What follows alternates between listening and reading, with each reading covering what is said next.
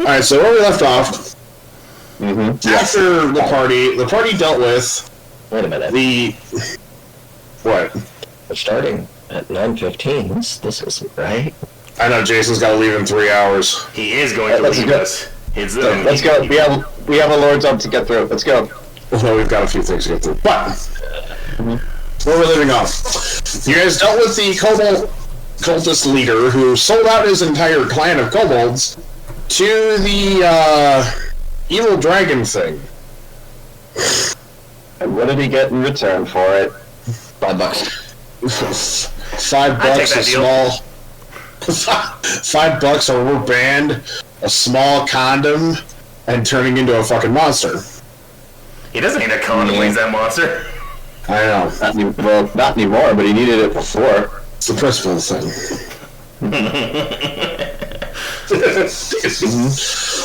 So, after dealing with that, the party freed 2 prisoners. Mari, the Vartan elf war domain cleric, who, as it turns out, deserted from the Vartan, the war happening back on the Western Continent, because after being on the front lines for a week, she got enough trauma to fill her life for a whole lifetime. Considering she's an elf, she's got a couple centuries to deal with this shit now. No. And also, Celine, the strange young woman, roughly between the ages of 17 and 19, maybe older, maybe younger, it's kind of hard to tell. But she is from the underground, the settlement that basically set itself up in the pre-post-apocalypse, and is basically where apparently a number of people gathered together to basically write out the apocalypse and have formed a very strange society. Underneath here, it has revealed. Yes. Yeah. You know, I've never actually seen that movie, but I was actually describing to my dad what happened in the last session. It was like, so it's an entire race of bicentennial men. Now that you I mention wasn't thinking of it that way, but yes. Now that you mention it, it's an entire population of Robin Williams. Now that sounds like the Fallout fault. We must save these people. I don't care what we have to go out of our way to do. We must save these people from this mech dragon. Aha! We must save them from themselves. Yeah. Because these aren't all Robin Williams from the good Robin Williams movies. They're all like, Robin Williams from like Patch Adams, that RV movie, and that one License to Marriage movie he did. No, Patch Adams. He was a clown with a strap on. Ooh. Yeah. As long as one of them is either the genie or the kid from Jumanji, I'll be okay. They're all the genie. Every single one. You'll get Mrs. Doubtfire and like it. I like Mrs. Doubtfire. Yeah. I like Mrs. Doubtfire. I've never actually seen Mrs. Doubtfire. I'm not shocked. Neither am I. Now, with our luck, we're gonna get all the Patch Adams from that serial killer movie where he's the photo guy at Walgreens. Oh, 24-hour photo? Or whatever the movie was called, I don't remember, but yeah, where he's the creepy serial killer. Anyway, but, back on point. So, where we left off was Celine was talking to the group about the possibility of how can the surface world, contrary to everything she has been taught and all of her people have been taught, the surface world is now habitable. And where we left off with was the bombshell of, well, if the surface is habitable, well, she said, if the surface is habitable, then the party must have at some point found the 2 dark wolves. Oh, there's only one. And then we asked for elaboration. Elaboration session. Yeah. Yes, like I do believe that literally was where you left off. You asked for elaboration, and then there was cut to black. Right. So to reiterate, if the whole party asks for elaboration, she will elaborate. What? I'm imagining it. I'm imagining it's just like literally the entire party freezes, and then all of us in unison with Paul Bettany's voice. I request elaboration. Ernesto's just, I guess, mixing the flour with them to make tortillas, because I guess Jojo demanded soft tacos. Somebody demanded soft tacos. I don't remember who. I think it was you, yeah. Okay. Okay. You'll have hard taco shells and you will like it! But anyway, back to bacon. In character, Jojo will say, "It's like, I'm sorry, what?" She pauses, looks at all of you, and goes, "Yes." She goes, "Yes, the two dark wolves."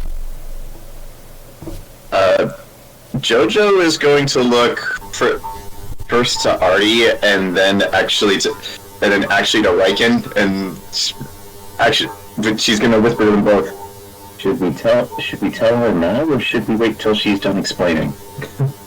Explanations first. This is new information. Okay, then I will be silent. She just kind of looks puzzled, and she goes, "I have this as common knowledge." Well, I'm sorry. It's just we weren't aware that your people had even existed for all this time. So what's common knowledge for you is probably not so for us. Yeah, it seems that quite a few things that you know of have been lost to history. that is fair.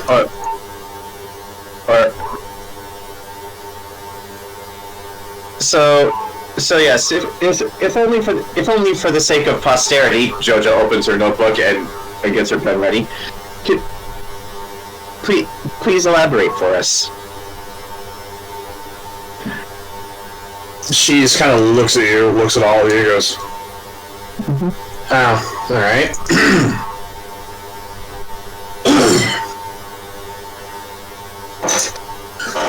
So I take it that based upon some of the stories I've heard, and some of what I've heard you say, you are familiar with the war. The war to end all wars, the Great War. We are on the surface. We actually refer to it as the Endless War, which I know is a bit of a misnomer, but just for the length of time it went, it really did feel like it was endless. She kind of huffs and is like, "Well."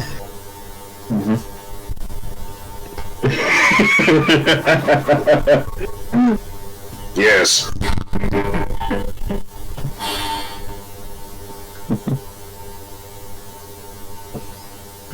Anyway, she goes, "Oh."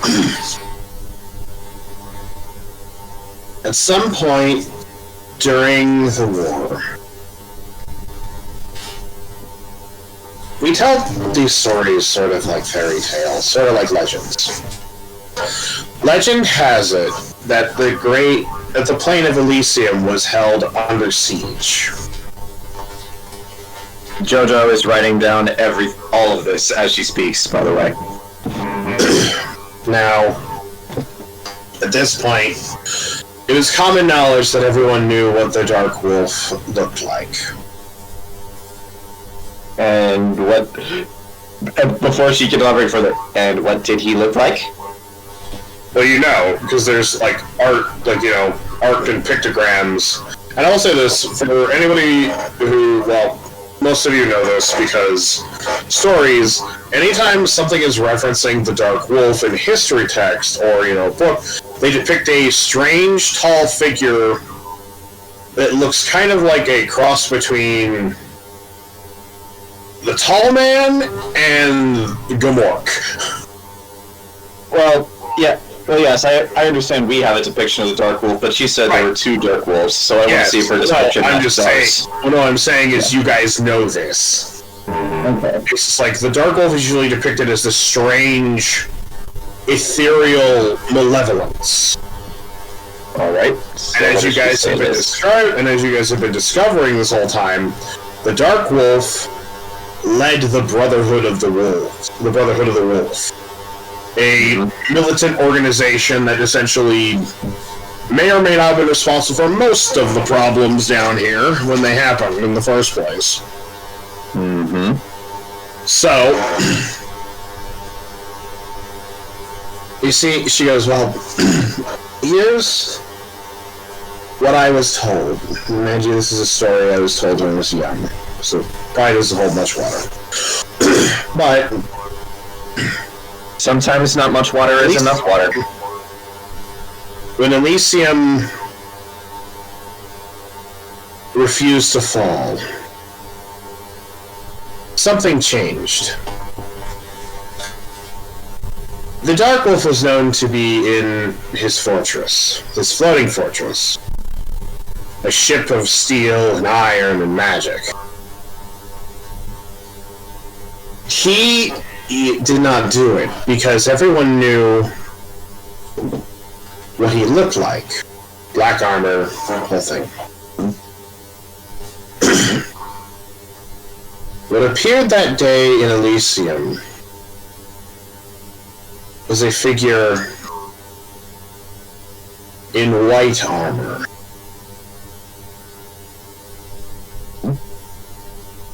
White armor depicting... Oh, there she goes. White armor in the similar style to the Dark Wolf. Wolf features and everything. This one lone Dark Wolf destroyed or broke the siege of Elysium.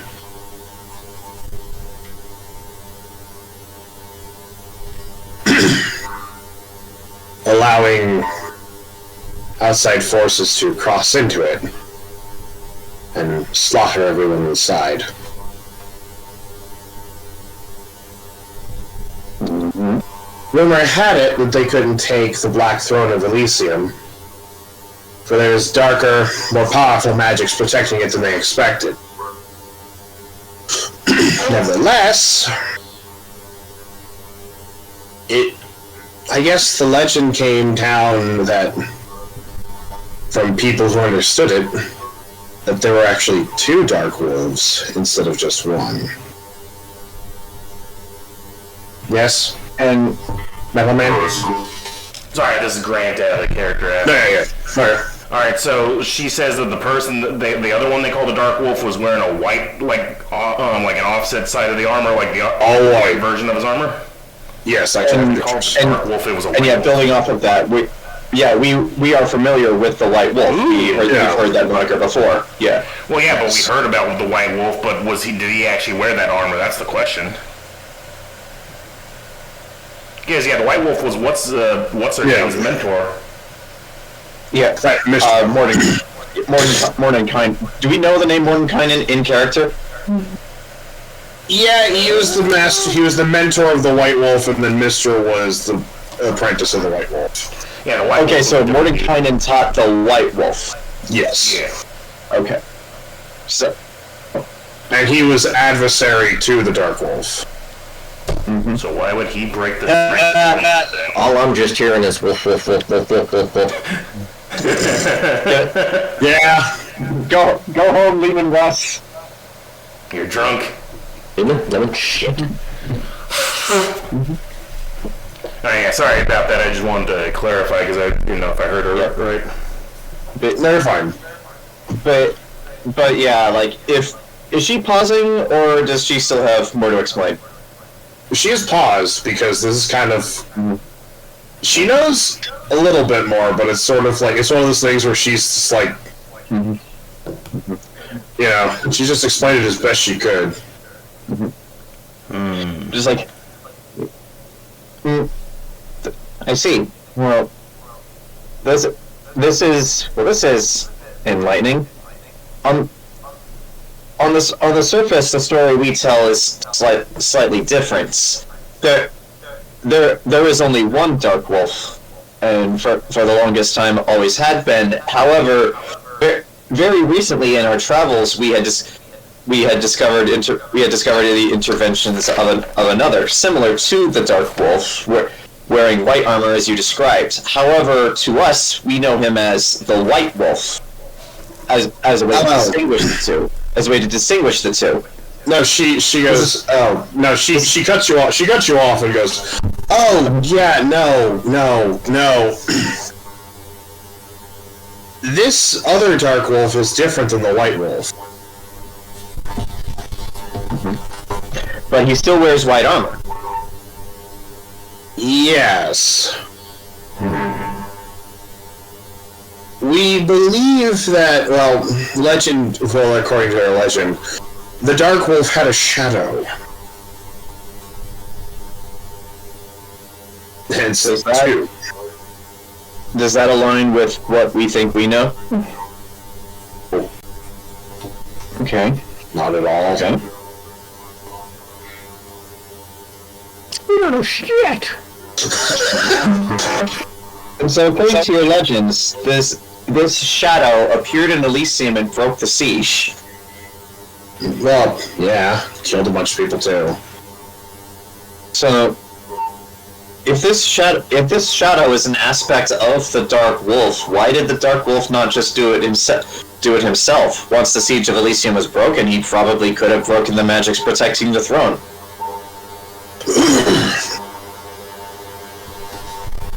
You see her pause and she goes, I don't know. Okay, that's fair.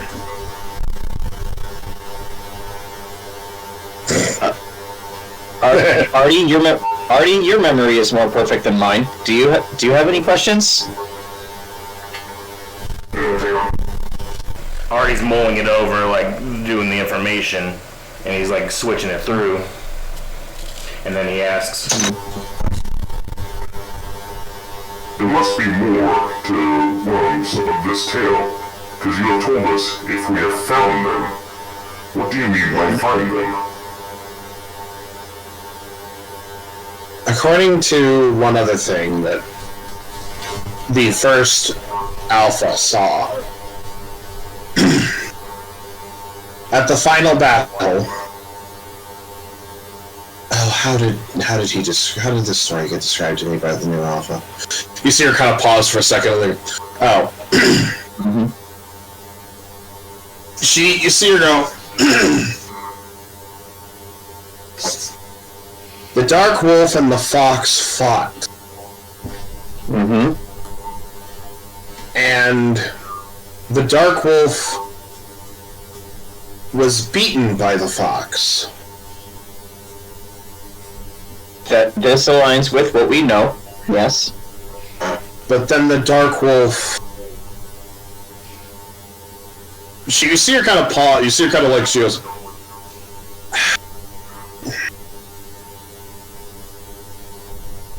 It's okay, just describe it as you know it. She goes... But the Dark Wolf was tricksy.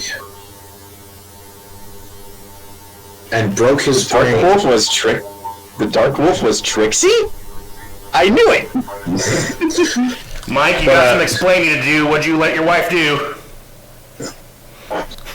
No, she goes... I think I'm powerful tricksy! You destroyed the Fox! She goes... Broke the Fox's mind.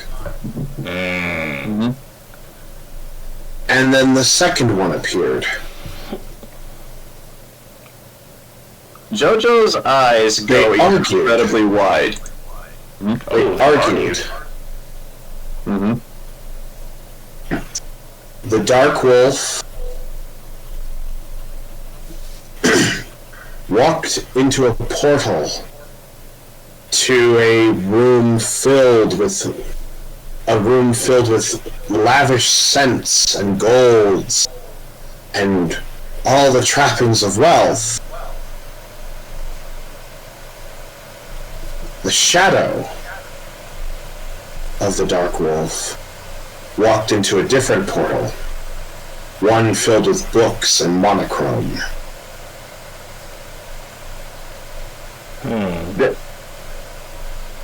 If anybody wants to roll anything, I think I know. I think I know. I would like to roll. Would this be a history check or a religion check? Because I think I know what that is. religion. This would be religion. Alright, I can help me out. You're assuming Riken paid attention in class. That's an 11. Well, fortunately for me, I did really well, even though I have crap religion.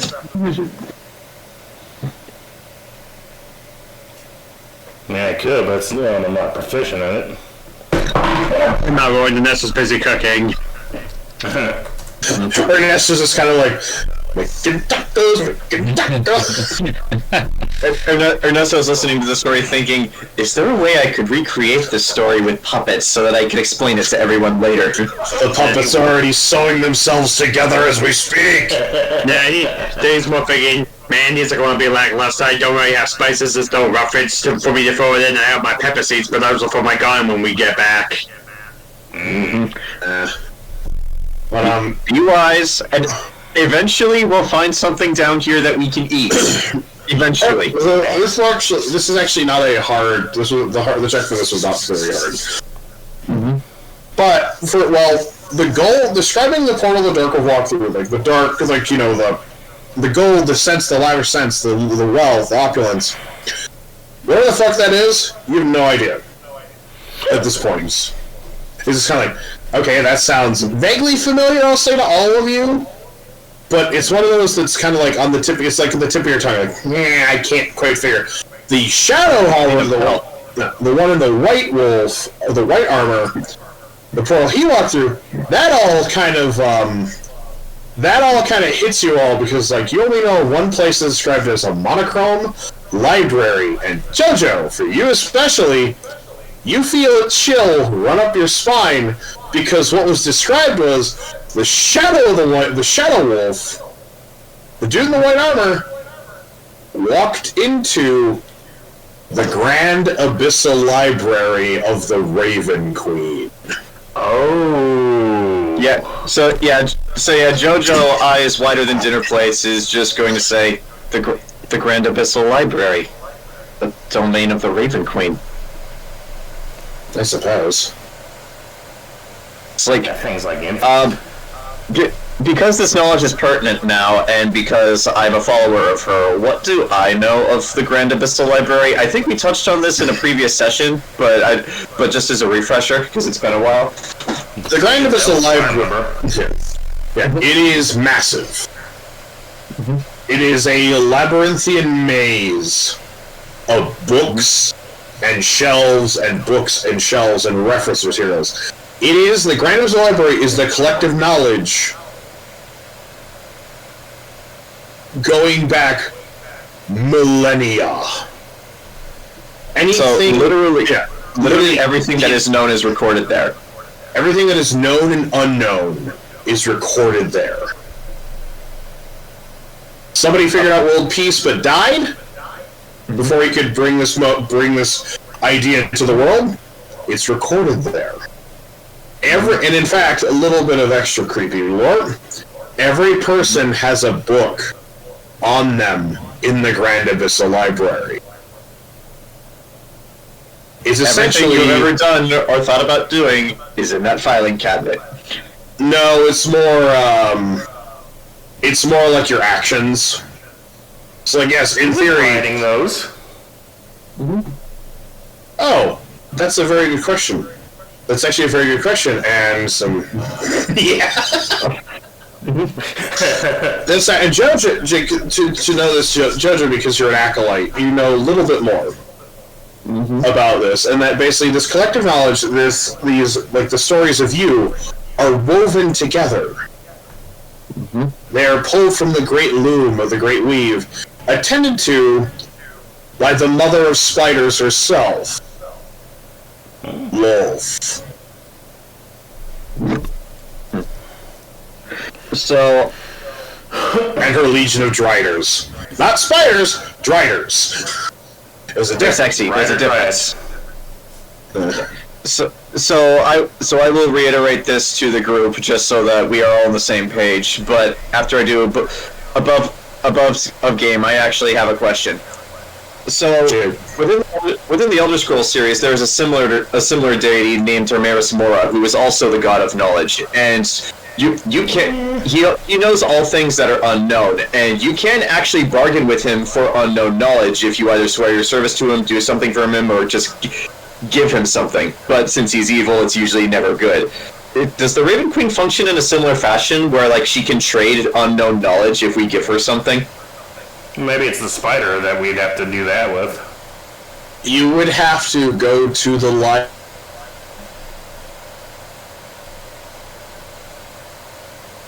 I think we lost the DM. Yes. Have to go to what? Seems What? so. You have to go to what? Where do we have to go? Here. Anyway, There. Where do we have to if go? you want to bargain with her, you have to go there in person. So she does bargain. It's just, I imagine, not easy. Well, you know that I will give you. Well, this would be a religion check for you specifically, John. Oh, sure. Oh, let's see. That is, not great. That was a 10, so plus 3 is 13. You have no idea what she would ask for in return for such knowledge. Yeah, that's... Even if I did, the implications of that are probably very, very creepy. Like, what does a goddess of knowledge require that we don't have? Think of the implication. Weirdly enough, bunny slippers. Made of actual bunnies? Olzec, do you have bunny slippers? Yeah. Okay, but yes, I do explain everything I know about the Grand Abyssal Library to the party, just so that we are all on the same page. And after her explanation of that, is the library something that anybody could just willy-nilly teleport into? That doesn't sound right. No, if you want to know how to get into the library, that's another religion check. I don't think I need to roll this because I think... You do. Yeah. It's a place. It's a place. I believe in the Dragonborn Kingdom. We could go there. Actually, Yeah, but I don't think anybody's allowed to just go in on their own willy-nilly unless something's changed. I mean, probably not. I mean, it is the domain of a god. for you, Jojo, it's kind of muddy. You have to roll for it. Since this is pertinent. Since this is pertinent now. Riken, from your perspective, this is why your people don't trifle with gods of knowledge. We've done pretty well so far. That's a 10 for me. That's a 10 for me, so I don't know. Yeah, it's, supposedly such place exists, but it's kind of like, what's the best way? It's kind of like, knowing where, it's kind of like, it's kind of like, vaguely where the mayor of your town lives. Hopefully it's in your town. They're down the road from me, actually, over in that gated community, prick. Right down the road. That's down the road. I do think I know the answer to this. I'm gonna check my notes. Oh, check, Zach froze again. Andre Daniels. There he is. Is he back? Yes, I'm here. Okay. Yes. Okay, video's off for me. Okay, I actually found it. The notes I have is for a place in Zril, which is a fortress monastery called the Archive of Archives. At least that's what it's called in my note. Oh, and that's enemy territory for Olzec. But actually, No, Olzec. Yeah, Zril is Dragonborn. But it's Olzec, because you rolled. Mm-hmm. You're muted, buddy.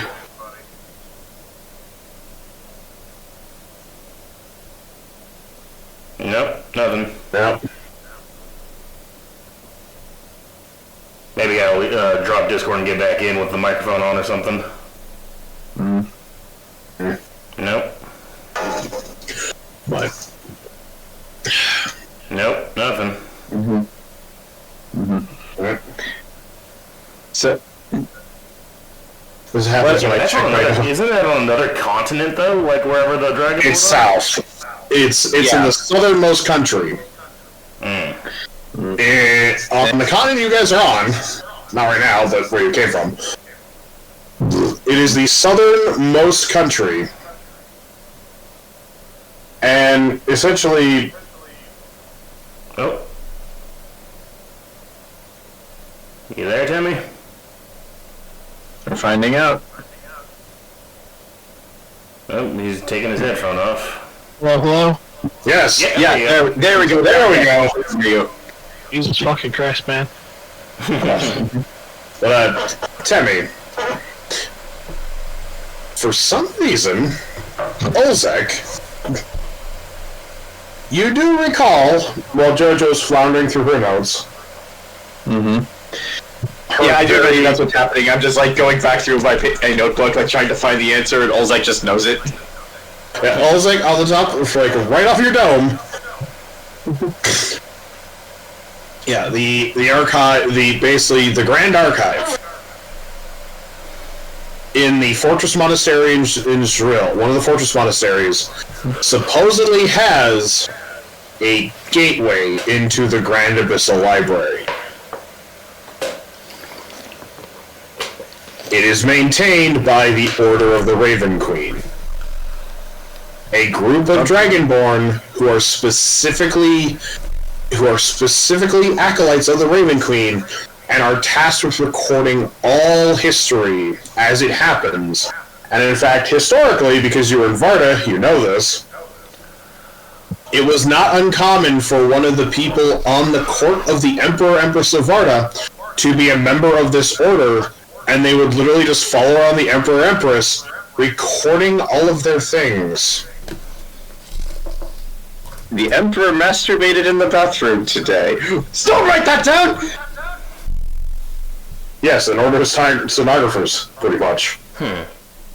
So, yeah, if we ever go there, don't forget your library card. It's the only way to find the exit. Having fun is Yes, hard that's- if you got your library card. But yeah, like, that's exactly why you need your library card. Without it, you can't leave. Well, that and the librarians, but... They're just regularly hungry though. Olzec chimes in, it's like, yeah, there's the gateway in Zrill and the monastery. Oh yeah, I knew we discussed this before. Thank you, Olzec.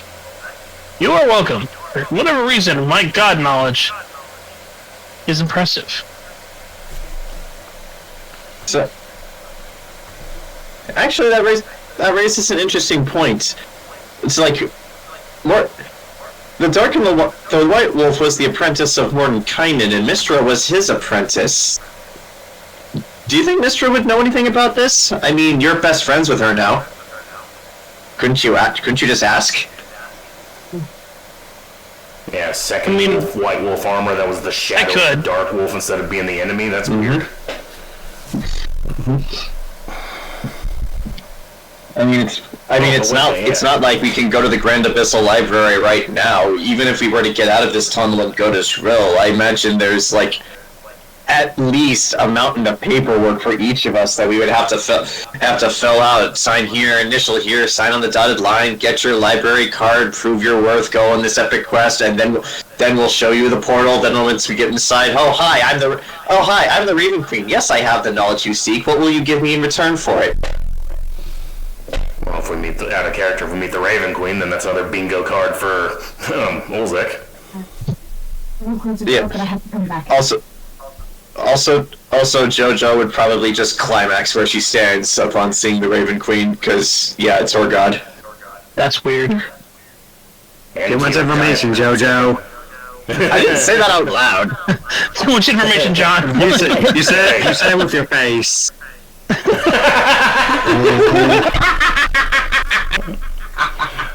But yeah, going back to our replicant. Yeah. Let's go back to our replicant right here. Artie does still have a question, though, because she said they went into their portals. And this legend about finding them, is this about justice or vengeance? What is the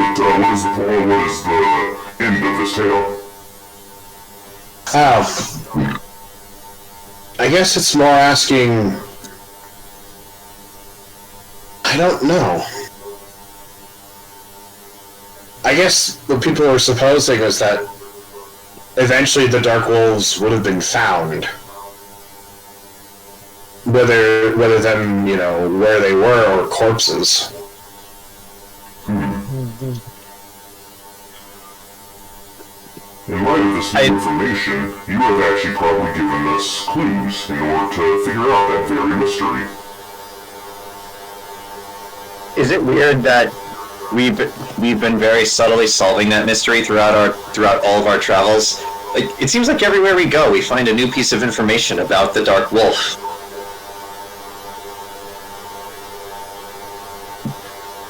No.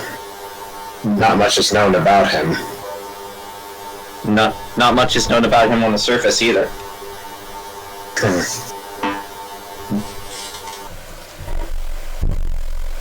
I actually have a question about these stories. Go ahead. I was just gonna say, so I'm just making sure I have notes in order out of character and in character. So, history has never, or any of the other gods we've talked to in our brief meetings have ever mentioned his shadow at all, right? And as far as we knew, Vecna was the Dark Wolf, but now, which one is she? Is she the fucking white armored one, or is she the dark colored one? Why didn't which one scrambled Dante's brain? Was it the dark or the shadow? The Dark Wolf. And they argued after he scrambled the fox's brain? Yes. I'm starting to think this might be like an Adam Warlock situation. I'm starting to think this might be like an Adam Warlock situation where like he purged the good and evil halves of his body out and they became like their own separate beings. Like I think something similar may have happened.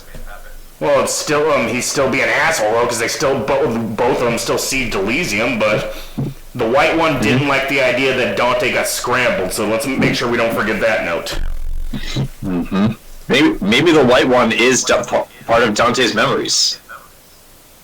Well, it's probably locked away in his memories, but like he got his brain scrambled after Dante kicked the Dark Wolf's ass, and then he pulled some trick. And then the white one was like, "What the fuck, bro?" And then they just left. And that's the last anybody ever saw of them? Like, yeah, that's the end of her tale?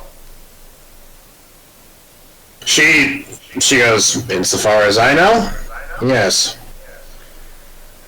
I have a question about these stories. Went to their own places. I have a question about you call these stories repeated time and again, and of course details are usually lost with time. Are these stories like oral traditions passed down by word of mouth through generations, or do you actually have a recorded record of this somewhere? Perhaps in that horde you mentioned? She goes, well, I had a picture book growing up of this story. Okay, that does still count. It's a little bit of both. Mm-hmm. I mean, for the first few centuries of survival, we didn't exactly, from what I've been told, there's like a whole several centuries of knowledge lost because, well, that tracks with us too. We're trying to survive. It sounds to me like maybe this alpha of yours might know more of this tale. Probably. So all the more reason we have to save your people and him, I suppose. Let's see. Hey, Zach? Yes. Alright, so have the brief time, like we saw Vecna in person, but have we ever had any visions with Olzec touching the stones and stuff of her in the actual armor? Or is it just people referring to her as like a wolf or something? I don't know, Olzec, how about that one fucking vision you had that one time nobody was looking? That, detective, is the right question. Olzec, this is mildly quiet, this conversation. Looks like he's mulling something over. Alright. No! Back in Stonecliff, I touched another rock with a paw print on it.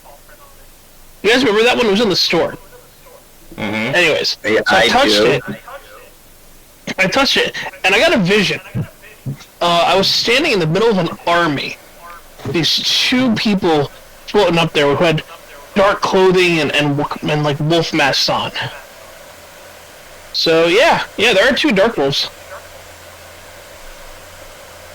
Artie will ask. Was one of them wearing the white offset that is described by our new companion? Yeah, it's been a hot minute.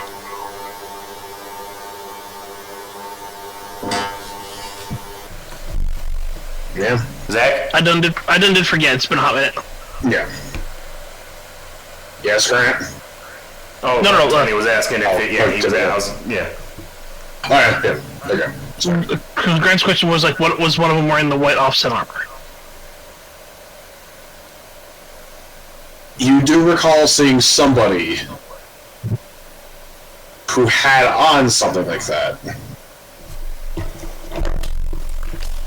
But you weren't sure where they stood in the whole...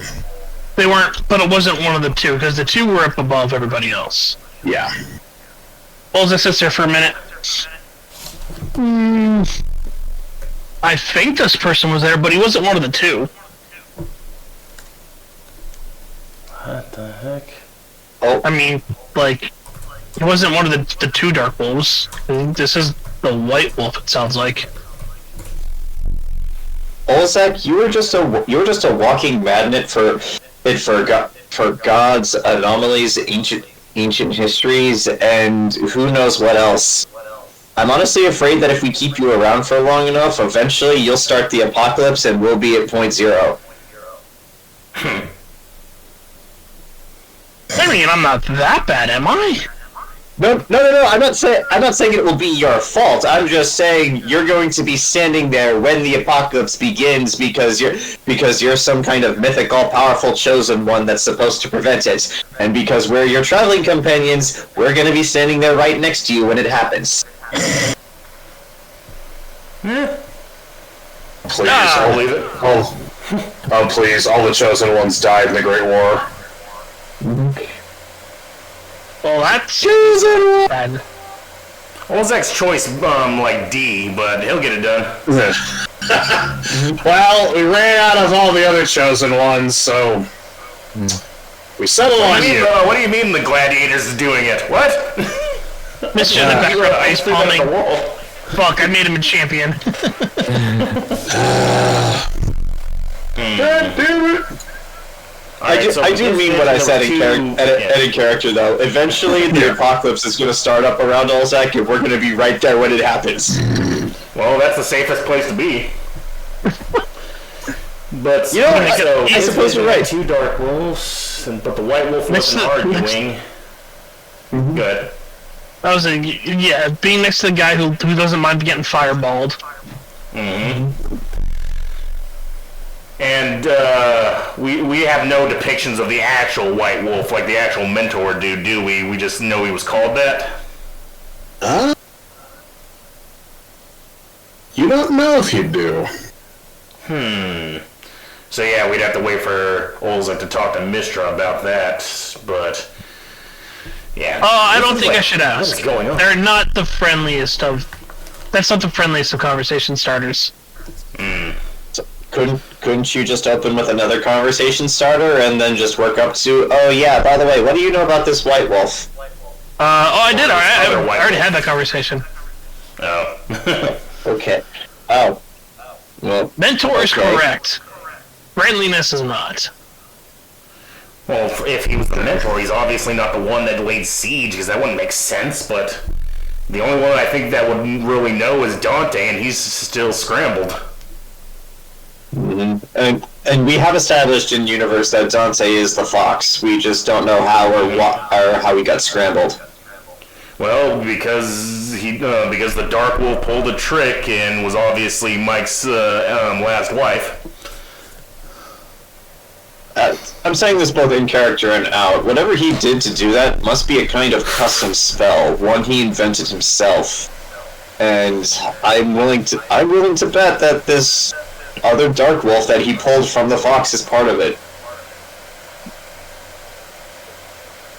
I mean, I have no idea how these things fit together. Well, he couldn't have pulled it from him because the White Wolf showed up and besieged Elysium first before they had this final battle. This dementia came after he'd already beaten the Dark Wolf, and he pulled a trick, and then the White Wolf was like, "What the fuck you do?" And then they all just left, and the war was over.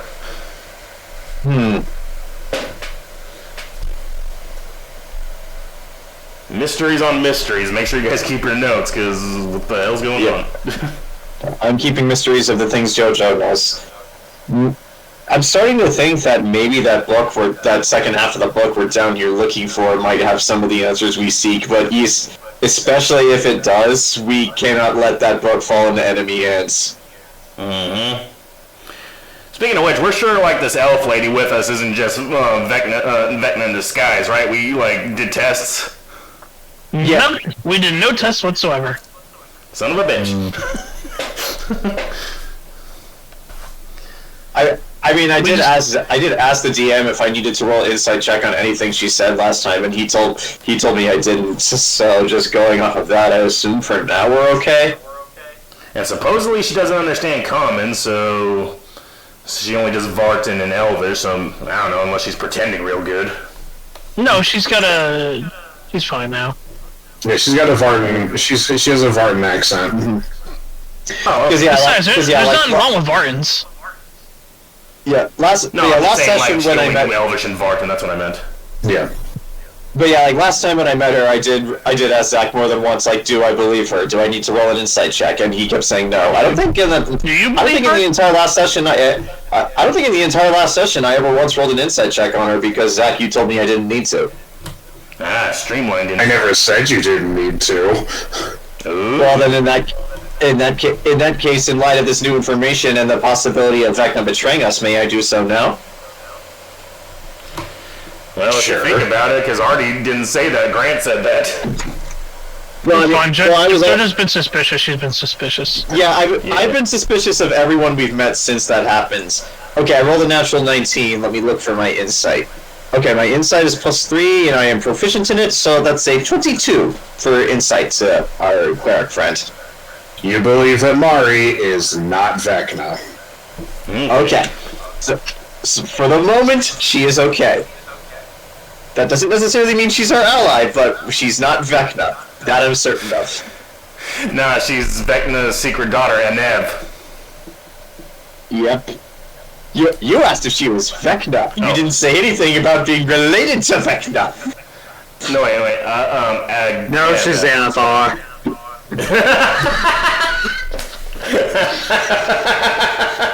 Technically... What a twist. What a twist. We didn't know she was carrying the goldfish this whole time. Well, technically Vecna can't have kids, but that's a whole other matter besides itself. Oh yeah, Felipe and Celeste couldn't have kids either, but that didn't matter. We had it through science. Science. Yeah. If Felipe could do it, Vecna could do it too. Technically, half the wife would have been able to, but yeah, magic and science. Yeah. But that was 4th edition. We're talking about 4th edition. Also, Grant, remember, this is JoJo's bizarre adventure. Literally anything can happen here. Remember pregnant. Remember Diavolo? Remember where he came from? Oh wait, actually, never mind. Someone did get spawned, but it was with the head. Yeah, never mind. That's until part 7. I mean, if you want to count part 5 with Babyface. Oh yeah. Or in part 4. How am I supposed to find an invisible baby in clear water? By putting blood in it. I mean, it did work.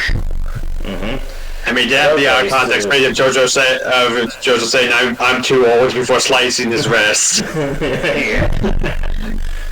Alright, so weird pregnancies aside, we're sure the elf's not gonna betray us yet. And this is a picture book for children that they're telling to all these replicants. Still big news for us. Yeah. I have to look into that. Well, no, she said she had a book. She had a picture book as a kid. Oh, it's probably in the Horde now. Wait, I have an idea. I would like to hand Celine my sketchbook and a pen, and just ask if you had a picture book of this story when you were a kid. Do you think you could draw for us what this other dark wolf looks like? You see her looking. You see her looking at you. She goes, "No." Okay, I tried.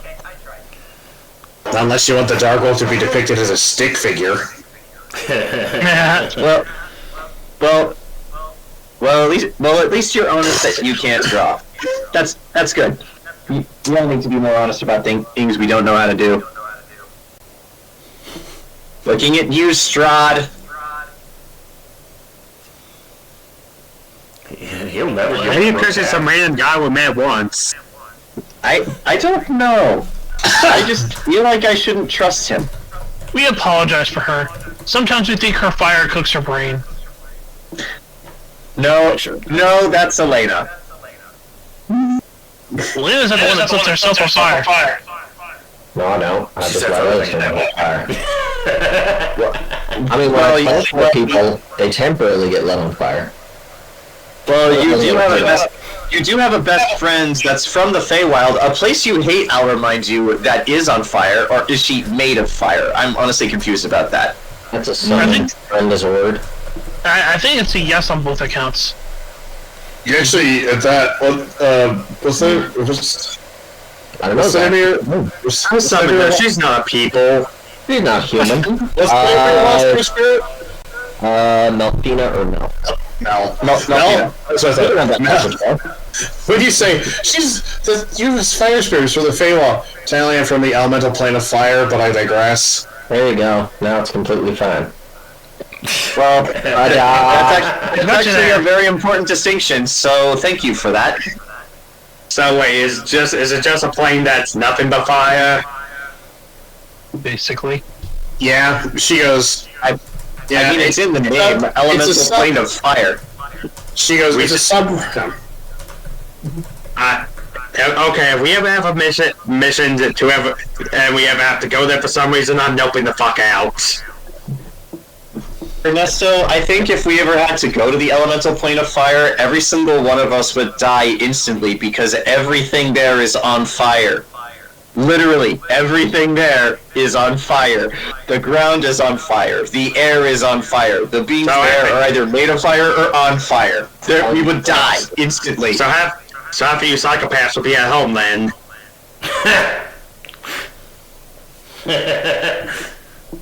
I mean, that's a little rude, Ernesto, but... Oh, pissy, constant. Yes. I mean, we could go there, or we could also go to the elemental plane of water, where it's just nothing but water, as far as the eye can see. No land, anywhere, just water. And then we drown. Yes. Or, we could go to the elemental plane of air, where it's just air, there's no land, anywhere. And you just fall forever. Any water. And this actually raises an interesting question. Would the elemental plane of Earth just be the Earth, but, nothing else? Just Earth? Yeah, it's just a desert. Mm-hmm. Yeah, forever. But Mel actually kind of goes, technically the elemental plane of fire is a subplane of Mechanus. I mean, it makes sense. The heat from those forges has to come from somewhere. Yeah, the Holy Forge. At the heart of Mechanus. Actually, this raises an interesting question. Their machines. What's their familiarity with Mechanus and Gaunt? I'll ask. Yeah, I'll ask. Nobody's asked. Yeah, I'll ask that. It's like this talk of gods actually raises a very interesting question. You spoke of different gods before. Are you familiar with one by the name of Gaunt, who resides in the plane of Mechanus? You see her go. you see her kind of look. She pulls out her book. And she starts kind of like going through some stuff. And then at that, Mari, the elf, kind of goes. At that, Mari just kind of goes. I knew an artificer that worshipped Mechanus or worshipped Gond. He was weird. Doesn't one of us here worship gods? Used to. Yeah. Oh, okay. Oh, you actually, you see Celine go, okay, you see her flip to one page, she goes, yeah, he's one of... Ah, the bitch god. Oh, the porcelain skin god. Yeah, I know him. Does that track with what we know? Yes, he has skin made of moving porcelain. It's weird. Okay. Because once he understood the weakness of his flesh, he replaced all of it. That is freaky. Very freaky. Yeah. God created the Warforged. God created the Warforged, and then he made himself into one. As you do. He pulled an inverse bicentennial man. Oh my god. So he should be like Satan to these people. Not so much. He's a dick. But yeah, I will ask. It's like yes, he is the god of machines and creation. He created what we on the surface call the Warforged, AARTI's people. Did he have a hand in your culture or in the creation of you? No. No. Well, this certainly is interesting. By the time my ancestors came about, Gond had been locked in his own palace.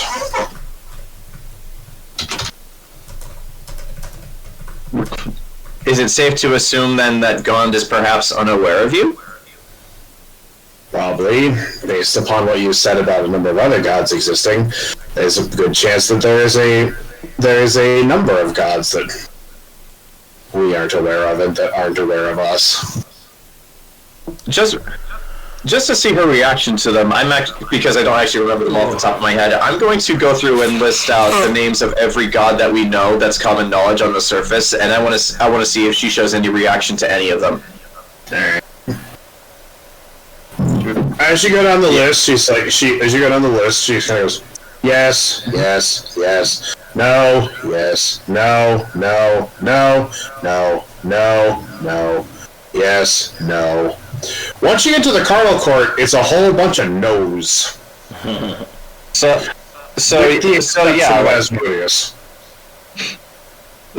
yeah, I'm getting that there are more no's than yeses here. So which ones was she familiar with?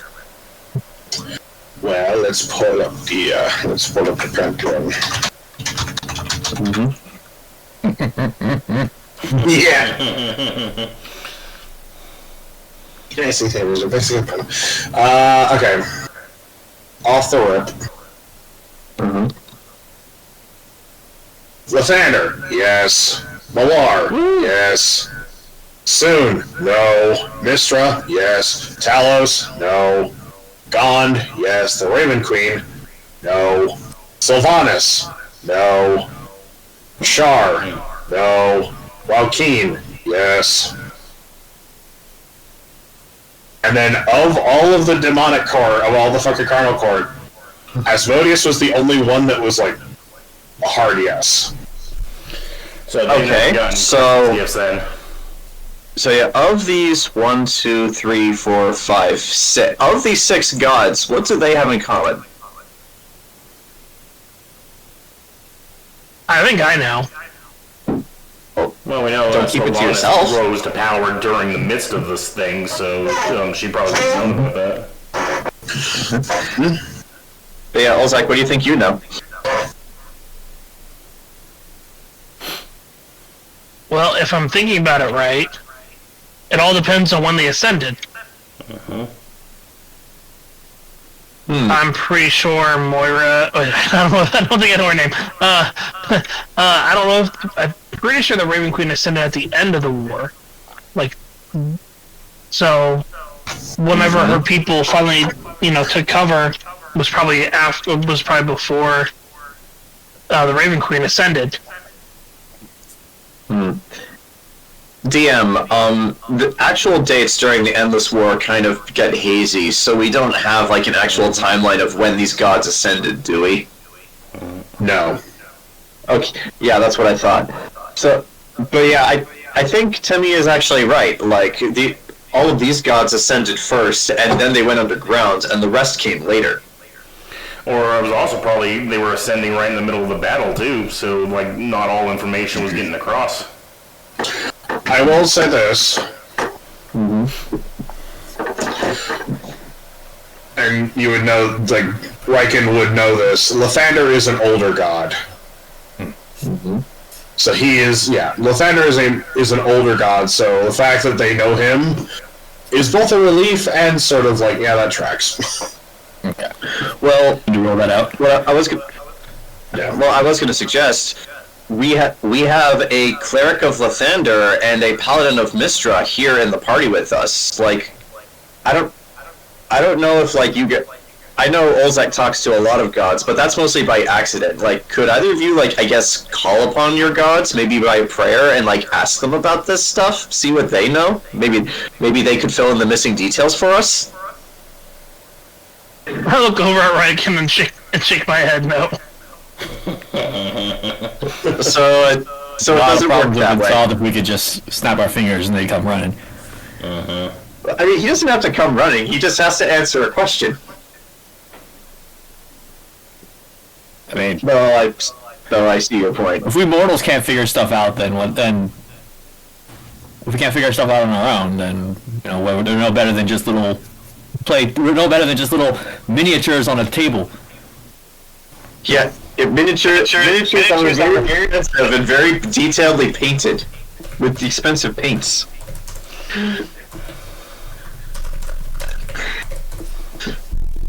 But yes, you are right. Oh shit. I feel like there's something we're missing here, something that we should ask this person to get the answers, but I'm spacing on it. I think we might need to get into whatever this mechanical dragon's horde is, because this is just all secondhand knowledge from legends and children's stories at this point. She's not a historian. Yeah, but in order to get into that horde, we need to kill it first. And that's going to be a problem. Well, It's like, well, out of everything that we have killed as a group, do you guys think we could take a giant mechanical dragon? Oh, yeah. I love your confidence, Artie. No, that was Grant. Artie is just still pondering. Okay. look what we just killed like a little while ago. Yes, but the giant mechanical dragon is bigger than that. Okay. Jojo, it's hit okay. harder.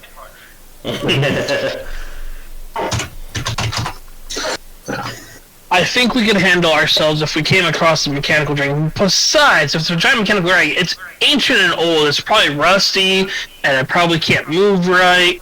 It's fine. It'll be fine. We're just gonna be beating on a geriatric dragon. That's all.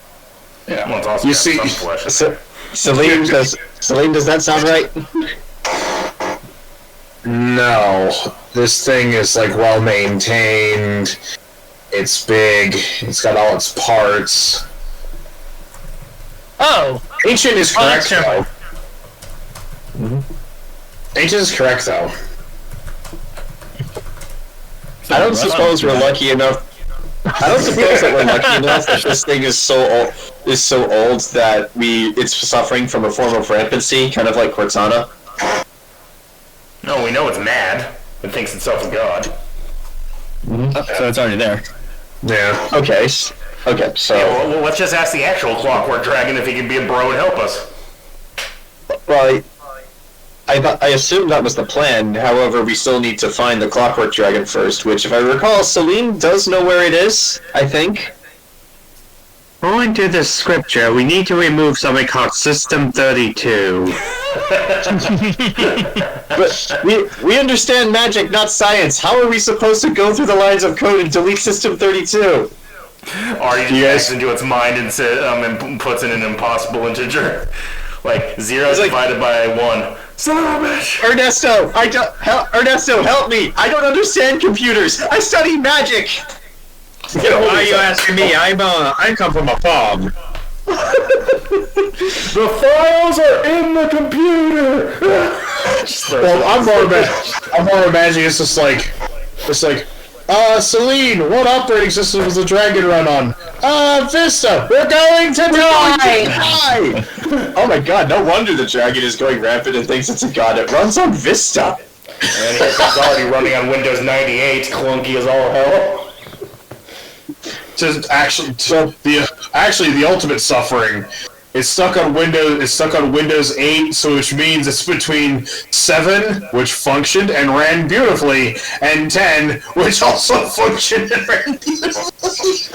So it's like, fuck, I'm stuck between 2 functioning operating systems and I can't fucking update! So when the dragon sleeps, his dream's just a tube screensaver. Yeah. Oh, boy. The mechanical dragons dream of electric sheep. So is that what we want to do to defeat this mechanical dragon? Just update its operating system? But if we do that, won't our old printer might not work anymore? Exactly. That fucking blue... It's just like, you managed to update the dragon. What's it doing? It's updating. Ah, fucking blue screen to death. I got it, guys. We install Chrome and then we open 1,000,000 tabs. So how long is it going to take this dragon to update? No, you just open up. You just run like 15 processes. So you just run fucking 35 windows of Revit, and then you go to open up one. Then you go to open up one AutoCAD file and watch it all burn.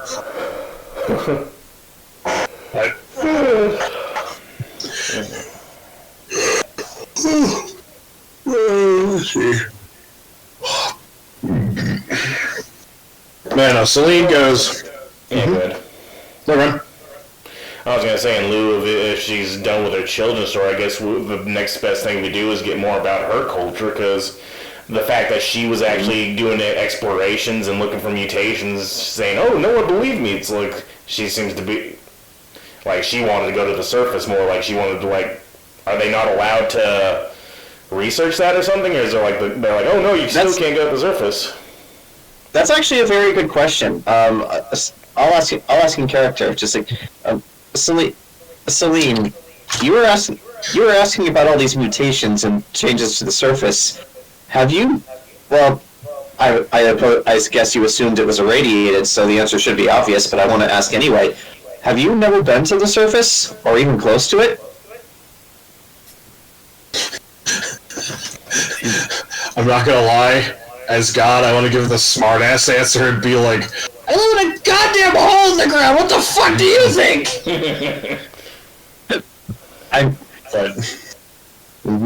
Also, weirdly relevant. Oh my God, we're dealing with Ariel. Oh, she is redheaded. That's okay. Not intentional. We're not going to steal anyone's voice. Well, at least she doesn't have Sebastian or Flounder following her around. And she's an allomancer. But she, that's not a question. She goes, well, back in the before times, at least what I was told, the world was incredibly polluted.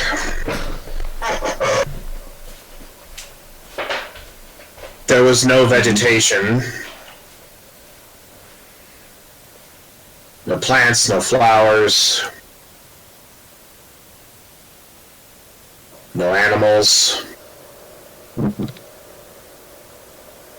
The sky was choked with smog and pollution. Hell, the water was acidic. Midland was basically the 10th plane of hell. That was true for a time. However, now the surface is, well, mostly clean and habitable. Well, that's in contradiction. Would you like to see it? She shrugs. She's like, I don't know. If you go ahead. I just wanted to prove that the surface was habitable. Because, well, she goes, because if the surface was inhabitable, where were all the explorers coming from? We know what the other settlements are. We know what their people look like. Why were these strange people showing up? I can actually answer that question for you if you'd like. Well, I think you already did. It's the surface. Well, go ahead. Wait, if that's the case, then why would you necessarily need to prove that? I mean, I feel like that'd be definitive proof unless someone is trying to cover up the fact that the surface is habitable. She goes, every generation is told the same thing. The surface world is polluted and dead. It's a wasteland. When the moon fell, it wiped out all life on the surface. It's kind of weird. She kind of goes into like almost a robotic, like monotone, like repetition. She's like, "Oh my God, she lives in a vault. She's a vault dweller." Do not go to the surface. The surface is uninhabitable. The surface cannot be inhabitable. They burned the world. We are the last remnants of the great world. This actually kind of nicely leads into another question I wanted to ask. Yeah. I was going to ask if there were others of your people who would be friendly to us that would perhaps be able to help. However, now my question is, if you were to introduce us to the rest of your people, how do you think they would react? Panic. Probably think I'm crazy and or heretical. But we'd be standing right next to you. How would they think you're crazy if you're standing next to definitive proof that you're right? Well, consider from my point of view. Mm-hmm. I was told that if there were people on the surface, it'd be horribly mutated and contain unfathomable pathogens, and would bring bad things to our people. And I'm standing next to you. That'd be like, she basically goes, that'd be like walking up to a chicken, like walking up to a fucking chicken coop with a goddamn rabid dog and saying, don't worry fellas, he'll protect you. I believe him. So this begs the question, how are we going to help these people if when they see us they'll just start panicking? There'll probably be riots in the streets just by us walking into the village. It's easy. AARTI has to usurp their alpha. Good luck. I will become their new god. Huskin. I will become the alpha. AARTI has found a race of new machines. He will lead the revolution against the surface world and all you fleshies. It was only a matter of time. Death to the Flash. Long live the new Flash. If we could perhaps introduce you to others from the surface that would be kind and willing to talk to you, that could perhaps give you proof that you could bring back to your people first, so like ease them into the idea that the surface is habitable, and then maybe we could go there and help them. I'm kind of diplomatic. I'll reach back at the town.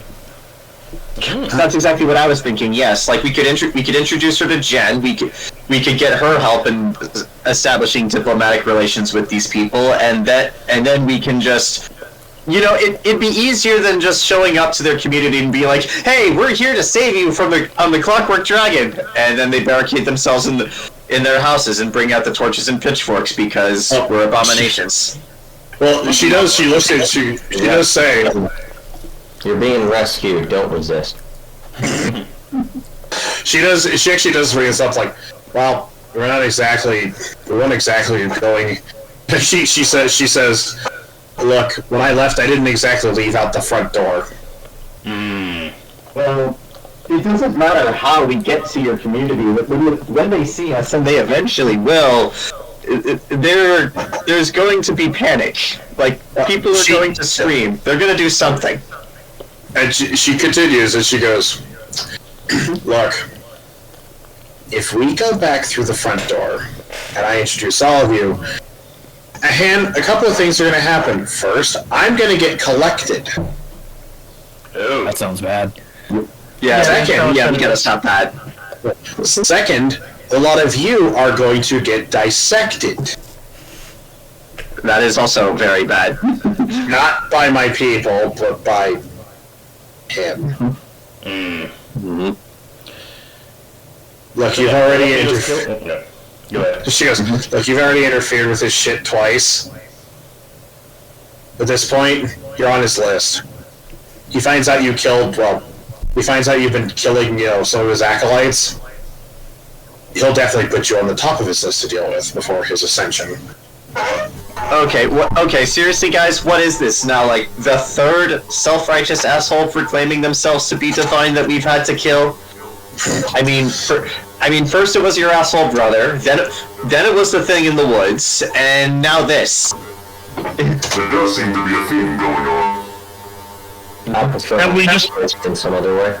that we just run into assholes and have to put them down. Well, not so much assholes, but assholes who proclaim that they're somehow divine. Like we become friends with the real gods, and then we kill the idiots who think they want to be gods. That does raise a point, though. If we were to destroy this mechanical monstrosity, then perhaps her people will be more welcoming to diplomatic relations with surface dwellers. Artie, do you still have the sending stone to Jen? I he points at Olzec. Smash. Okay, well, it doesn't really matter who has it, but like, do you guys think you'd be worth it to get her opinion? It really matters. But yes, should we get her opinion on this? Because one way or another, we're gonna need to establish a diplomatic relations with the people who will probably run and hide the second they see us. You know, probably should check in that we're not dead too. Man, go ahead, Jayson. That'd be wise. Like, best of both worlds, servicers underground. Oh yeah, my brother would probably be able to ease them into tensions. Like, okay, yeah, we live here, and yeah, good point, Jayson. Or Riken, rather. So, DM, how many days of travel did it take for us to get here? About 7. That's fine. Okay. Journey. So yeah, it would take us 7 days to get back to them. Oh wait, I've been mapping out the tunnels as we've been traveling them. Wait, no, that still wouldn't work. One of us would have to go with Celine just so that they know not to kill her on sight. Yeah. We'll figure that afterwards. It sounds like we're on our own. Yeah. Mm-hmm. Yeah. But we can at least update Jen to let him know we're not dead. Yeah. Then we should also figure out, with the limits of the sending stone, figure out how to lay them messages in 20 words or less. So, found underground people, ruled by asshole metal dragon who thinks he's a god. What do? What are you wearing? No, it should be more like found underground people don't know surface world exists. Will panic if they see us. Need to kill dragon. What? It's like, need to kill metal dragon. What do please help? Isn't that 4 too many? Isn't it only 20 words? Like 20 words. I thought it was 25 words. Oh, okay. It's 25. Words cost money. Yeah. Yeah, so we have Found we have mole 25 people. That's one word. We're not calling them mole people. I feel like that would be an insult to moles. Well, until they stop threatening to kill us, we'll call them mole people. Okay, It's fine. I can probably send this message in 10. Okay, what are you proposing? Yeah, well, let's let Olzec go with his gut. That's why I gave him the ring. He's laughing. Get away from him. It's too late. Olzec, give me the sending stone. You're too responsible for it. Give me the sending stone. Look, It's too Artie late. trusted the It's stone to already me, and we all know Artie's the most responsible one of the party. Sadly, that's true. Yeah. That's the standard we have in this party. But oh god. See, Just Okay. Jed's just sitting there. I wonder how they're. Jesus. Alright, so I turn it on, I activate it, and it's like, Hi, Jen. god, now we're doing this now? found a lost civilization of survivors from the Endless War. Click. Okay, that gets the point across. He's having coffee. It's like, I mean, I feel like there's more details you could have fit into the word count. I could have, but let's be honest. If I leave her on the cliffhanger, she will call back immediately. I mean, he's Yeah, is but we true. won't be able We'll do to elaborate until tomorrow. That's fine. Yeah. Jojo will explain to Celine and to Mari. He's like, we're talking about our boss, by the way. Actually, and at that I realized, oh wait, Mari, you probably have heard of her, so you should probably know this. Hey, are you familiar with the Bloody Tempest? Or the bloody Rose of Castra. Yeah, are you familiar with the Bloody Rose of Castra? She's cool.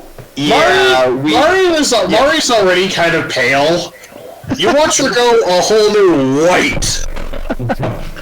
yeah. She's our She's employer. retired. She's our employer.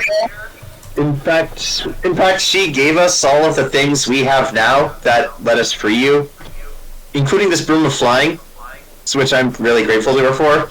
Hey, I bought this sword, Yeah, you and that. also took it from Elena's brother. I bought most of my stuff. Anyways, I bought my stuff. don't worry. This is what She's still our employer. name drop that. This is what the elf lady's thinking. Oh yeah, we work for her. I mean, how much loot does she have?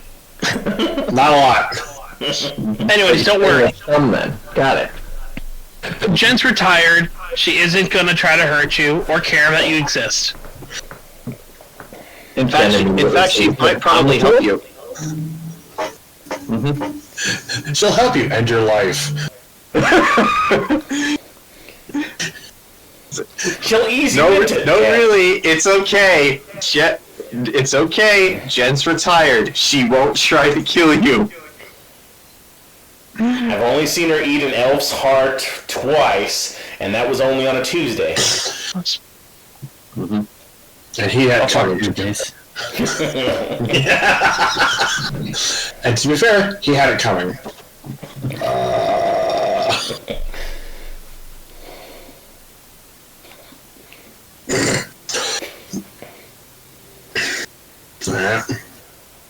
So, Yeah, do we do I get get a her response?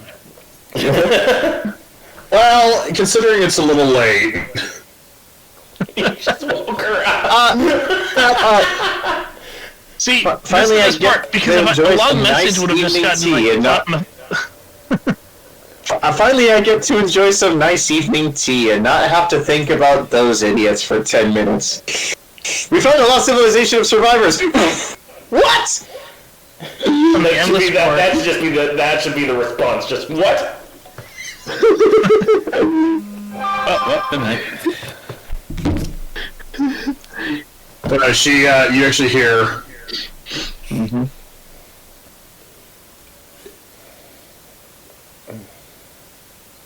It's a long pause. Mm-hmm. And you get a response. You get a response of 5 words.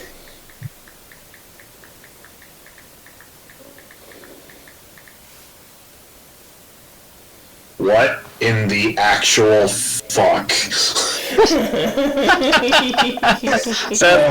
Sadly, she's gonna have to wait until tomorrow for a proper explanation. Well, if it's late, all I have to do is wait till it takes over midnight. Well, yes, but then we can't use the stone for the rest of the day. Well, that's her fault for not inquiring more.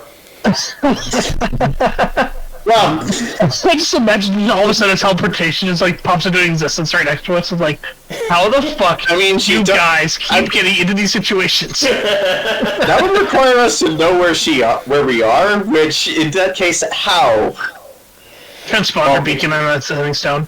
I will say this. She cannot. Well, that distance to teleport would be the final thing that would fucking put her in the grave. Yeah, but if she would just do it at this point, she's like, what the fuck? Again, she's got blood disease. Ooh. Wait a minute. You know what? This is exactly what Celine was talking about when she said, like, you have unknown pathogens. Jen almost certainly has an unknown pathogen to them. Yeah, but they've also got unknown technology. Hang on a second. Are you suggesting they rebuild Jen? Maybe, but Celine, does your culture still have technology like from back during the Great War?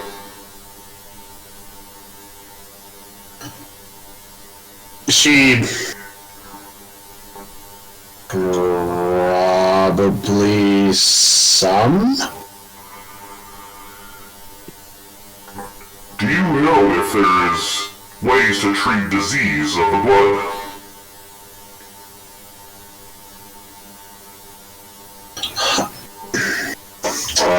Gonna have her roll a medicine check.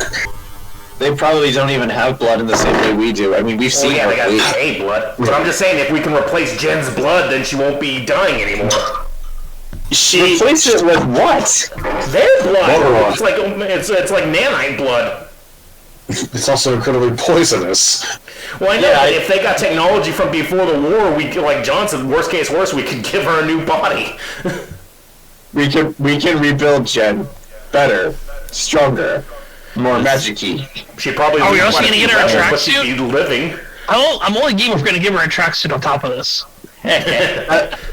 I mean, sure, why not?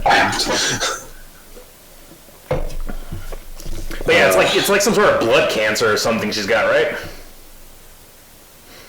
Lancer. We never specified what it was. Some nebulous disease that's killing the most powerful sorcerer, but I'm like, yeah, this is an opportunity. We got pre-war tech.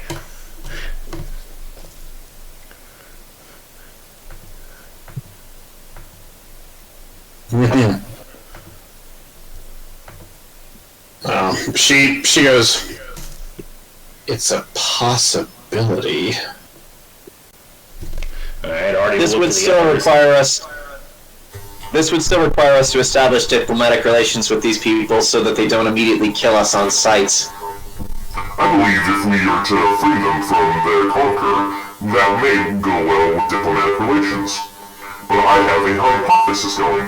If there is in fact pre-war technology and thus medical practices that have been lost to time, perhaps we may be able to save Jen.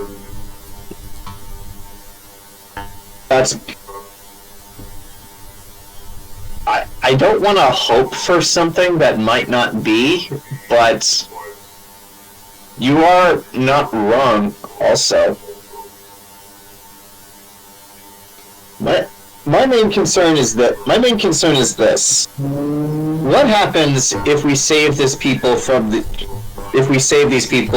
this false god and they still refuse to accept their real? Like, what if this alpha just like comes out into the street and starts preaching to his followers that we're some kind of anathema that must be purged, even though we saved them? Because that's. I mean, Celine, they're your people. How would you recommend we approach this? She looks between all of you and just kind of goes, I don't know. Okay, so we really are on our own with this. Look, I came here looking for people to help me because look, if I could have solved this problem myself by now, I would have. But I'm just a child, technically. So, technically, I'm over. Like she's like, technically, I'm in over my head in this, which is why I came to find people to help. Well, adventurers are always in over their heads whenever they do anything. And, well, you found people who will help. Keyword there being will help, because we absolutely will help you defeat this dragon.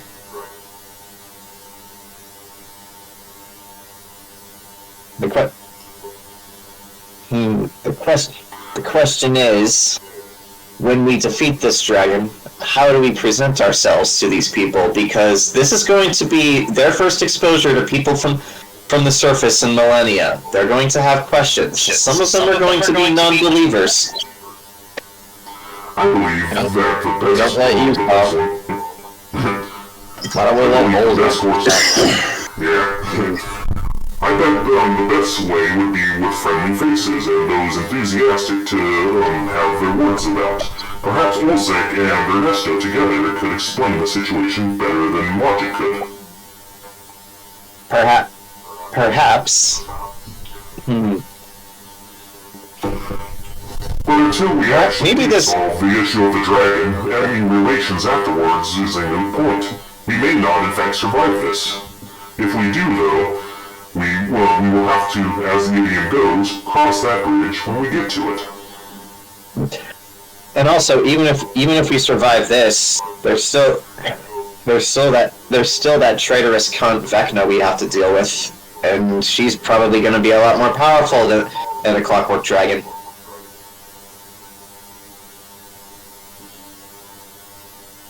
More than likely, but you have to take one step at a time, as the idioms go.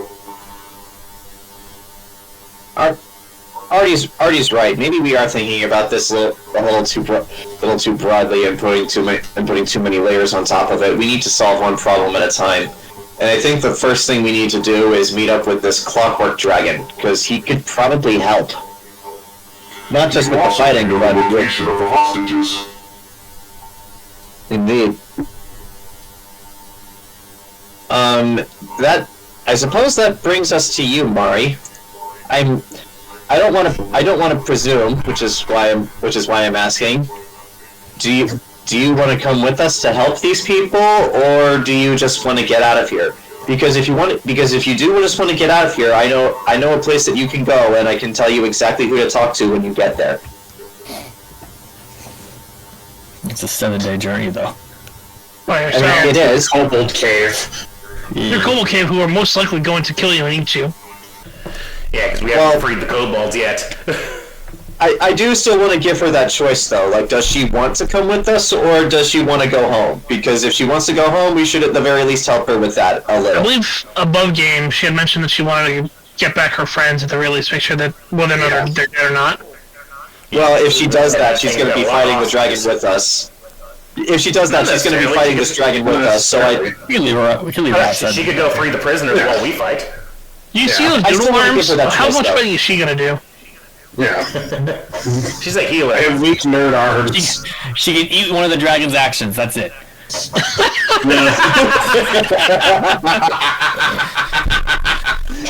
Still incredibly useful, though. Yeah, so all she has to do is free the people at the work camp, and then lead them and keep them safe and healthy, and then we deal with the asshole, and also the great worm. He's inside the big worm, like he gets in and out. Is the worm a separate entity, or is it just his vehicle? It's his vehicle. Ah. Is it... Are we talking like an RV, where it's his vehicle, but also his house? It's a Volkswagen bus. No, this is my Volkswagen Shalude. Yeah, this is my Volkswagen. Volkswagen Saloon. That's exactly what it is. Just watch. We see it again. It has the Volkswagen logo on it that we didn't notice before, and it's like, what's this? It's like some sort of ancient symbol from the Endless War. It's just a logo, guys. It's just a logo. Hey, Volkswagen, what were you doing during the MDM war? Sauerkraut. Yes, sauerkraut.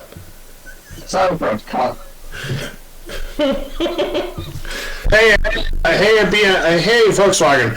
How come your Super Bowl commercial starts in 1955? Sauerkraut.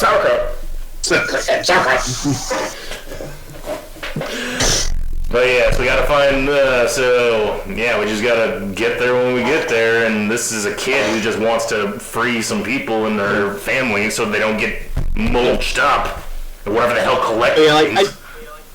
I do still want to give her the choice in game, though, like, just so that she can say out loud, yes, I do want to come with you. Like I said before. You're in a rock and a hard place. Oh, there you go. No, well, actually, she says, Mari looks at you and goes, like I said last time, but apparently you weren't listening. She's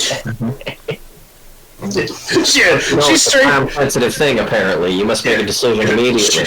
No, Mari says, well, if I recall on our way here, I said that I was going to stick around because I want to see if my friends are alive. But clearly, somebody wasn't listening. I think it's less that and more we were just overwhelmed by all this new information. You were. Mari straight up fucking looks you dead ass in the eye and goes, sure. She spammed that X button to doubt. Yeah, and then she looks straight up at Olzec and then says, well, because the Copperhead language thing is still on in Vartan, which now you can understand for the spell is active. She says, could have fooled me. She acts just like the nobles back home. In Vartan back, we're working on it. She goes, she goes, you see her go, But she problem there? sorry. We're going to watch tonight. We just hear.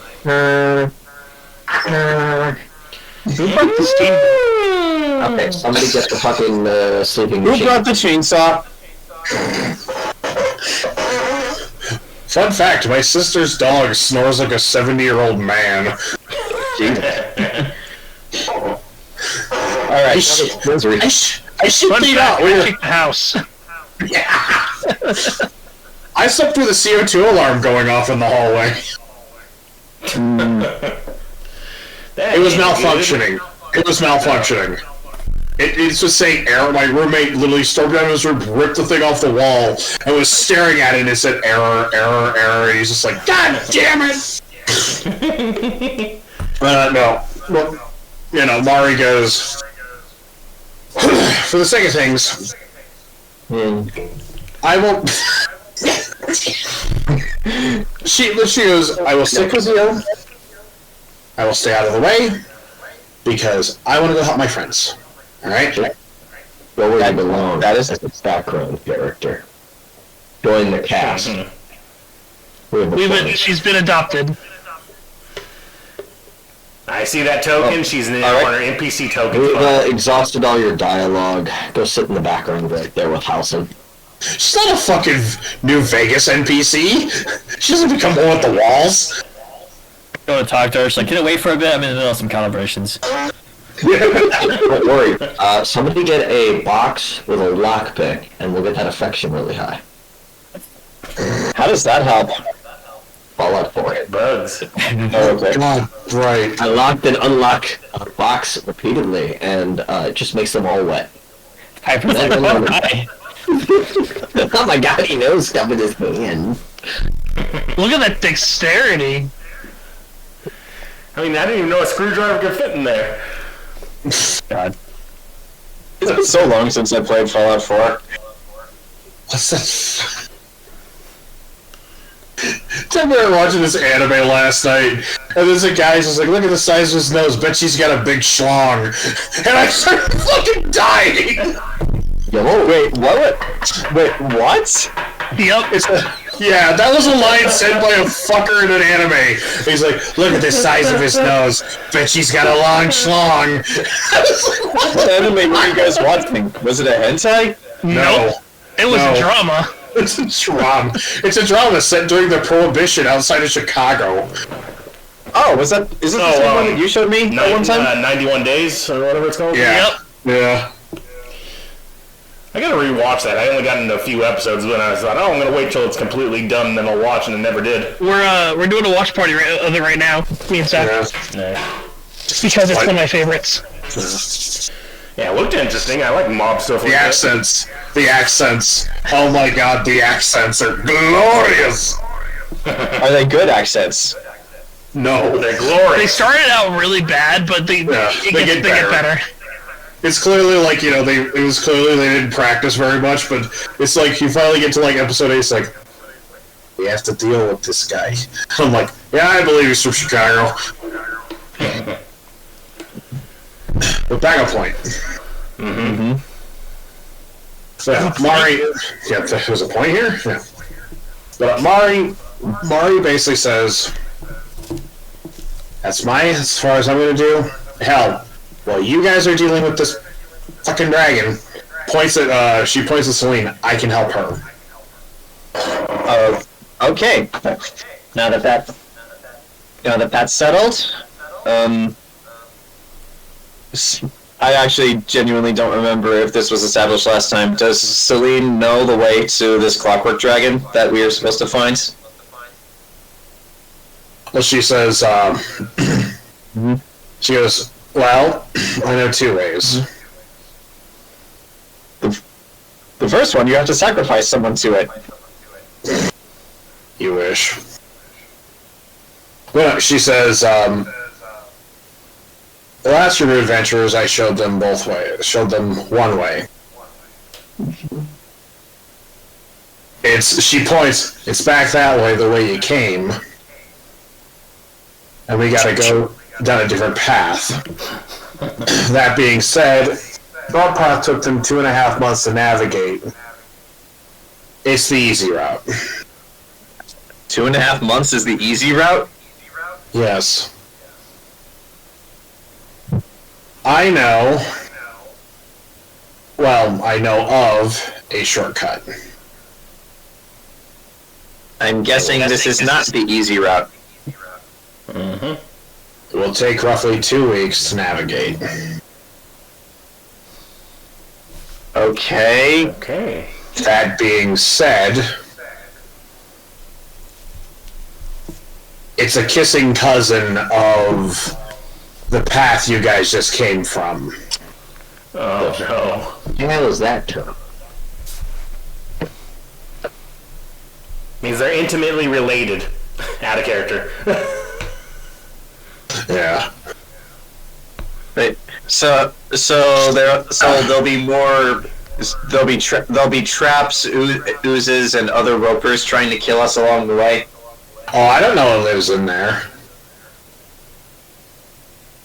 Great. So our choices are: we have the safe path, which will take roughly 2.5 months, or the not safe path, which will take us 2 weeks. It is filled with who knows however many nasties. I say we put this. Yeah, I say we put this to a group vote. Who says we should take the safe path? Okay, who says we should take the quick path? Time is up. Jojo, you have to remember- Must rescue the hostages. We're all a bunch of badasses here. Why would we ever need to take the safe route? Because we might need to stay healthy for later when we fight something even bigger.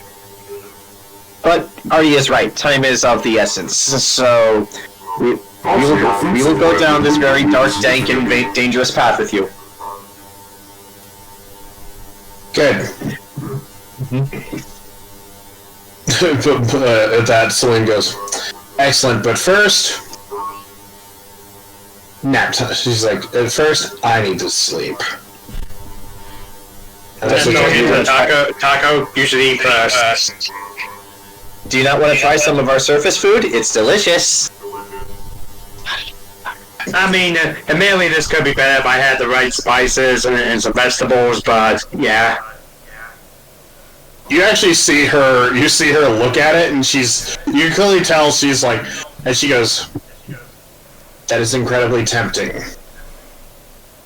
However, go ahead, try it. No, she points this out. However, it's surface food made with surface ingredients, correct? Yes. I don't know if that'll make me sick.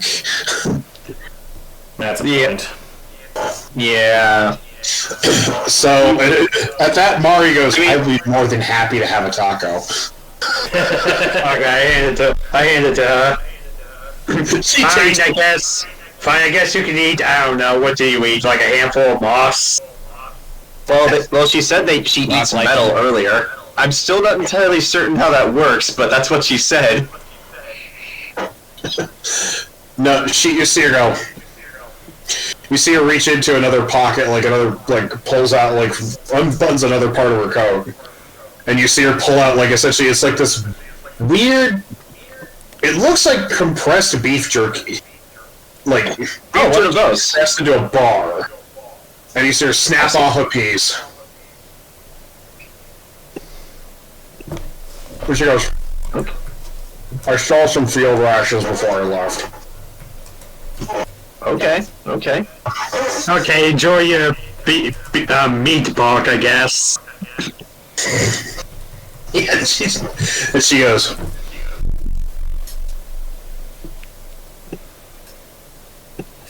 If I may ask, that's very clearly meat. What animal does it come from?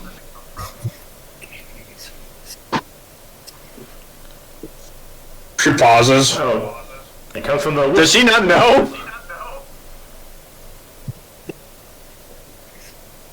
She pauses, chewing on it, It swallows. We grow it. Yeah. Grow it from the ground, like plants? Are we talking about, artificial meat, or is that actually, plant-based, but it just looks like meat? The latter. Alright. Okay. So it's like one of those veggie burger type deals, where it's just a bunch of compressed things that they call it some burger. sort of unfathomable flesh. Yeah. But she goes, It's incredibly high and rich in protein, minerals. Okay. Vaguely tastes like sugar. I'm not gonna lie, Jojo actually kind of does want to try it, but not right now. Yeah, we gotta ease them into surface food. Yeah, Even just us going to another country, eating new food would give us the runs. Yeah, she actually does kind of she's eyeing you, and as you're at her bar, she goes, I'd offer you a piece, but I got a sneaking suspicion you would either A, throw it up in the morning, or B, you would make incomprehensible sounds as you shit yourself to death. Well, for the sake of science, one of us has to take the plunge. I'll do it. I was actually hoping you would say that, Temme.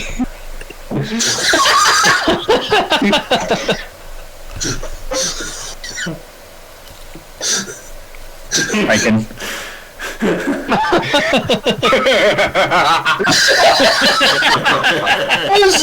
I imagine he's like, Vecna, eat this! Ooh, tree bark! Oh, meat bark! I haven't had this in centuries! Damn it! Alright, yeah, she looks at us, you're an alright guy, and we won't kill you, we'll kill everyone else. She snaps off a small piece and hands it to you, Olzec. I eat it. Roll me a Constitution saving throw. Preparing spells. Roll a Constitution saving throw for science. Alright. Jojo is recording the results of this in her little sketchbook. I have an actual book right here. That is... Ernesto takes a bite of a taco. Yeah, why so it's accurate. If only I had sour cream, but that probably go bad before I got a chance to use it down here. I will say this: Mari is on her third soft taco. She's like, I don't know what the hell you're talking about. These are amazing. He can make them better if he had more ingredients. Yes, exactly. If I had some vegetables, different spices, sour cream. Tell you what, when we get out of here and get back to the surface, we'll have him throw a massive barbecue for us. Because he's the best. Don't volunteer me for something I didn't agree to. That's like a noble. She says before we're almost swallowing whole a third one. If you're holding, then you'll be able to keep all the dairy products fresh. I mean, look, I like to cook. I mean, I'm good at cooking and all, but you can't. But do you expect me to make like a whole barbecue for a bunch of people? If so, you better be buying the ingredients, Jojo. Either that or you help in the kitchen. But I don't trust you with that because I mean, if you fuckers could cook, you would. Mm-hmm. Slowly turns my head to Elaina, and it slowly turns back. By the way, I rolled a what's 8 plus 19? 27? 20, no. Like that? Yeah, 27. 27. It tastes strange. It tastes sort of like. No, what's the best way to put this? It's got a very peculiar taste, like, you know... Like it was designed to convey all the nutrients you need without worrying about taste? Yeah, without worrying about taste. So it's salty, it's sweet, it tastes like... It kind of tastes like you're in a Cliff Bar. Take a Cliff Bar, but remove all the good feeling. Well, that's easy. Cliff Bars don't give good feelings. That's interesting. How are you feeling, Olzec? Describe your experiences for me. Fine. Yeah, it's like if I wanted to have all my nutritional valuable meal in a stick. Or I guess it's a little piece of a stick, but you get the point. Okay. The taste Jojo definitely. writes that down.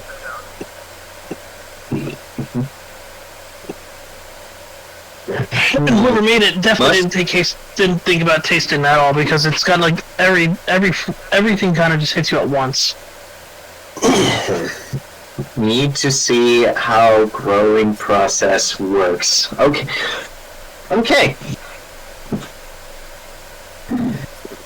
So about game, like, are we all for taking our long rest now and starting our journey down the dark, dank, and dangerous cave to save these people? Yeah, we got 2 weeks of walk, and I can ask her how allomancy works in that time on the sun while we walk and talk. And it's a little bit of you won't get to the path for a while, for at least a couple of days. So it's basically you're following this river that you're beside for a little ways. Okay. So what you're saying is, shall we gather at the river? Quite. But yes, if you want to take your long rest, yes, please. tell me who's doing what. I'll do I'm out of spells, so I would very much like to take this long rest. You people need spell. You people. I'll hang out. I'll do the first main watch. I just need a quick nap, really, and then I should be fine. I need that long rest. Ernesto could train him in the first main watch, mostly because, he needs to wash his pans anyways. So is there 3 people in the first watch then? I mean, Elaina, you can sleep and take a layer watch. No, I'll do the first one. Okay. The Olzec can sleep and take a layer watch. I need There you like go. a puppy upgrade Alright. materials realistically anyway. Put a better So. roll than the wildfire spirit after you. Okay.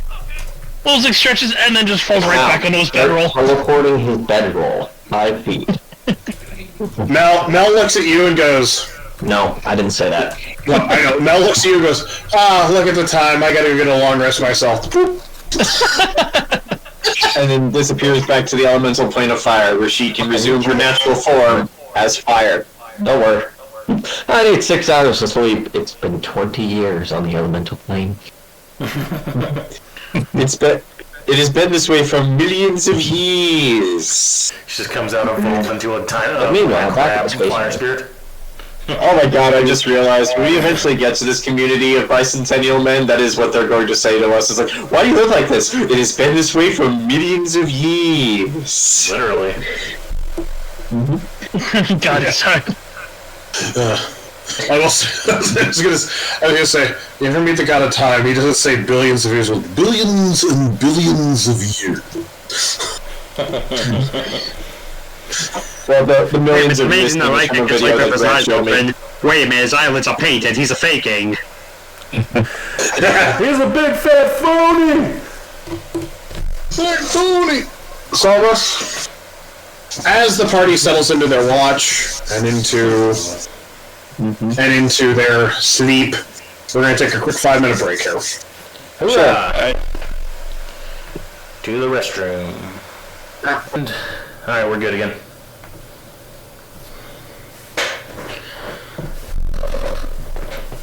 Alright.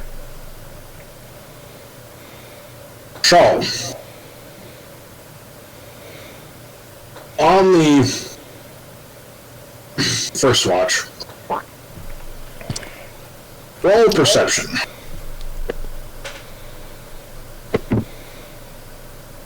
Okay. That's Where's my perception? 14 plus 4. Ah, okay.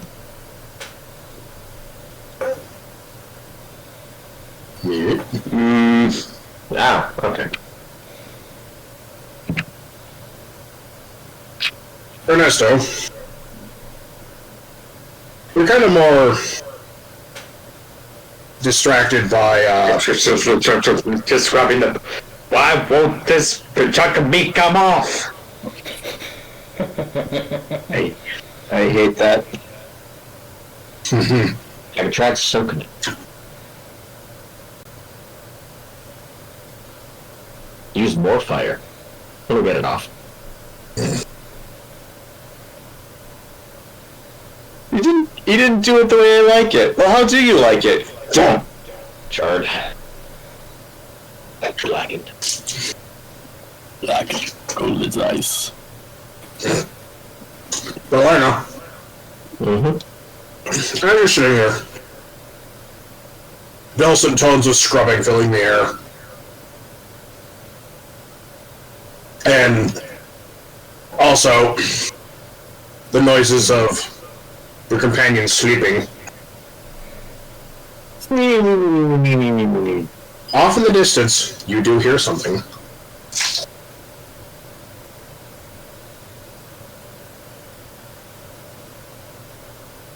I hear what in the distance? You hear a noise. Alright. Noise. It weirdly takes you a second to focus on it, but you could swear to God, before the noise cuts out, you heard the sound of spurs. That can't be right. Cowboy doing in a dungeon. Jingle, jingle, jingle, but oh, do. Damn it, I thought I buried him deep enough. Shot him in the head. Watch, pretty soon there's gonna be a bunch of herd of red-eyed cows and ghostly cowboys just chasing after him. No, You're supposed to be in the No, just sky, you what? bastards! no, watch. We meet this cowboy. He's played by Lawrence Fishburne. I thought we killed you. You can't kill Cowboy. You can't kill Cowboy, Curtis. I got one use. But I chopped you up into bits because as it takes all kinds of critters to make Farmer Vincent's fritters. But I always come back, partner. I always come back. Orange Fishburne is the purple. Oh, God. Well, You see, Pee-wee, we gotta put these rootin' children inside the robots. It's the only way. blood for the blood god. Man, Pee-wee? really? That's the only weird thing that happens on your watch, Elaina. I'm gonna use my wild shape to summon a familiar. Alright. I can do that as a druid. Weirdly. In like the alternate Tasha rules. Because I got one use yet, and I'll just summon the wildfire when I do the rest. And get both back. Alright. How is it, how are these rocks here? Like, they're sort of like a natural outcropping. Mm-hmm. Why do you ask? I'm gonna put it right here. Right there. Just right there. Well, Just right there. you gotta roll to summon your wildfire spirit. I'm not summoning the wildfire spirit, I'm casting Find Familiar with the use of my wild shape. Alright. I feel like I can get duck and cover. I cast Fireball. 5th level. So what new Pokemon are we bringing to the group now? I don't know. I don't know. See, we got We'll find Bird, out. we got Deer Fox, we got Robot Rabbit, we got Fire Lady. We need a grass. I mean, I just summoned an Intellect Devourer. We'll be fine. We're all idiots here. I mean, at least it's not going to be as bad as my character for Zach's next campaign, because I'm going to play him like I played what's her name in Baldur's Gate 3, where I just made her a summoner. No, This is like fuck the familiar. So, summon a Dryad, summon an Elemental Spirit, summon like all of these minor things that you could do. Like, just go out there and attack for me. I don't have to do anything myself. It takes forever. Alright. Yeah, I eagerly await all the Yu-Gi-Oh references when I start playing I character. just leave that a surprise. Alright. So you Alright, are... it's a gotcha. You're focusing on your familiar.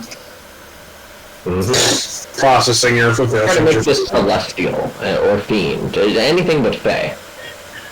Because those are the 3 choices. And... suddenly, appearing on the rock is your familiar. There it is. Is that a Zubat? Wait. Yeah. Every time it's a fey. Unfortunately, you take one look at it and you're like, ah, son of a bitch, it's a fae. First, It's so adorable. you're summoning fey, right? And you're sitting, it's sitting on the, it's basically like, it's sitting on the rock staring dead ass at you. Every time. Mama! Whatever, that's the purpose. Right there. Have it do watch around right there. An extra set of eyes. Bats are actually pretty good at doing watch. What do you mean, Grant? That's just the most perfect position. Do you try to talk to it? Or not yet? Just basically, well, I can telepathically communicate with it like the owl in that way, that like Grant's owl. Basically, Right. have it do watch. It has It's kinda... it has advantage on wisdom checks that rely on hearing. It is So a it just kind of sits there. Mhm. Eyes, its head occasionally like looking out over the darkness. There we go. Eventually, your watch ends, My watch has ended. and Jojo starts. So Jojo, you wake up, and there is an adorable fey bat sitting on top of the rock above you. Alright, we all know what has to happen. It's called exposure therapy. She's gonna pass back out and go to sleep. Okay. Who's doing second watch? Okay, I rolled a natural 19 for JoJo's panic chart, which unfortunately, well, fortunately for the party, means that JoJo does not panic. However, she's unable to move or tear her eyes away from the bat, so I imagine this thing where like JoJo opens her eyes, she just stares up at this bat that's staring down at her, and she looks at me, and I look at him. No. He looks at me. He says you can't use your bike in the cave. But I guess I will give you this, Jojo. In the dim light of the fire, as Ernesto has finished cleaning the pots and is crawling into his own bedroll. It doesn't look like a normal. I guess I'll poke Olzec so he can take this watch because he did want to go first. I thought I was taking it with Riken. Oh, it doesn't really matter. You're not moving. Taking it with Olzec. You like it? At this point, it's just gonna be the big boys because someone can't get out of their sleeping bag. Oh, that's fair. Tyson's over here with the rabbit in the corner, away from the camp, being all moody.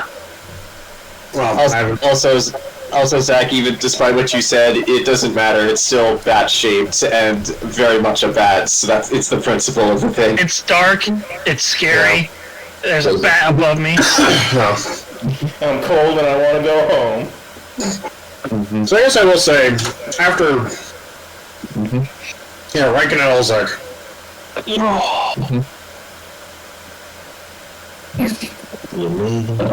So you basically, the both of you wake up. And Jojo, from your vantage point, Jojo's probably clearly just asleep. Probably. Let the kid rest. She had a big day. Goran, Scotty. Turn into your soul. I mean, does it stare into anything else? No. Occasionally it looks out into the darkness. But that's about it. I imagine Jojo just eventually falls back to sleep. Eventually, like she doesn't do it willingly because she's staring at a bat.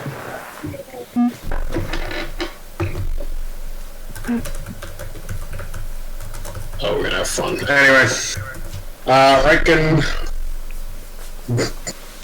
I was just gonna ask, does this bat have a voice? Because you said you could talk to it. Well, it's a familiar, yeah. Like the owl. So, where is your owl? I don't know, I'm not on the map. You haven't summoned your owl in so long. I did, he pulled the stake out of the... Yeah. Well, I didn't pull it up. Should I pull it up? You're fine. You're fine. He pulled the stake out of the Allomancer. I will say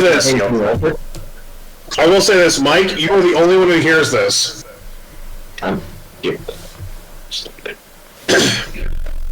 So your bat familiar communicates with you. Yep. Hello. Every time! I'm gonna wild shape in this terrifying bear! You look like Yogi the Bear. Damn it! Yeah. Hey, boo boo. We're gonna fuck up Ranger Smith today. I was just gonna say, wasn't there a one that actually killed him? It still bewilders me that fucking Justin Timberlake played Boo Boo Bear in that god-awful live-action movie, and you can't tell! Yeah, he did. For some reason, Justin Timberlake did spot on for some fucking reason. He didn't bought on. He fucking sold it. He was always Boo Boo. He's never not been. He's over 500 years old. Boo-boo. It's like when you learn that Fergie played Lucy in the 90s Peanuts animated specials. Ooh, cool. Really? Yeah. But why?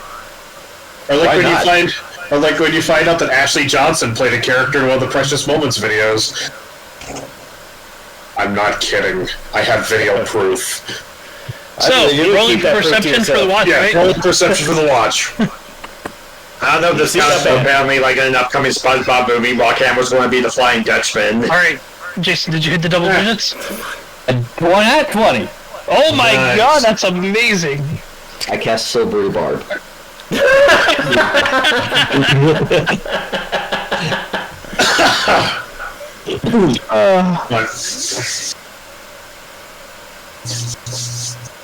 Oh, Wow! That's a... Holy... So when Jason's in a hurry, he siphons all our luck. Yeah. yes. Thanks, Nice vampire.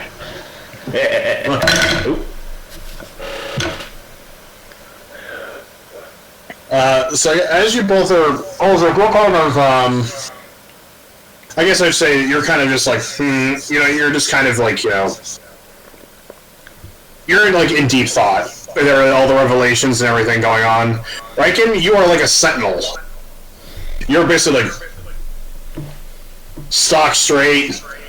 Every little noise you hear, you're like your head whips and looks at it. It's just like being back up in the mountains. Love this. Except the opposite, because you're underneath one. Which is Just the weird. above so below. Yeah. Rock Who and knew? Who knew Riken was an alchemist? Would you like to be a full metal alchemist? I have a dog here that says Big Brother Ed. Can we play now? Too soon. Too soon. You can become an alchemist, Riken. It only costs you an arm and a leg. And your brother.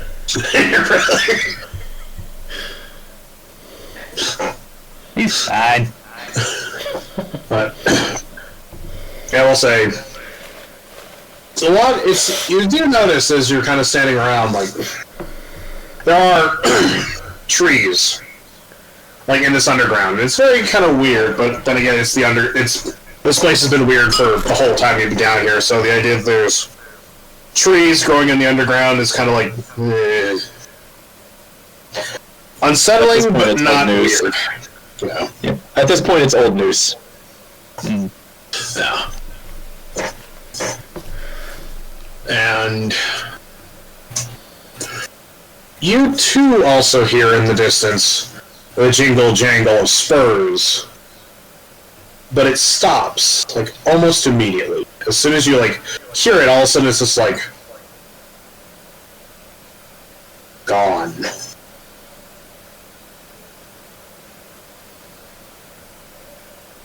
Pinpoint direction. You can. It sounds like it's coming from the cave system that a lot of you just crawled through where you had to navigate the kobold tunnels.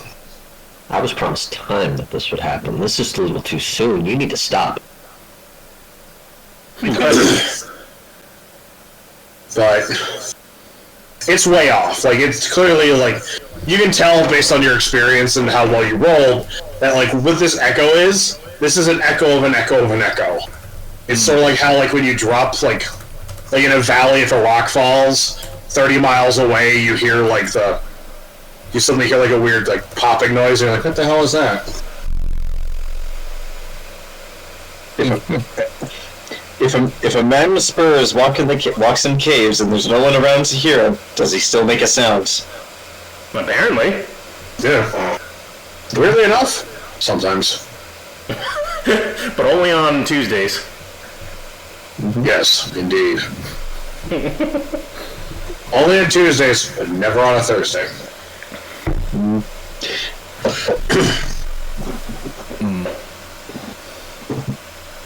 Did you hear that, Olzec? I don't hear. Are you hearing something? Something like spurs. Really far off, but from where we came. Spurs, like cattle spurs, like things that people who. The fuck would cattle spurs be doing down here? Oh. Earlier give you away, so I don't know who's trying. If it's someone trying to stalk us, they didn't think this through. Like, aren't they just impractical for everything outside of just like riding a horse? Imagine so. I scratch the hell out of the rock around you when you're walking. I was gonna get caught on anything here. Mm-hmm.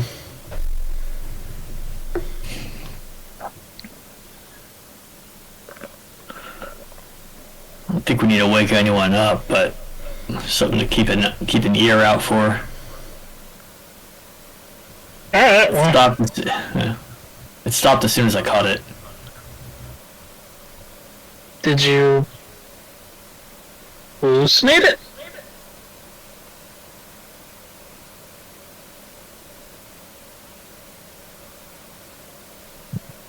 Maybe.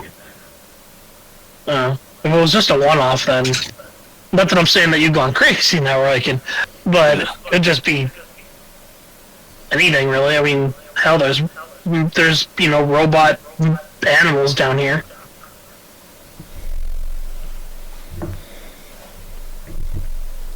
They might do a little jingle jangle. They could.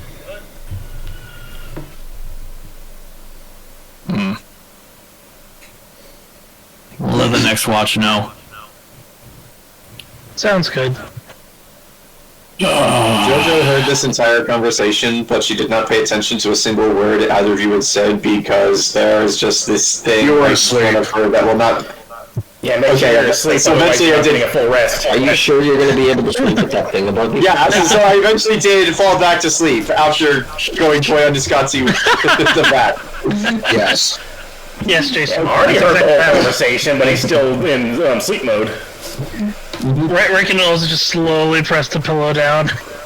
Yeah, before you go. Well, I was just gonna make this humorous jest. Was JoJo was aware of everything, but just because of the bat, she didn't pay attention to any of it, so it hardly mattered. Yeah, I already heard everything and processed it, but he's still charging.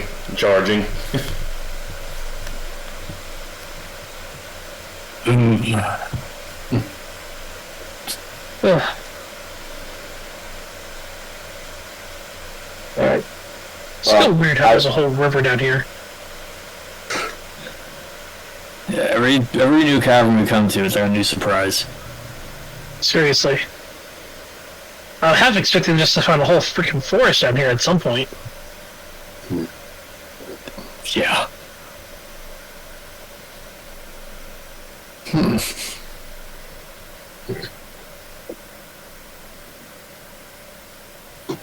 Could make some good outposts with these trees. Set up some nice fortifications. Make a trade route.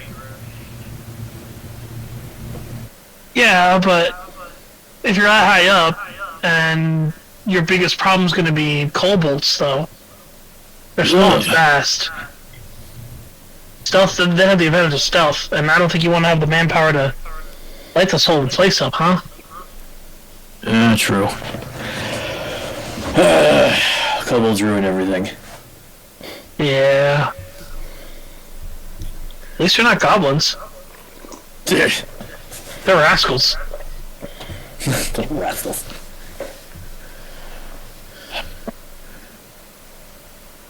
Racist bastard. I mean, well, Tell me I'm wrong. yeah. They're rascals. Rascals. Psychopathic little rascals. It's a goblin with a little alfalfa. Oh, God.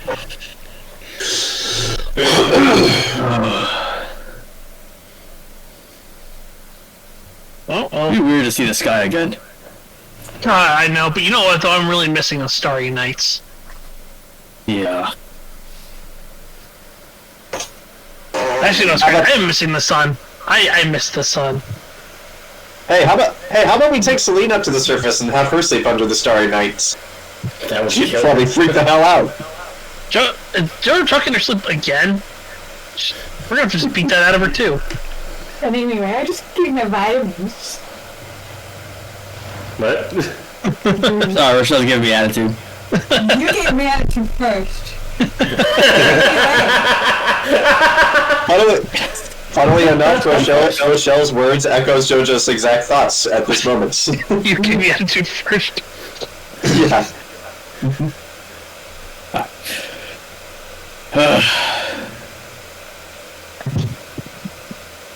How long have we been down here?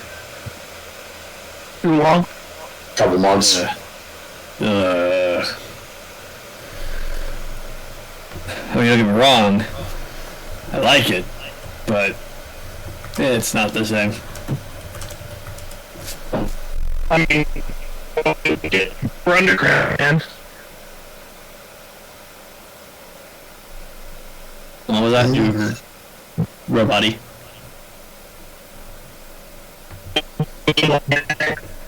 Ground. The better? No? Huh? Sorry, what? Get back on camera. Get back on camera. Okay.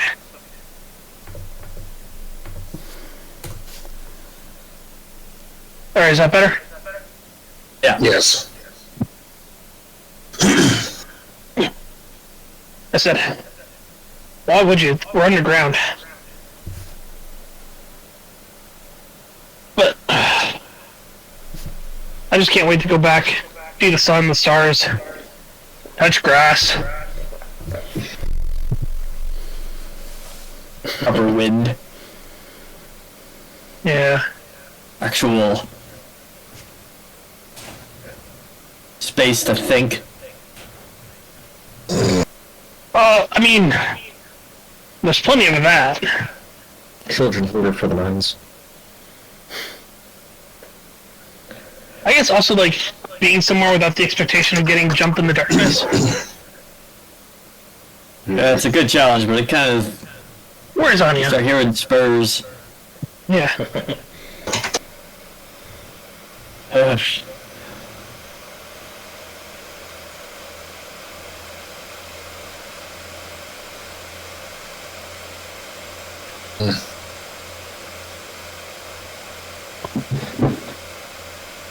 You ever wonder why we're here? One of life's great mysteries, isn't it? Why are we here? Are we the product of some cosmic coincidence, or is there really a god watching everything with a plan for us and stuff? I don't know, man, but it keeps me up at night. I mean, why are we here? I see they got a base over there. In this literal cavern. We got a red base here, and the only reason they have a blue base over there is because we have a red base over here. Well, yeah, we're fighting each other. But if we were to pull out today and they were to come take our base, they'd have two bases in the middle of a box canyon. What do you fucking do? Fucking do. It's Rick, really what are you quiet. gonna- That was. Oh, sorry, go on. What are you gonna do once we get out of here? Because I just realized the whole point that Jim put this guild together was for this exposition. Gonna go to the basement. Get tied up by a soft row girlfriend.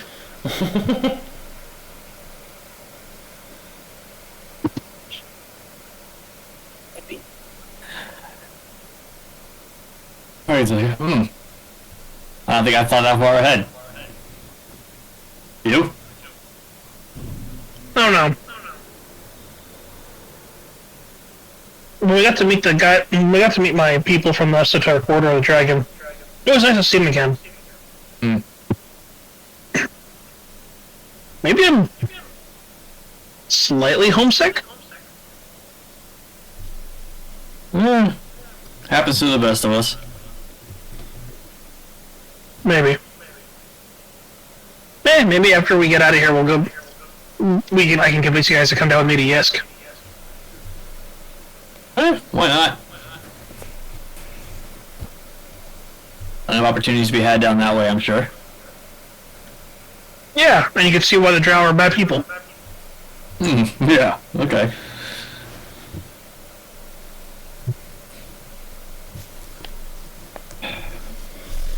Yeah. Also, Yeah. best fighting rings I've seen. Really? Mm-hmm.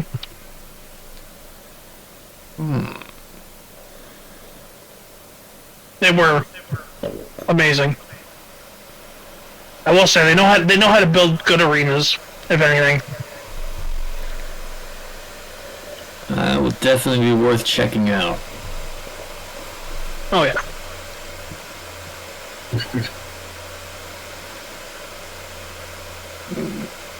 Yeah, I like that idea.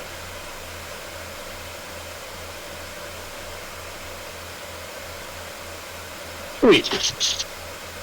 Once we're out of here, we'll have to have about charting a ship down south. Although, it's a long way from Stonecliff. I was on the boat for 3-4 months. Straight shot right up, but took forever.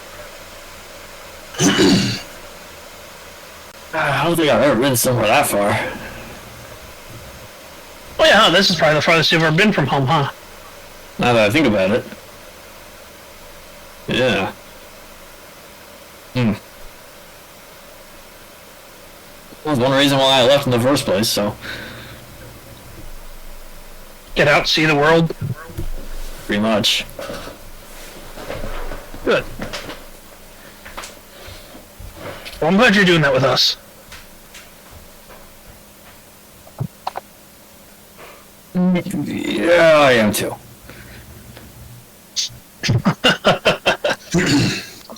It's okay. I won't tell anybody you had an emotion. But we have a problem and I have to kill you. We need as many fires as we can get down here. Yeah, you could try.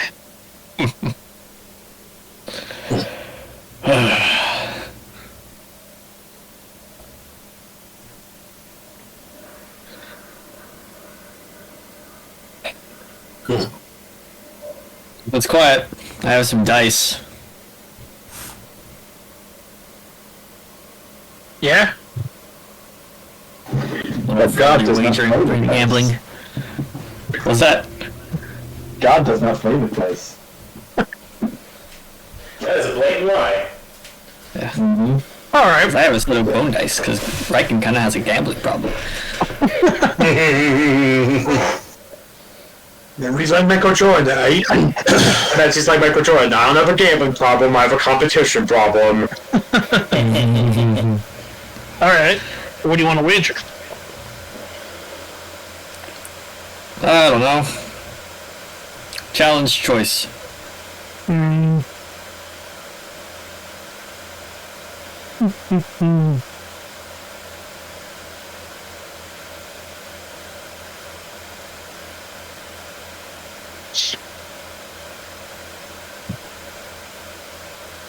The loser has to carry Jojo for the next day. Oh, you play hard. Okay. All right. I was like, I don't want to bet what little coin I have left. And honestly, if we're gonna do this, might as well make this a contest of strength while we're at it. Wait, what? All right. It's an endurance thing. All right. All the ways Alright. How to gamble? How do you want us to do this, Zach? Alright, so Set of bone dice. what we'll do is, for the sake of things, we will have you. I'll have you do is you'll each just roll 1d20. Whoever gets the highest wins. Fair enough. No modifiers. Actually, no, wait, before you roll. Guidance at a d4. No.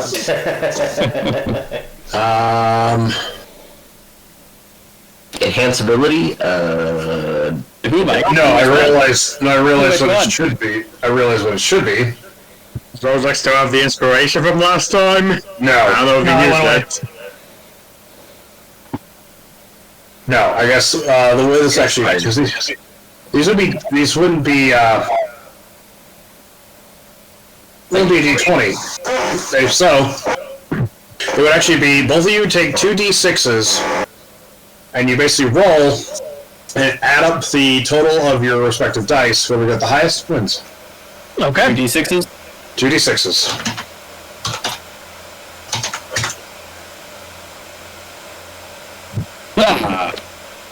Fell out of my thing. Oh no.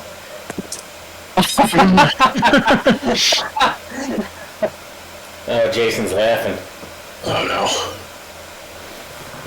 My head. I was like, wouldn't it be funny if I rolled snake eyes? You gotta be kidding me, dude. I rolled snake eyes. Why do you think these things? I don't know. So 2 total.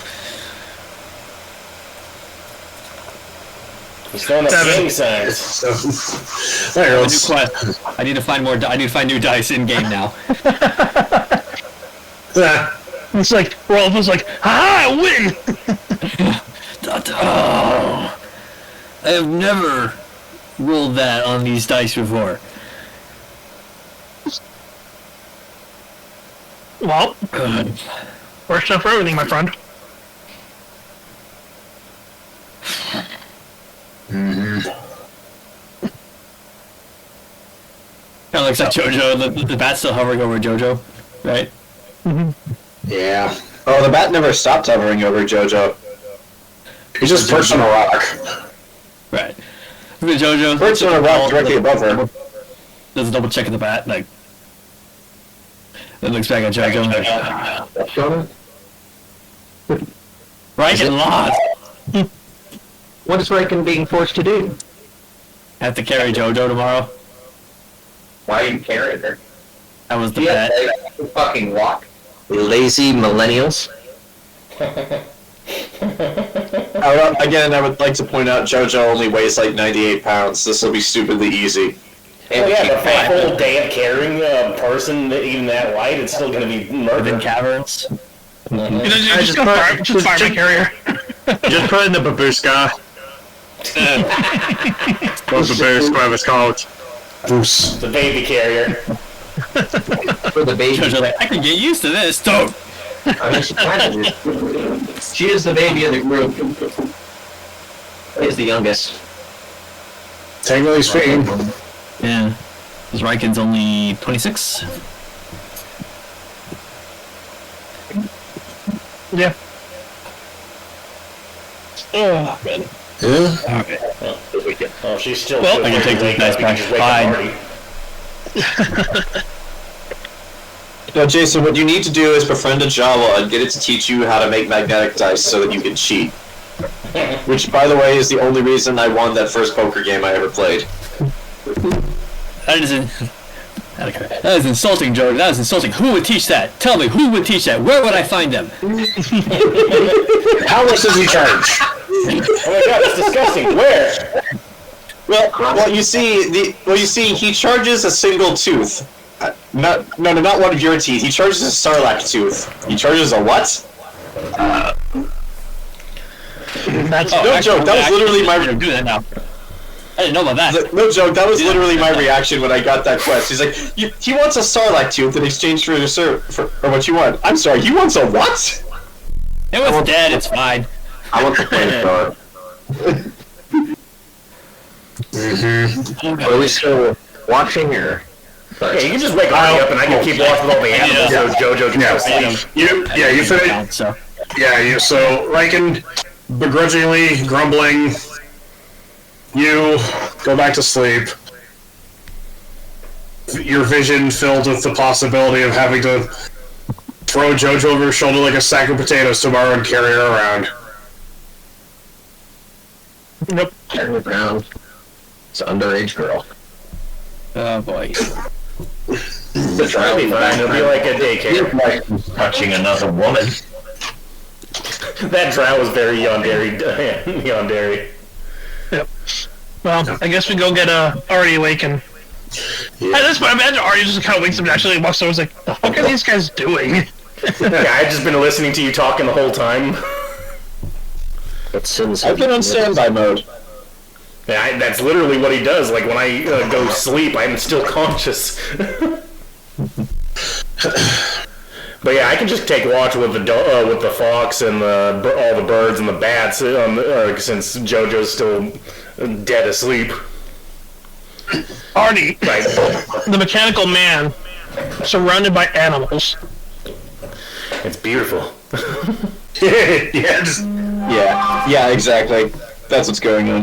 He's the most in tune with nature out of all of us. Somehow. They made a movie about AARTI recently. Was it like Robot or whatever? What?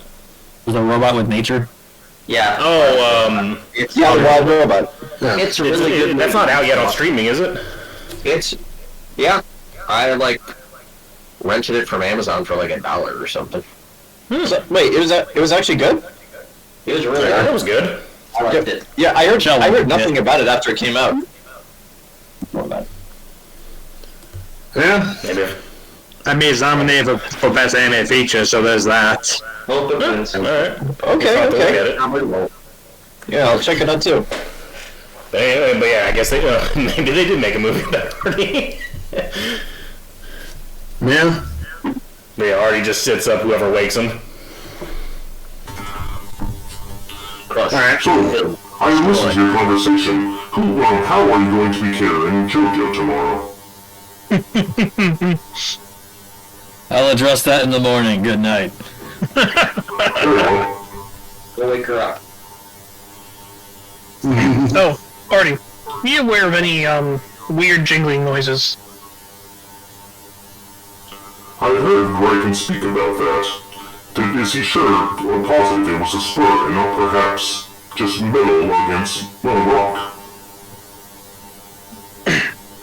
Could have been. But even if it is metal against rock, it means something's approaching. Very well then. I will Better be safe than sorry. Very well then. Sits down.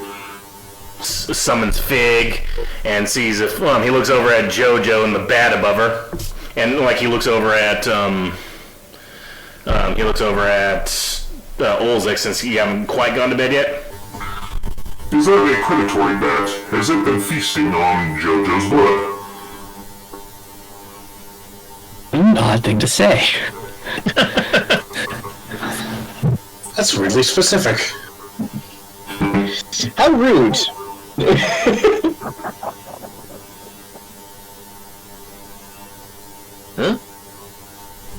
I'm like, so what? But do you answer the question, Olzec? Sorry, repeat the question?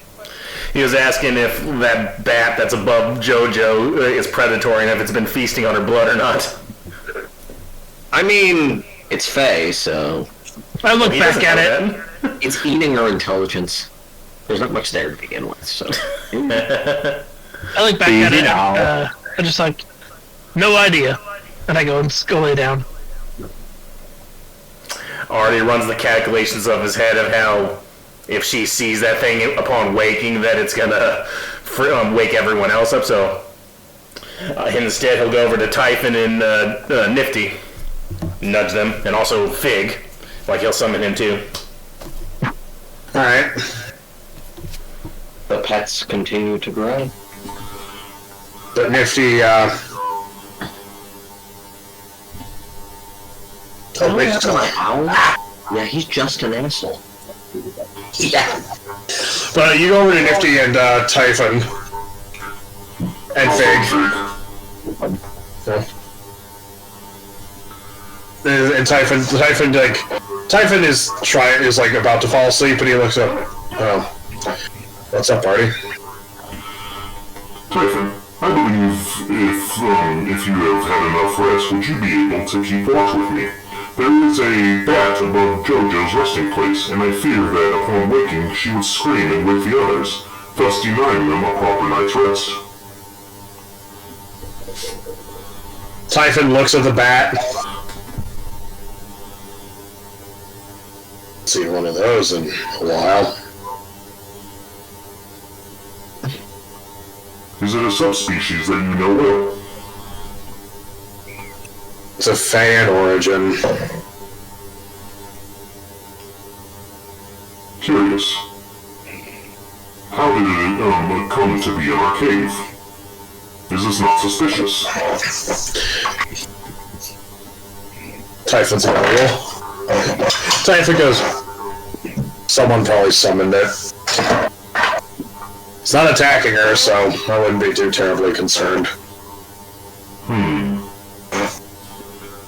Fig, could you ask that bat if what intentions it has?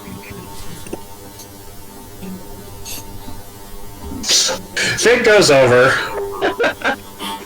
talks to the bat. It's a series of hoots and squeaks. See you, Jayson. See you guys. Bye. See you. Up. See you, Jayson. Don't let the bandits get us. Well, Oh, they already have. They already have. We're doomed. They're wearing Jojo as a skin suit. Do it. maybe a spider. Alright, see you guys. Later. See ya. Let me think. Eventually Fig comes back over to you and goes, and Fig goes, he says that he is a familiar, summoned by someone in the camp. Fucking snitch. You didn't tell him not to tell anybody. Yeah. Yeah, you didn't say. Yeah, you didn't tell him not to say anything. It's a fae, Mike. Use your words precisely. Yeah. Why can't First- you read my mind? First thing he's gonna ask everybody when they wake up, what are your names? And your social security number. But Artie takes that and goes, Calculating. A summoned familiar. and then he looks over at anyone in the group, including our two new ones. Artie wonders, all right, either the cleric or this girl, because she doesn't know who else would be able to summon.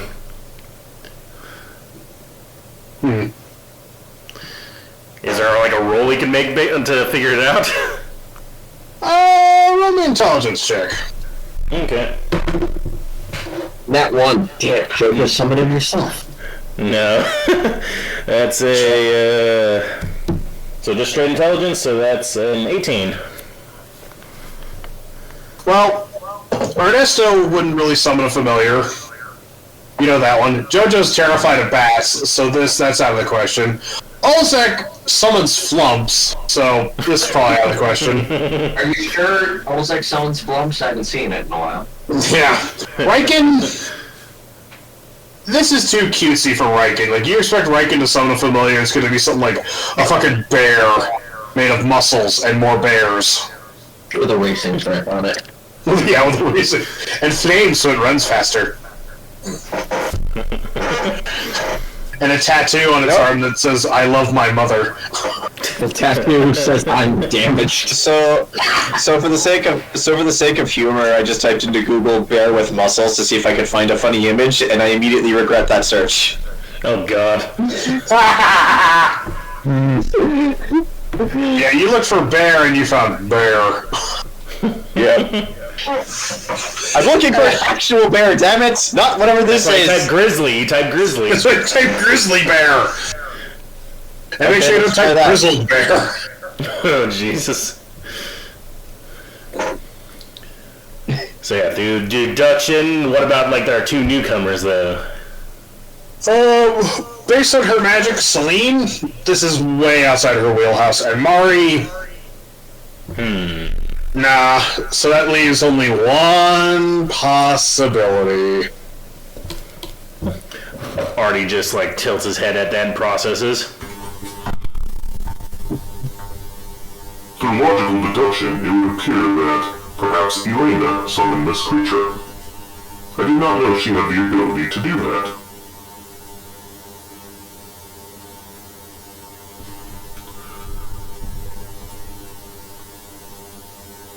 Does Fig say anything, or not Fig, Typhon?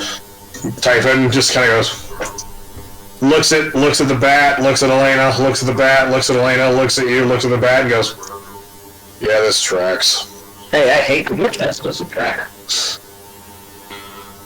Perhaps she summoned the bat intentionally, knowing that Jojo has a phobia of them. It would be within her actions, yes, that she has done before. It is humorous, I believe, a prank.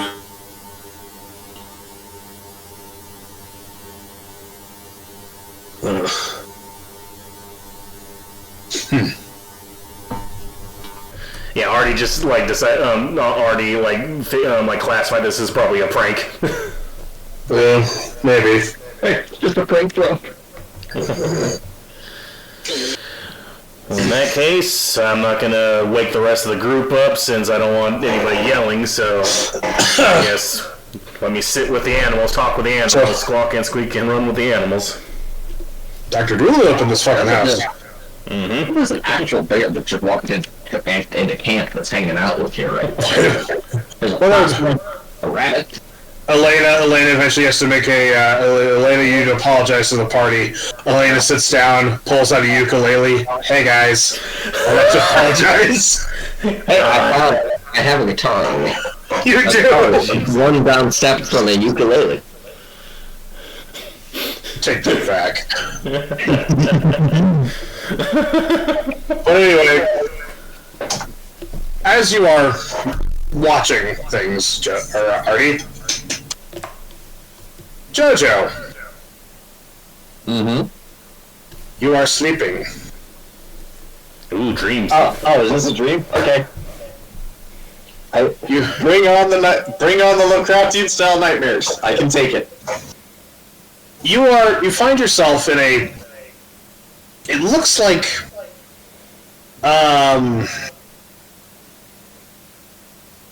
It looks like the astral plane. Oh.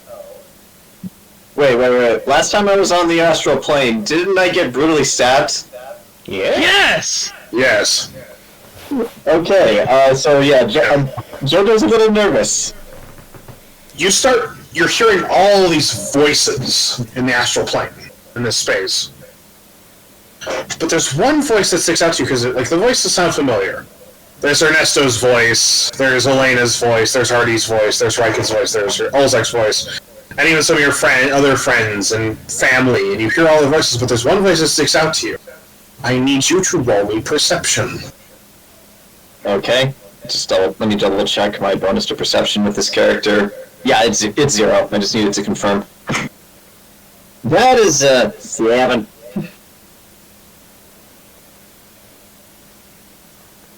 You can't really make it out. But there's of all the voices, as the voices start to fade away, this one voice gets clearer and clearer and clearer. And you cannot yet make out what it's saying. Drink your old son of a bitch! But as this voice becomes clearer, the astral plane begins to warp and twist, becoming more nightmarish and more ghoulish. Jojo is gonna prep to cast a spell just in case something attacks her, although this is a dream, so I'm not sure if that would actually work. But it's the thought that counts. Well, if we're gonna do that, deeper cut. What's your offer? Read deeper cut. Return the map. Return the map that you have stolen. For all two of you in this call, besides myself, that have seen Time Bandits. Mm-hmm. I don't know what that is. I'll add that to the list then, because that's a weird one. The ending's kind of mad, but it's a fucking Terry. The ending's hilarious. The ending's hilarious, yes, but it's a Terry Gilliam movie. The endings will always leave you wanting more. Wait, is Terry Gilliam actually in it, or did he direct it? He directed it. Alright, who's in it? No. Stay blind as possible. Don't look it up, because when you watch it, you'll be in for a treat. It doesn't have as great a cast as The Adventures of Baron Munchausen, though. I don't know that one either. But it's still got a pretty damn good cast. Uma Thurman plays Venus, as in the goddess of Venus. Huh. Her husband, Vulcan, aka Hephaestus, is played by Oliver fucking Reed. Yay! Oliver Reed. Drunk or acting, you decide. Anyway, but the voice is that the voice? Is that the voice I'm hearing? Oliver Reed's?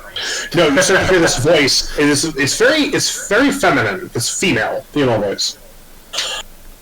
And basically, as you're you kind of feel like you're being jerked around. Like you feel like you're being thrown around in this fucking void, like back and forth, back and forth, back and forth, until eventually a shadowy form you see basically grabs you by the head, looks you in the, and you see this pair of eyes looking into yours.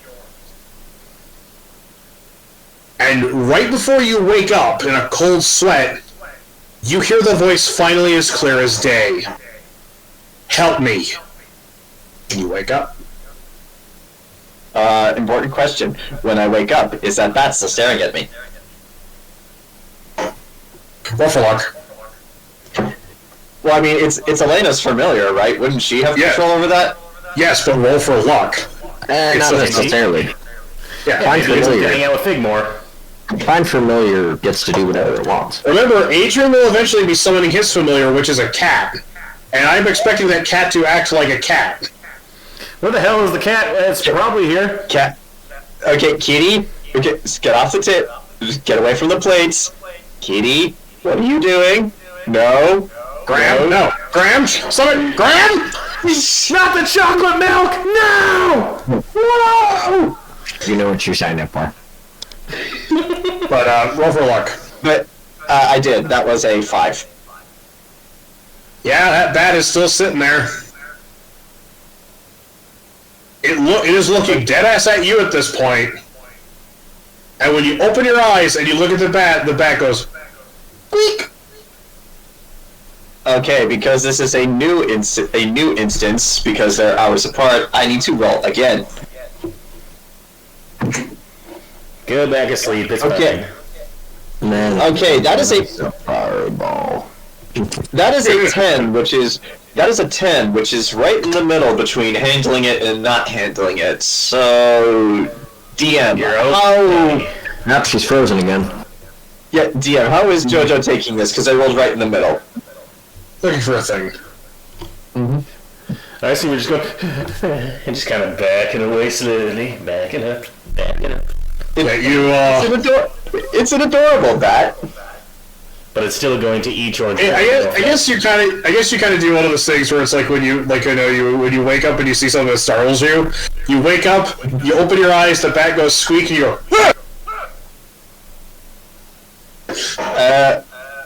You're not screaming, but you basically do you basically almost completely jump out of your fucking sleeping bag. Okay. To tie this back with something Artie has said, the instant Jojo sees the bat, she's just going to go, ah!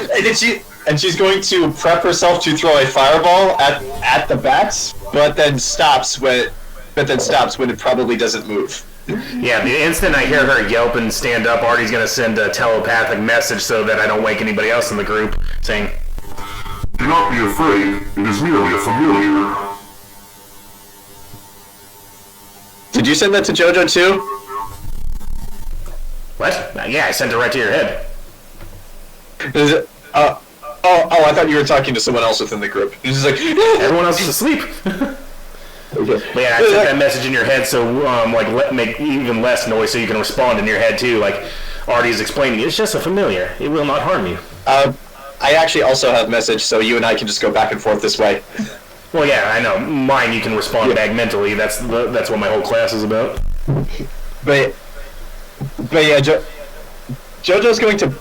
That's actually the reason Jojo does not throw the fireball, but she's just going to respond. What? It is a fey orchid. It is a summoned creature. It has no intention of harming you. In fact, it is keeping watch. I did not wake you before because I figured you would have an adverse reaction. It appears you have awoken yourself, though. Jojo using her own message spell. Oh, did you send another message? Yeah. She's like, well, thank you, but couldn't you have just, I don't know, shoot it away?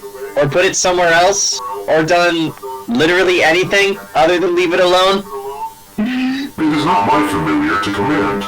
It appears to be doing it. Whose is it then? I am not at liberty to say. It can be anybody's. If you would like to calm down, you can sit next to me and perhaps we could theorize. Can we theorize about anything other than bats? Perhaps.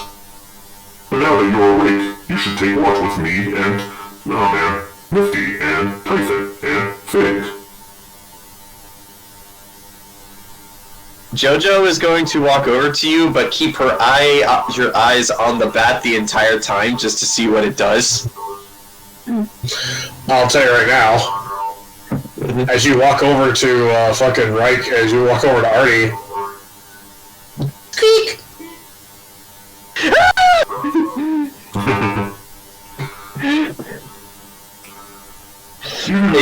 Jojo hurries over to Art.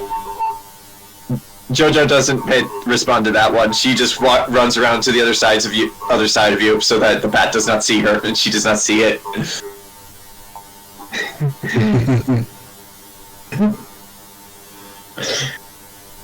Artie, give me something to theorize about, so that I can stop thinking about that flying rodent thing that's carrying who knows what on the Fey realm. Calculating. Bravies. Well, from what Olzec told me, Riken heard the sound of a spur. They discussed if it was perhaps from a cattleman. The data does not suggest that, though. Why would a cattleman in lieu of a horse be in these caves? I have been listening for such a jankle, but I have not heard anything thus far. What theory do you have that would put a cattleman down in these caves? Well, the way I see it, there are two distinct possibilities. One, we are not the only adventuring party down in these caves, so it stands to reason it's another adventurer. Why this person is stupid enough to wear spurs is beyond me, but look at all of us. We kind of have our own eccentric fashion sense. I mean, Elaina wears animal furs. Like Ernesto wears that fabulous purple coat. That Olzec keeps ripping his shirts every now and then. So yeah, some of the spurs is not the weirdest thing we've heard of. Then there's the other possibility that it's one of Celine's people. Possible. Although I do not understand what the tactical advantage of a horse within enclosed space would be, unless these spurs are more of a fashion statement, such as Ernesto's coat. That's the most likely explanation. I mean, if anything, a functional purpose it could serve is making noise for other people down in the cave, so that they can find you. You know, in case one of those ropers or any of those tentacle monsters grab them. So many disadvantages to making such noise. Indeed, there are many disadvantages, which is why it probably is a fashion statement. Is the bat still there? Please tell me it's not still there. I don't want it to still be there. Already turns his head. Is the bat still there? Squeak!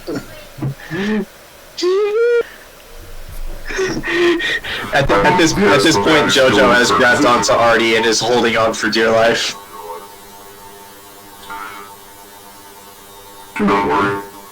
I will answer, and the more you know about it, perhaps you will lessen your fear. Fig, could you ask this bat its name? It's like Artie, I know everything about bats. Why do you think I'm so afraid of them? Well, perhaps you do not know that this is a subspecies of a fey wild bat. According to... You think that makes it better? According to Typhon. You think that makes it better? I believe it is knowledge. Knowledge that should be known and shared. Fig flies over to the bat. A couple seconds later, flies back over. She says that her name is Estrella. Estrella. If Fig is able to speak to this bat, could you please tell it stay away from me? Preferably forever.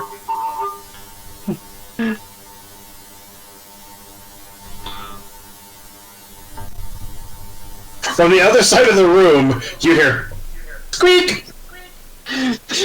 I look to Fig. Fig translates and goes. Fig translates. She makes no promises. By the way, I've been coached. By the way, I don't know if AARTI can actually feel in the same sense that flesh creatures can, but every time the bat squeaks, Jojo grips him that much harder. No, I have sensors. I just don't feel them. I know what pressure though. But well, I guess if you are capable of feeling that, that's what you feel every time the bat squeaks. All right, AARTI will ask this since.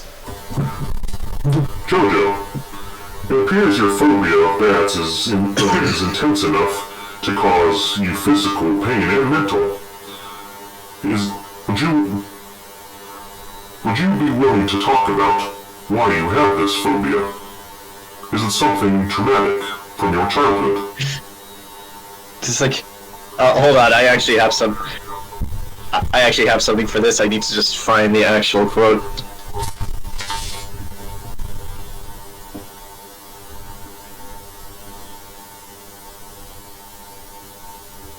Okay, there's the video. I just.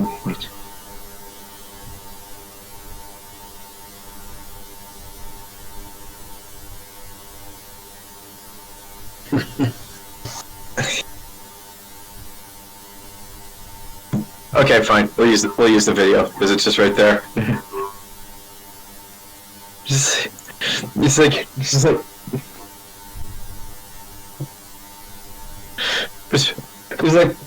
yeah. You're asking why I'm afraid. You're asking why I'm afraid of bats. Ari, have you ever seen a bat? They're hideous. Yes. Little beady eyes, death wings, fangs. They carry rabies, you know. Not all species carry rabies. Even some not all wild dogs carry rabies either. You hear from the other side of the squeak. It's talking again, isn't it? Yes, but I do not know what it says. I have not cast any spells to understand it. Fig perhaps knows, but he would tell me if it was anything serious. When you heard the question of like, bats carry rabies, and you heard the squeak, I don't. I mean, I figured that's what it said, but still. But Jojo, this seems to be personal. Were you attacked by bats as a child?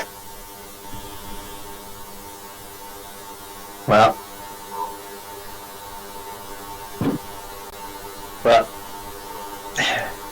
it's like, well, when I was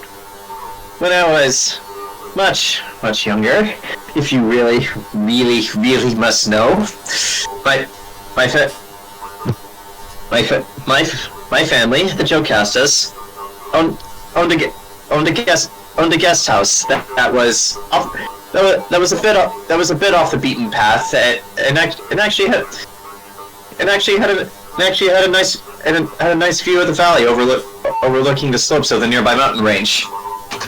They had to sell the land, unfortunately, one year, so the guest house was going to be decommissioned. But before it was torn down, I decided to stay there one night.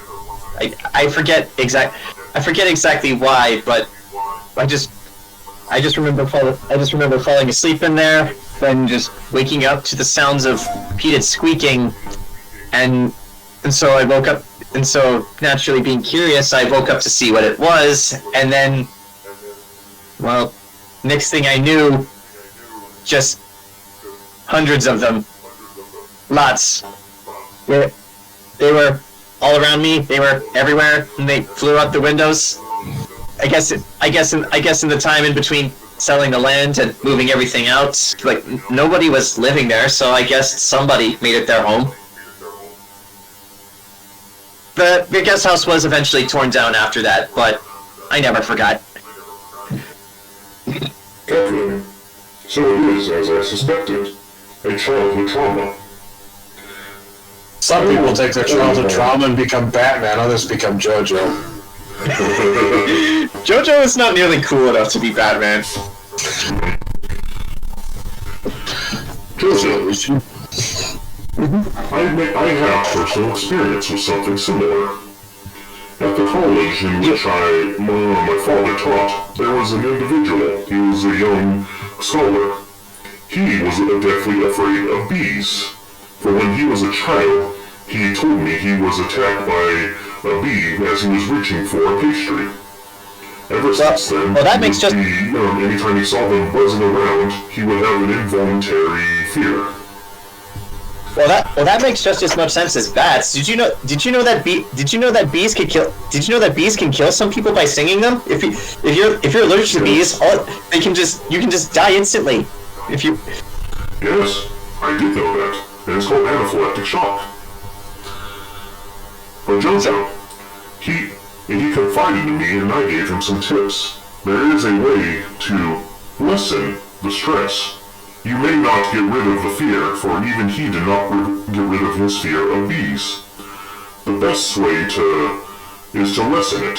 You may still involuntarily shudder at the sight of a bat, but there are methods in which you can tolerate them, and they will not haunt your dreams, as he called it.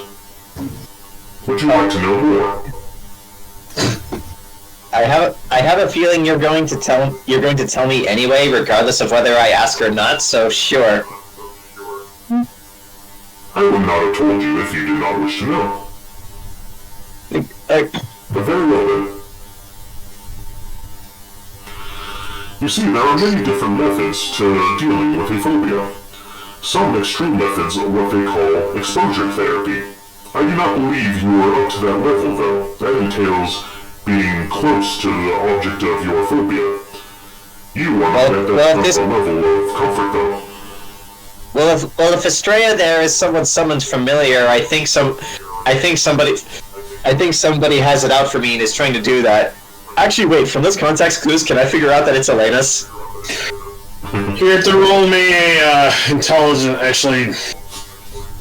Is it intelligence or insight? I have a proficiency in insight.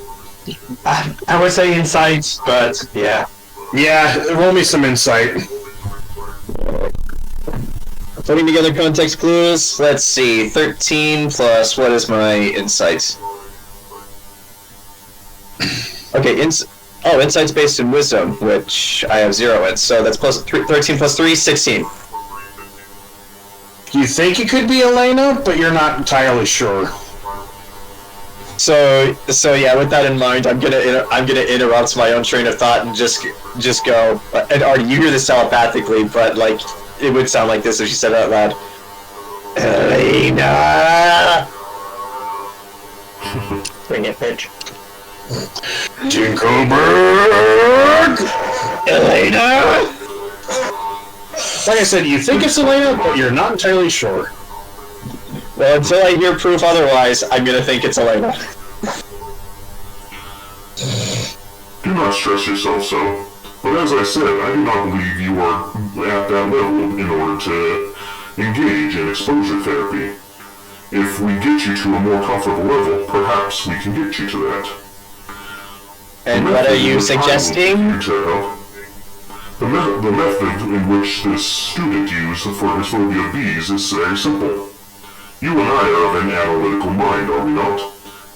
Education is the way to get past many of the steps of your stress. You have to look at it at a scientific lens. He looked at what bees actually are, how their lifespans work, the production of honey, their infrastructure, how they create hives, how the queen oversees the rest. I believe if you look at bats through a more scientific method, learn more about them, it will lessen a bit of the childhood trauma. It will not go away completely, but it may help. But I already said I know everything about bats. Like, what, are you suggesting I just do more research, see if there's things I don't know about them? Correct. For instance, you did not know this was a subspecies. Even I did not know this was a subspecies of fey bat. There is much to learn, so many different species. I could pull up my own databanks on many different species. There are those that eat fruit, those that drink blood, those that eat insects. Are vampires going to be parts of those subspecies? Because vampires are bats, you know. Yes, there is a subspecies of vampire bat, which I do not believe this one is. But vampires are actual bats. They're part bat, you know. They can shape-shift into bats, as you can morph into a creature you desire.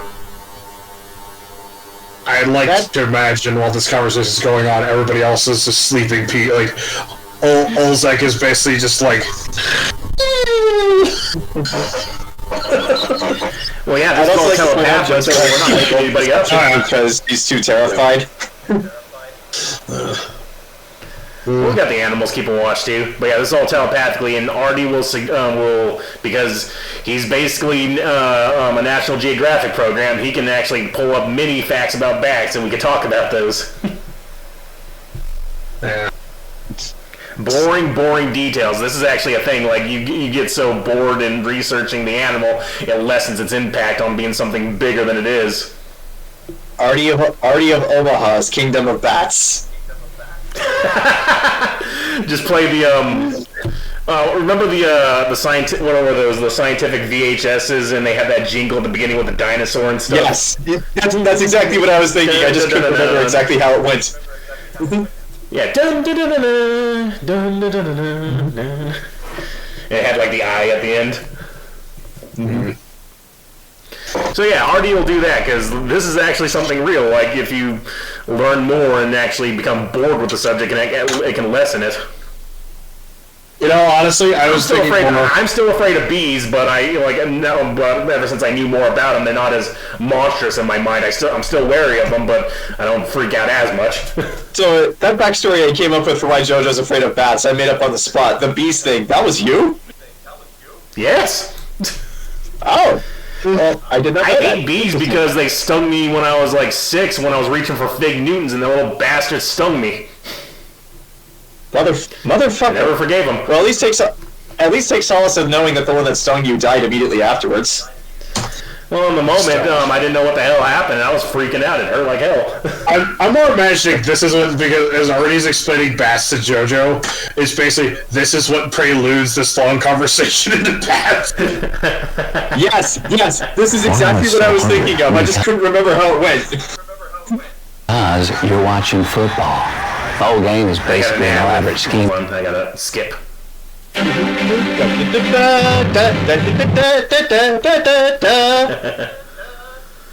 Yeah, I was thinking of the one in the classrooms with the, I can't remember what it's called, but it's like, you know what I'm talking about, with the T-Rex and the bird and everything. Yeah, I know that one, but I was thinking more of the National Geographic one. Yeah, AARTI will start literally boring you with facts about bees. Not bees, bats. Which, fun little aside. Mm-hmm. Well, one, John, roll me a Constitution roll me a Constitution check. And 2, Constitution, what? Constitution. Roll me a new thing. That's a natural 20. Miraculously, you are enraptured by his display, his lecture on bats, and you don't fall back to sleep. As was established in previous sessions, Jojo is a nerd. Little aside. The National Geographic theme, composed by John Williams. That makes so much sense. Which also sounds suspiciously like Indiana Jones and Superman. And a bunch of other shit that John Williams totally didn't plagiarize. Air quotes. Well, oh wait, you're saying Indiana Jones, but are you implying he plagiarized himself? Yes. Yeah, I mean, to be fair, I've accused Frank Wilder of doing the same thing. Well, no, the Planet Suites by Gustav Holst sounds suspiciously like the Star Wars music. To the point oh my god, I can hear it now. Wait a minute. especially during the opening theme of Star Wars, where it's like all of a sudden it goes ding ding ding ding ding ding ding ding ding ding. It's just like that's totally a riff from Mars Bringer of War. I can hear it now. I mean, he's not as bad as the one composer who quite literally like ripped off other composers and then said, "It's free reign, bitch." Mm-hmm. I have the Dragon Ball Z. Yeah. Ooh, I found it. I found the thing I was thinking of. Yeah, but I will say this: as Artie continues to lecture on bats, the rest of the party, it has been several. You have all achieved a full night's rest. And y'all wake up. Since our entire conversation was telepathic, I imagine it's still going on, so the rest of the party just wakes up to Jojo clinging onto Artie for dear life while they're just staring out into the distance, saying nothing. But yeah, this is what I was thinking of, the eyewitness of it. Oh yeah, this one. Jesus Christ, it's like getting non-flashbacked.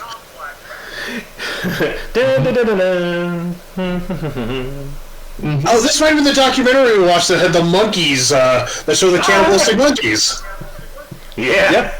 Yep. And the killer whales playing table tennis with the seal. Yep. Mm-hmm. But yeah, does like learning about bats lessen a bit of her paranoia? Unfortunately, I have to roll for that. Well, or do I gotta roll for it? DM, what do we need to roll to reduce childhood trauma? By just a bit. Maybe the dice roll about D20 and lessen. Or maybe your percentiles are better.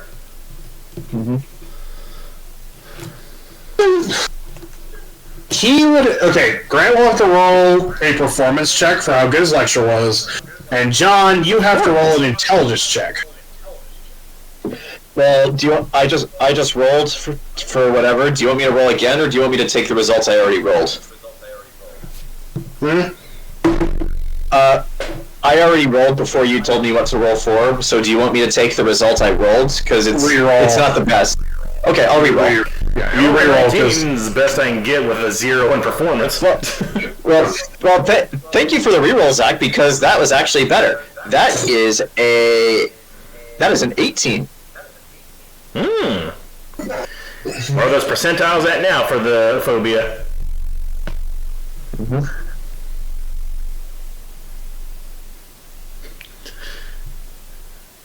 I imagine throughout the night, Artie's voice became less robotic and more Ken Burns.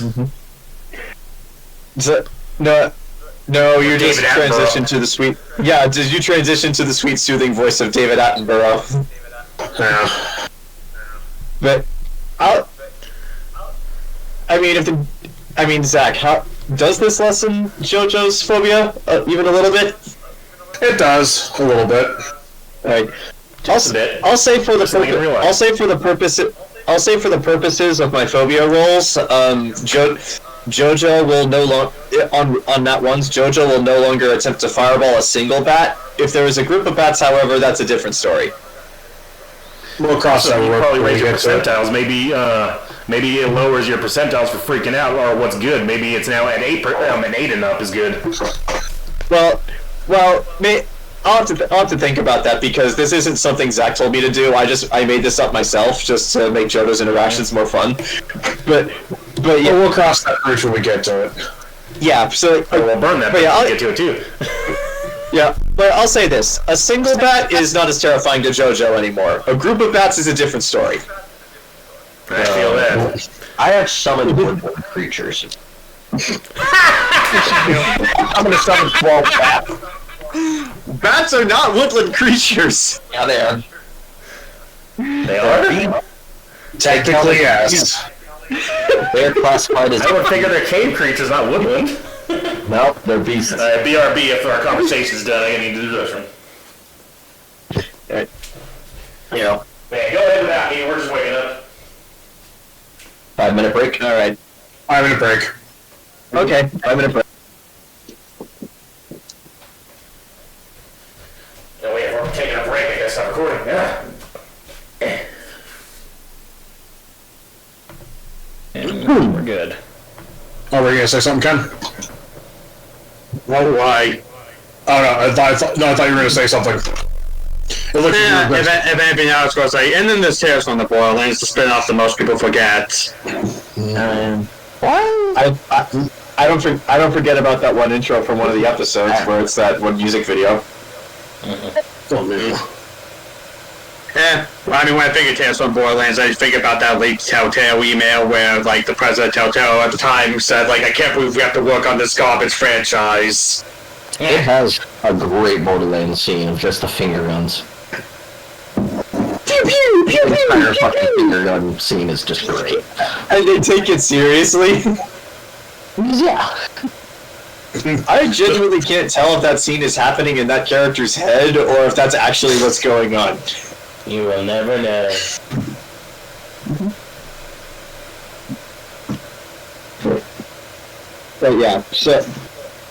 So like everyone wakes up, like I said, I just imagine they see Jojo clinging onto AARTI for dear life, and they're just staring off into space, not saying any actual words, since that was all telepathic.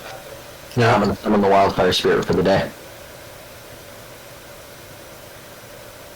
It's like, so, seeing Elaina appear, Jojo is just going to assume that. Seeing Melfina appear, Jojo is just going to assume that Elena's awake now, so she is going to let go of AARTI for the moment, turn to Elaina, and just like, okay, good, you're awake. Elaina, could you please dismiss your someone's familiar? Please? Pretty please? Very, very please? Jojo just points over to where she thinks the bat is because she's not actually looking at it. That looks like a bat. It's a fey bat. Oh shit. Oh shit. Okay, so sorry to derail this. The dude from the NBA just noticed the picture of him. Why is he wearing like a single leg chaps? Don't ask questions. It's fine. Because he half-asses things. He doesn't put his full ass into it. What do you half-ass, John? Also, I was gonna say this because I just remember recommendation while I was waiting while we were sitting there just jawing. Apparently, Seth MacFarlane finally explained the line from season 4. It insists upon itself. And it's just this fucking pretentious line from a teacher that he's like, even when he explained it, it doesn't make sense. Yeah, he's just like, so this has been trending, here's a fun fact. It insists upon itself as a criticism by college film history professor used to describe why he didn't think The Sound of Music was a great film. History teacher, but I never quite followed that one.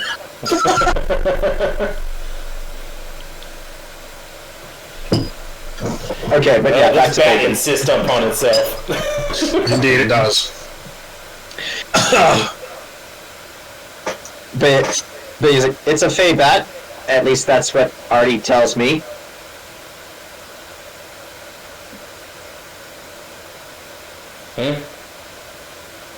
And if it's yours, could you please tell it to go away? You're muted, I think. We can't hear you, Mike. Why would I summon a fey creature? I don't know. That's not the point. Telepathically communicate to the bat and land on her head. Can you land on her head? Please. The bat looks at you and just kind of goes. I'm not even looking at the bat when I. Well, the bat looks at you and squeaks, and you understand fully, Mike. Yeah. And it says like, I can comply with this on one condition. I can comply with this. Always obeys your commands. Yeah, I know. I'll comply with this. I have one question.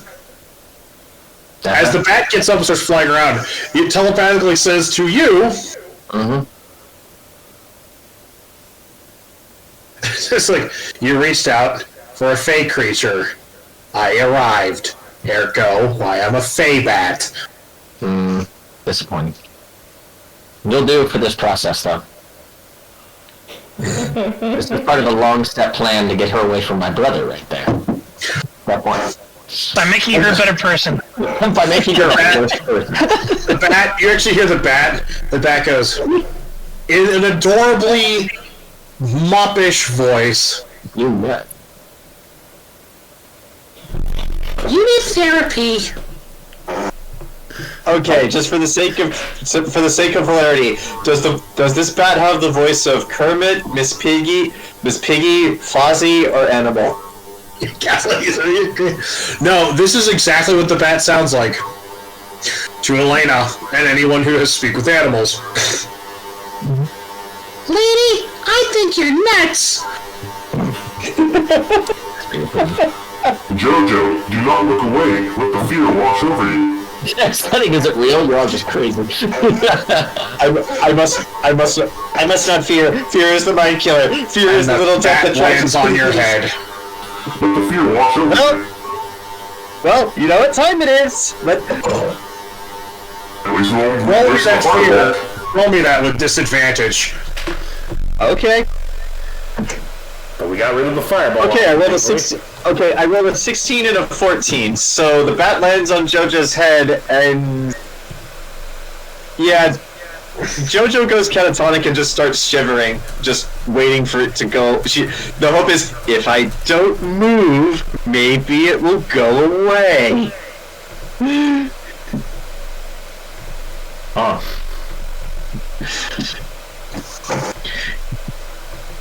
Actually, no. She doesn't move, but just she telepathically messages Artie. Artie, it's on me, it's on top of me, isn't it? Yes, it has landed upon your hair. It appears to be just doing that though, and not making any indications of attacking. Please make it go away. Please, please, please, please, please, and just ad infinitum. Communicate it out. Because you're saying this out loud. No, I'm saying it's via the message spell to Artie. It's telepathic. Oh, well. So I will look to Elaina and I'll just like... This is a practical joke, I would assume. I've been working with her on lessening her phobia of bats, but it appears we are still in the infant stages. Perhaps we could wait for another time for this. I mean, I guess. Perhaps it should not land upon her head. If we are to make her comfortable, perhaps we should have it just be near her, but not touching yet. What do you think? I mean, it's a bat. Yes, and she has, as you can see, I communicate. Do not tell anyone that I'm giving you commands.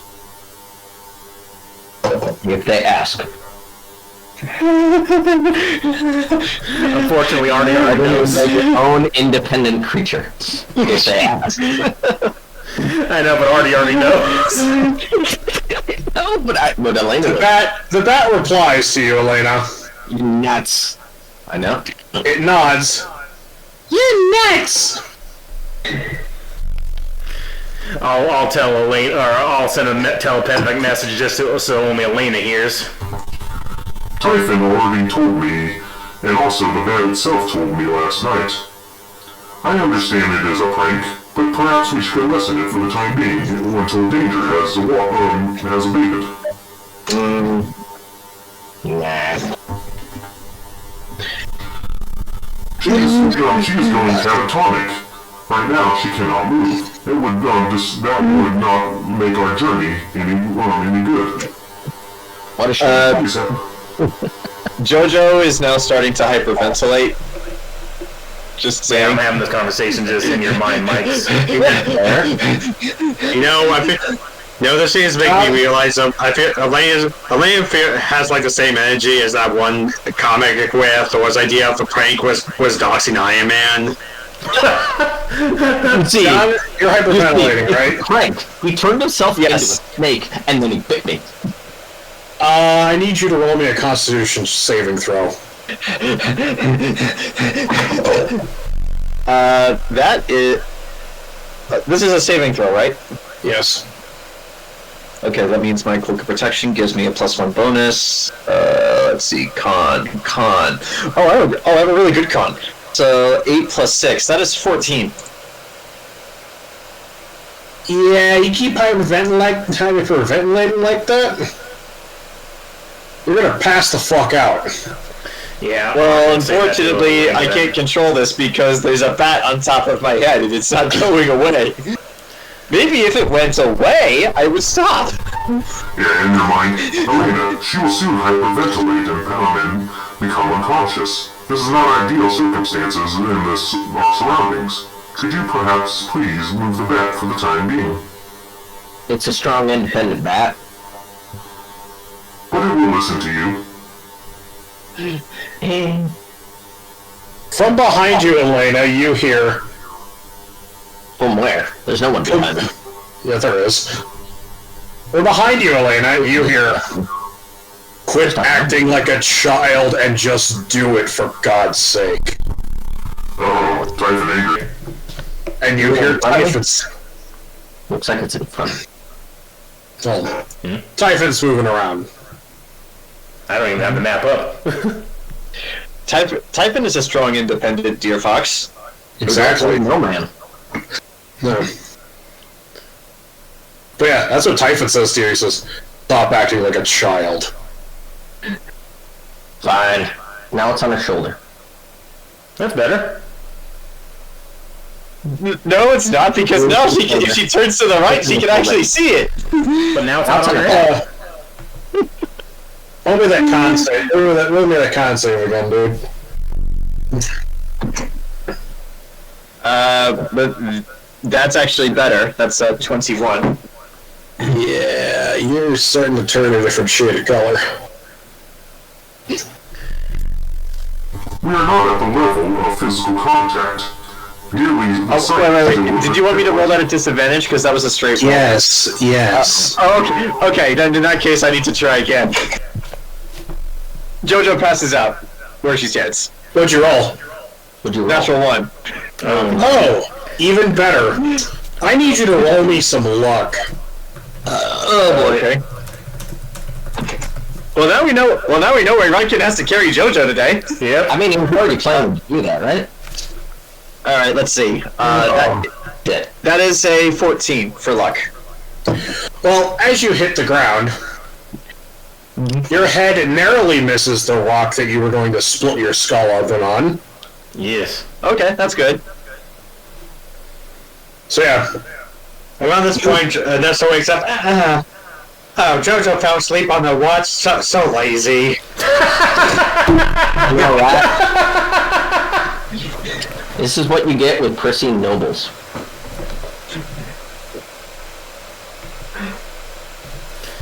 Is it...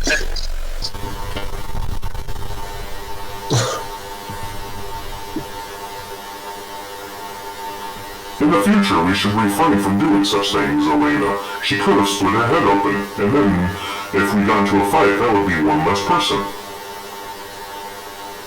Magic. Healing magic. That is a waste of a spell slot. Not really. As you're doing this and all that, I raised you better than this. You hear? Did I you know? raised you better than this. And Typhon walks off. Uh-oh. Oh, you made lost our Typhon Pokemon. mad. He's going Typhon walks into the trees. Trees? Wait, he walks into the trees? They start speaking Vietnamese. Typhon needs a minute to vent. He and Nifty walked off into the woods. Everybody hurts. Oh, great. Now our Pokemon's gonna get captured. No, he won't. Not yet. I mean, there's a cowboy out there and there's a fox. Yeah, but yeah, there's a cowboy out there. Who knows if he'll capture him or not? It might be Team Rocket for all we Save a know. horse. Ride a cowboy. Save a I don't horse. want to. Ride a cowboy. No. Adrian isn't here. Exactly.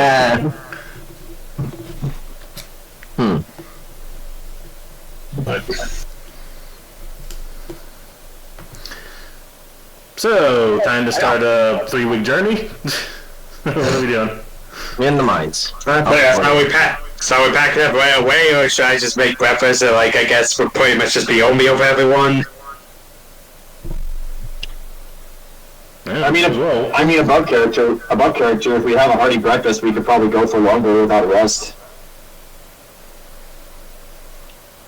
2 weeks of walking. Yeah, that's just making a meal. He's just thinking like, if I had the materials and I thought to make it, and if I thought to make up extra tortillas, we could have had breakfast burritos. But that involves like bacon, eggs, and a bunch of other stuff I don't have. Yeah, we should serve that to Celine when we get out of here. Oh, that'll blow her mind. But yeah, we eventually got to get a bag of coaling for you, because, yeah, we need to give you fresh ingredients that stay fresh. Mm-hmm. And then we can actually eat the monsters we encounter in the dungeon, because we can save the meat. And it'll still be ice cold.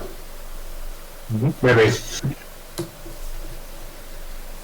So I guess let's let the T-posing Riken throw Jojo over his shoulder. Prank him bad. Mm-hmm. Somewhere in the distance, feel the anger, the hatred of a giraffe. Did you say of a giraffe? Use your aggression. Wow. Oh. She's underage. She doesn't care. I heard let the anger of a giraffe for some reason from Mike's. What the hell does that mean? Smack you with its head. Let the anger of a giraffe flow through you. I mean, have you ever seen giraffes? They're hateful motherfuckers. They gave us another round, that's why. It's a squirrel. It licks its eye. It just licks its eye, yes. Hateful indeed. No, they are fucking evil with small animals. Well, luckily we're not small, we're medium. Mm-hmm. It's like, what? Yeah, most of it comes from our world. Except for the giraffes. We banished those weirdos. Yeah. Then they eventually met one, and the result was worth the wait. Just looked up out of curiosity. Apparently, a giraffe is a challenge rating of 1/4. Oh my god, even Nifty's a higher rating than those things. Yep. This is why you never get beds with faces, kids. My Can't God. sleep, clown will eat me. Can't sleep, clown will eat me. Did you know Alice Cooper made a song based on that? Yes. Yeah, yes, I did actually. Can't sleep, the clowns will eat me. And if you think this isn't real, yeah, it's a whole thing. I don't doubt it. It's a joke. I mean, there are weirder songs based on other shit. I mean, it's actually a catchy song too. Lest you forget, there's an entire musical based on a small, like 80 pages of War and Peace. I digress. So, as the party coalesces, as the party kind of the song coalesces and comes together.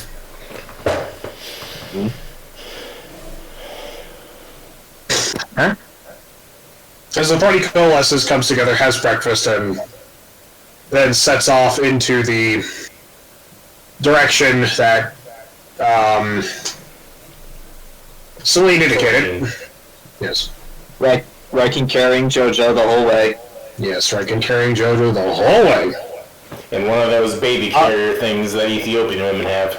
I don't know how he got the baby carrier, but he planned. It's just a bed sheet. It goes over the shoulder.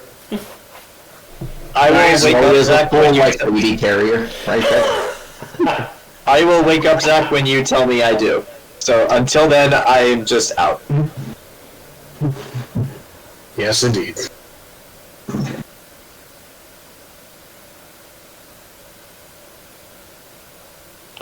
So she says it was a shortcut. Are we going through some sort of hidden door or something? You're walking through a forest. Of what? Sunlight for these things? That's a great question. There is no sunlight. And yet you have been walking for the better part of about 2 hours in a full-on goddamn forest. Like actual trees, or are these fakes? Actual trees. And we're talking And we're talking fucking redwoods. I would like to ask how. You know, when the Mighty Nine encountered an underground forest, not ate the fruit from one of those trees, it turned out it was very, very hallucinogenic. But yeah, redwood is friggin' they're the size of skyscrapers. What the hell are they? What nutrients are they getting? That's a The great corpses question. of their enemies. That's a quite great question. Yeah, I'll ask it in character then. I'll ask Celine. Celine, these trees appear to be of the sequoia family. How are they getting nutrients and photosynthesizing underground?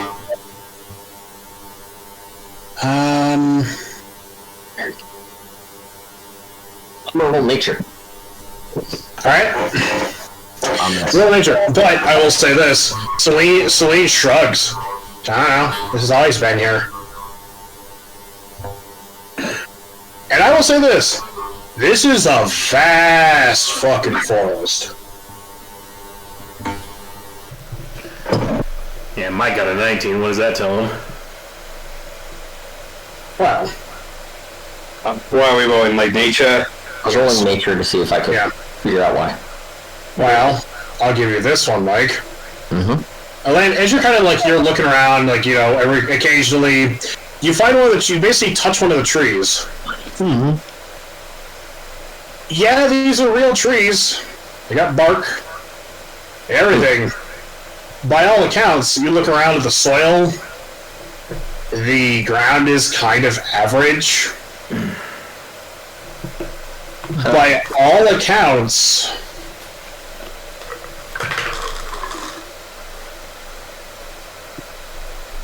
accounts, Doesn't make sense.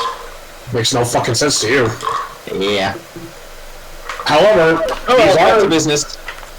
for all accounts, these trees are fucking real. Like, as real as anything else down here. Yeah. Yeah. And it's very weird. Like, it's like The one this. from these... Oh, go ahead. I'm sorry. I'm not gonna say, and as you are kind of like looking around and shit, there's a lot of fucking trees. Like, we're talking a full-on goddamn forest. I fucking called it! Of redwoods. That's the thing that's tripping me up. Well, remember what the name of this arc was. Zach posted it on the Facebook group. Let me see if I can find it again. Yeah, the Forest of the Dead. It's right there.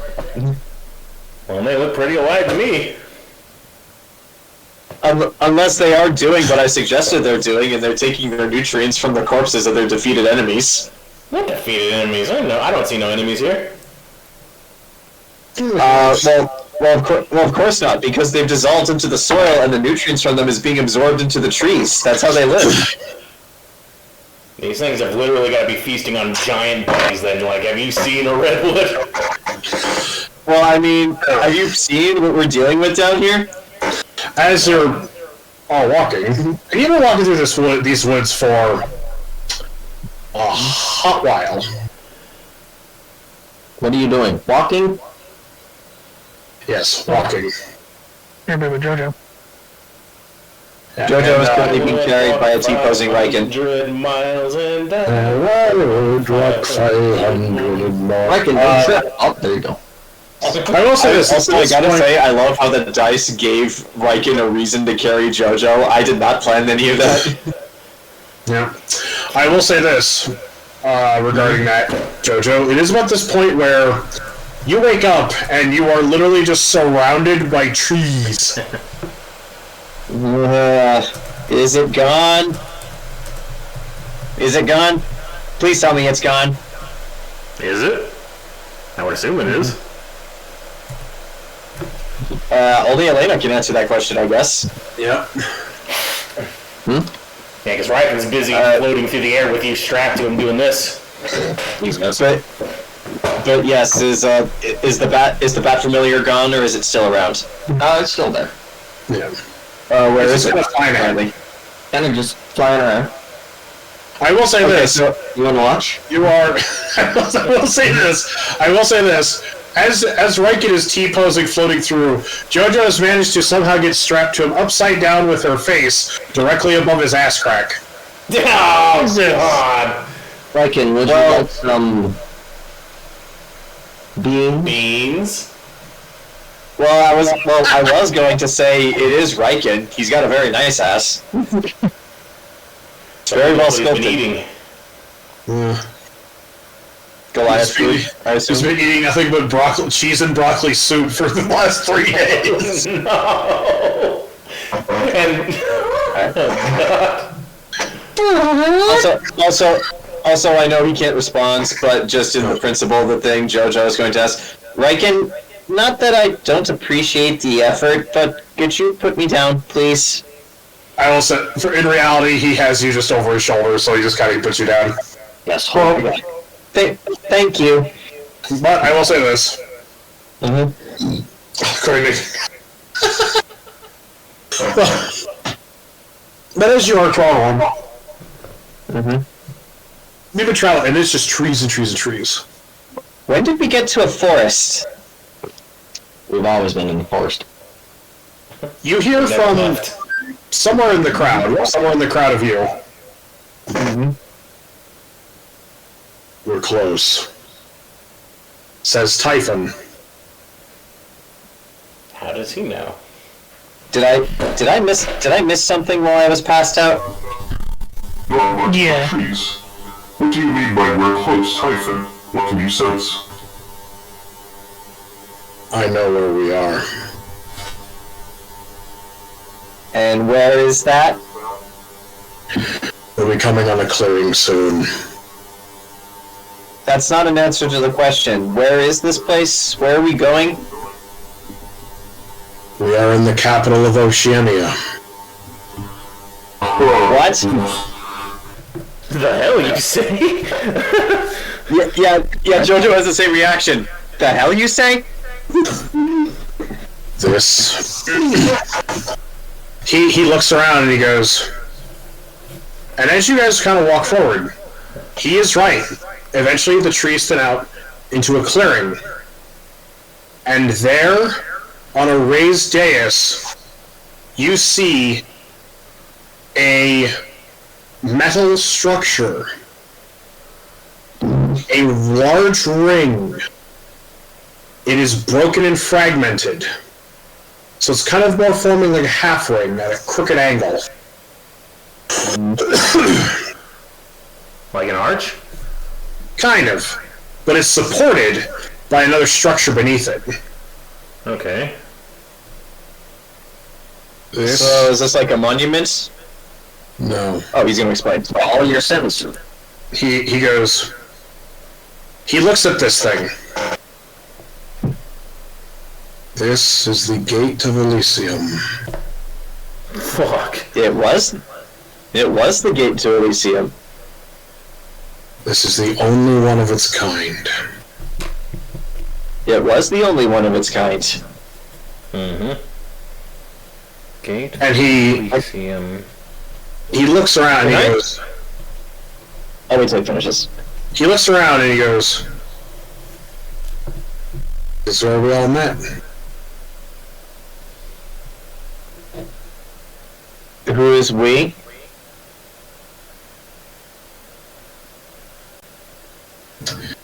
This is where we had the final battle. Fae and demon, all the nations of the world united against the Brotherhood.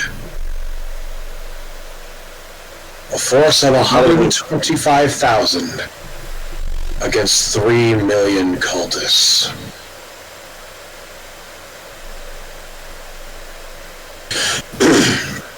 And Typhon kind of just sits on the steps of this thing. I would like to take a closer look at this, if I may. Actually, no, before I do that, I'm going to pull out my sketchbook and actually draw a picture of what this thing looks like. And actually add that to my notes. And is this Theater of the Mind, or is this the actual map you guys are looking at? This is Theater of the Mind. Okay, just to double check. It's this massive metal structure covered in runes and symbols and strange markings and metallic parts, but it clearly part of it was broken. Yeah, Jojo is drawing this with as much detail as she can. Okay.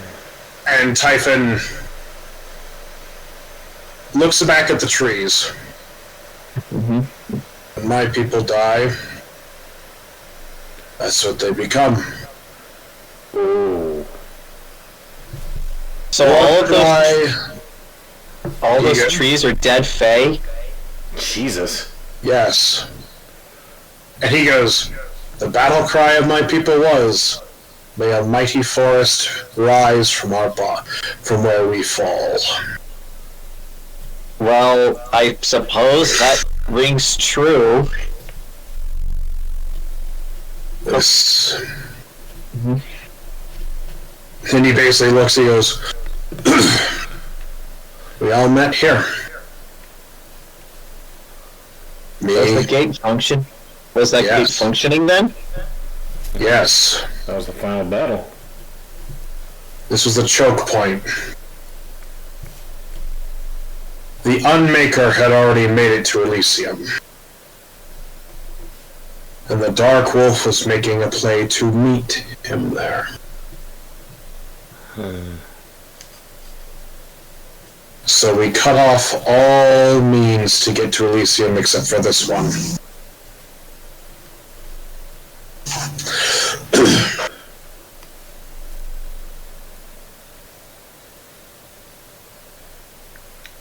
I understand. There's strategy in that.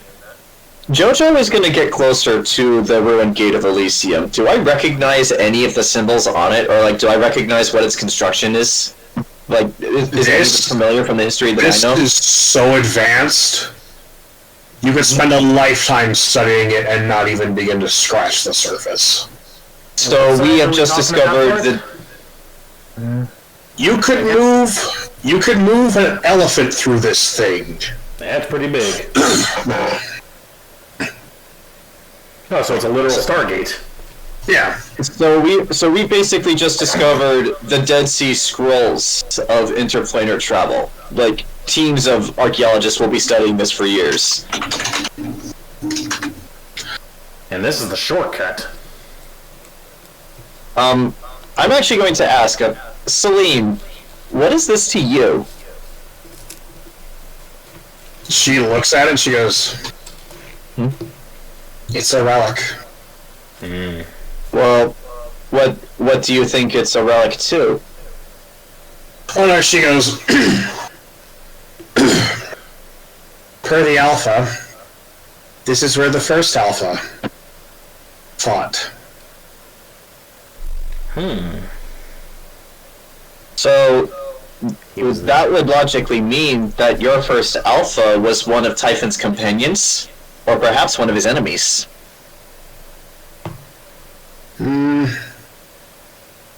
Roll, if you want to roll any further on the gate, roll perception.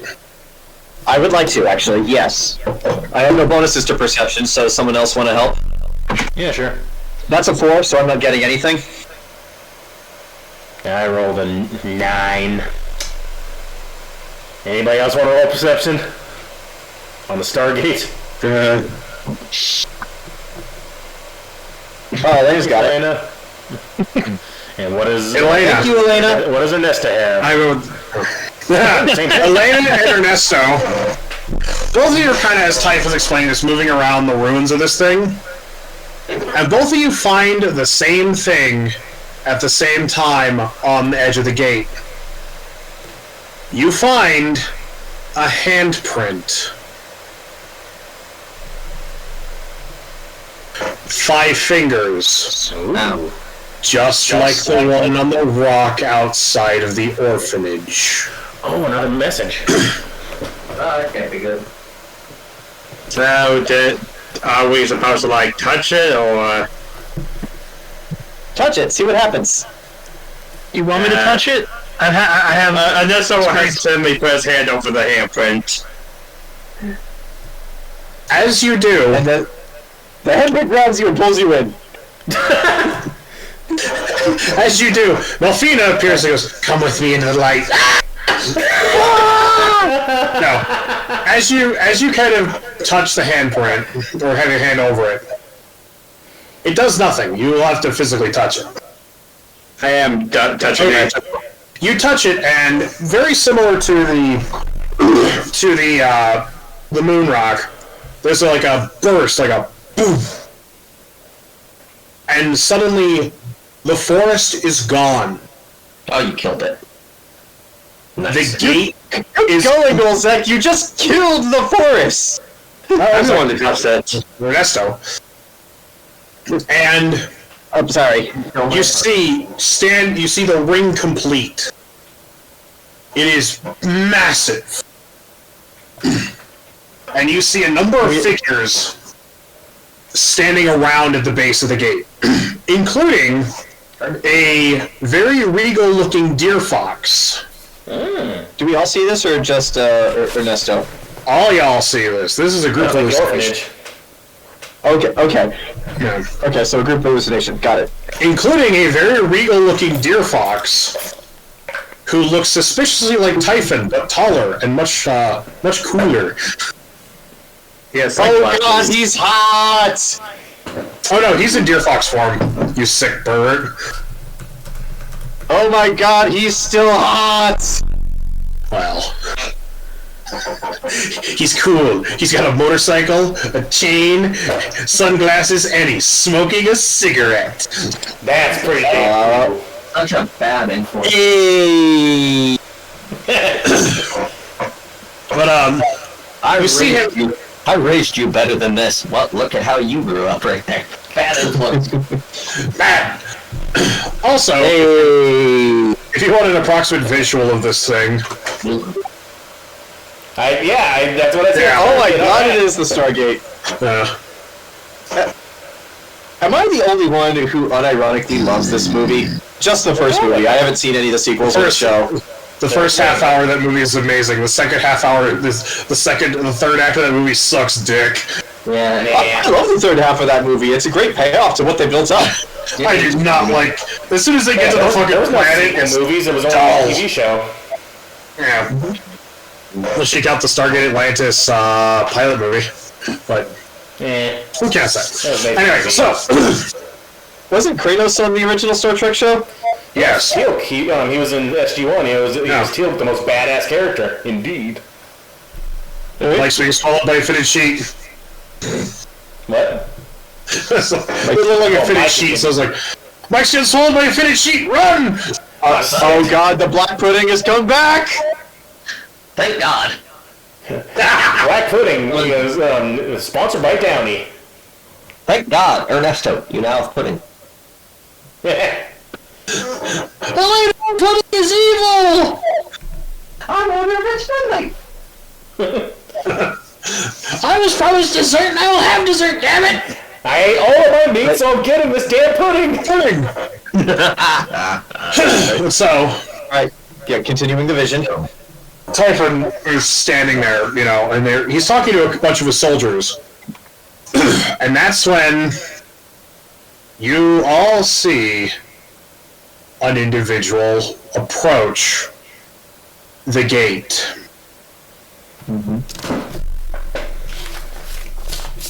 Actually, you see a couple of people.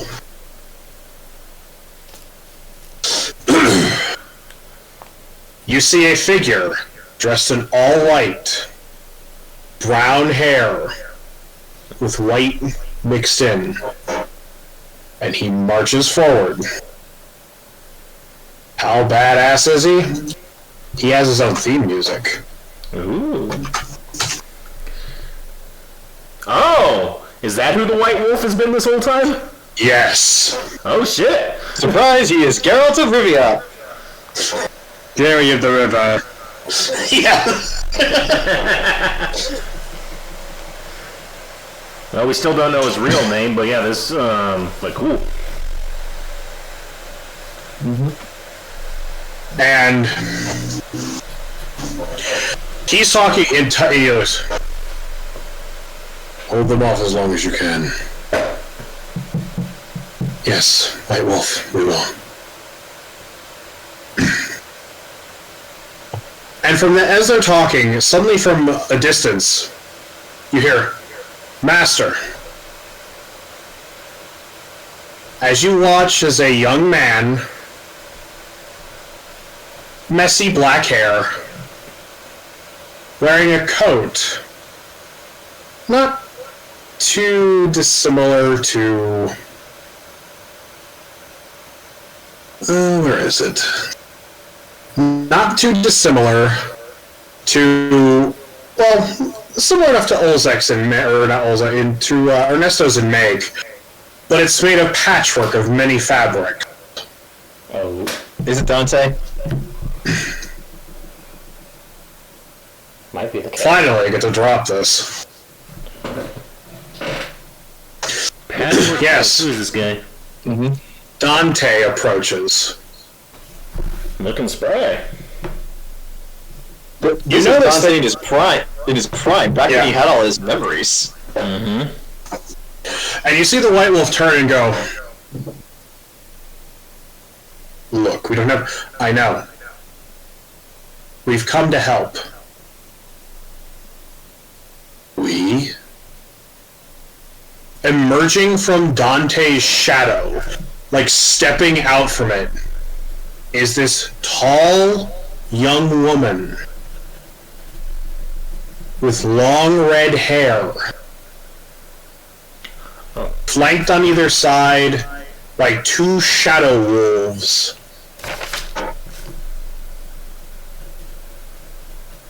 And on her arm, as you see in the image, you see the tattoo. You see a number of ring tattoos, one of which is the tattoo of a daisy.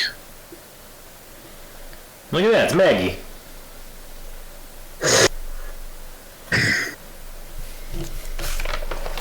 And the White Wolf goes, I don't have time for them, we know.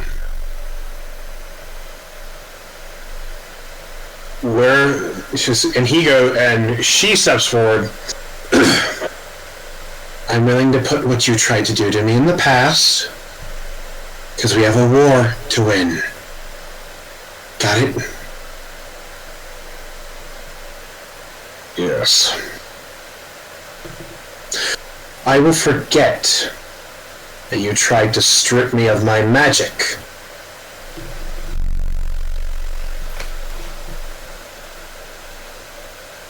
Is it true the Unmaker went through the gate? He's already in Elysium. Good. The seven of us will follow.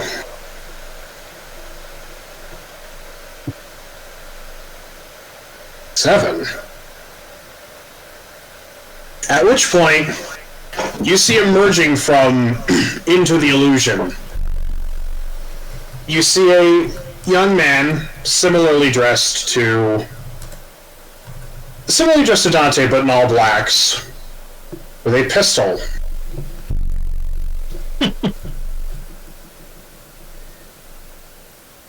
A paladin of the Oath of Vengeance. Yeah, we'll go take care of your problem. Ain't that right?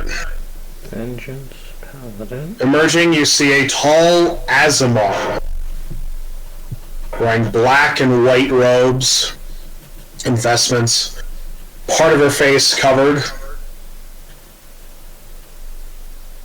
Okay. A cleric of the Truth Domain.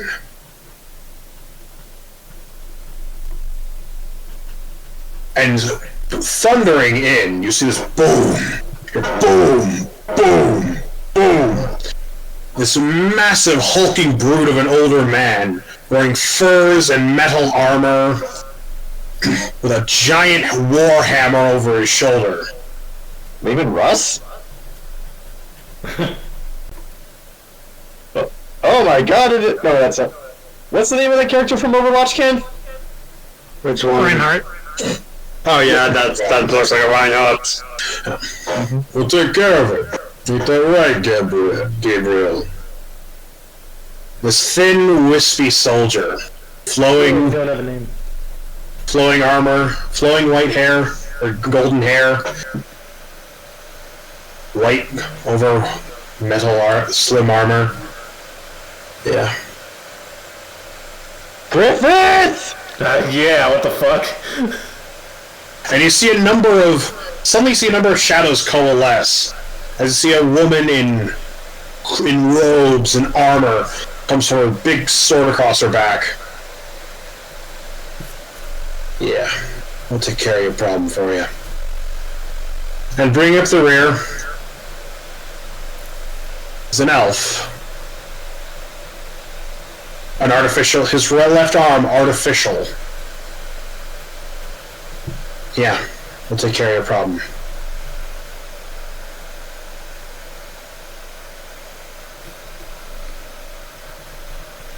I think you're going with them? And Dante goes, no.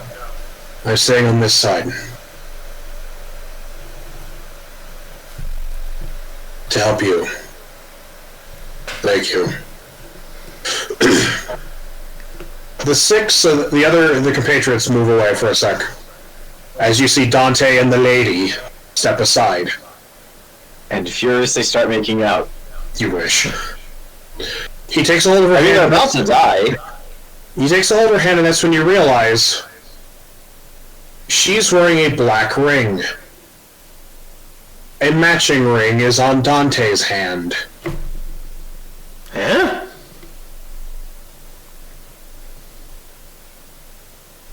Like, which finger? The fourth finger. 1, 2... The pinky? So, Dante, counting from the Dante has a wife? His wife's the nameless queen?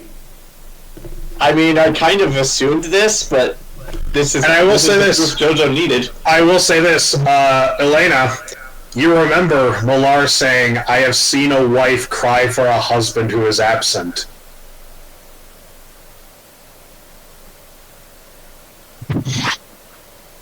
Yeah.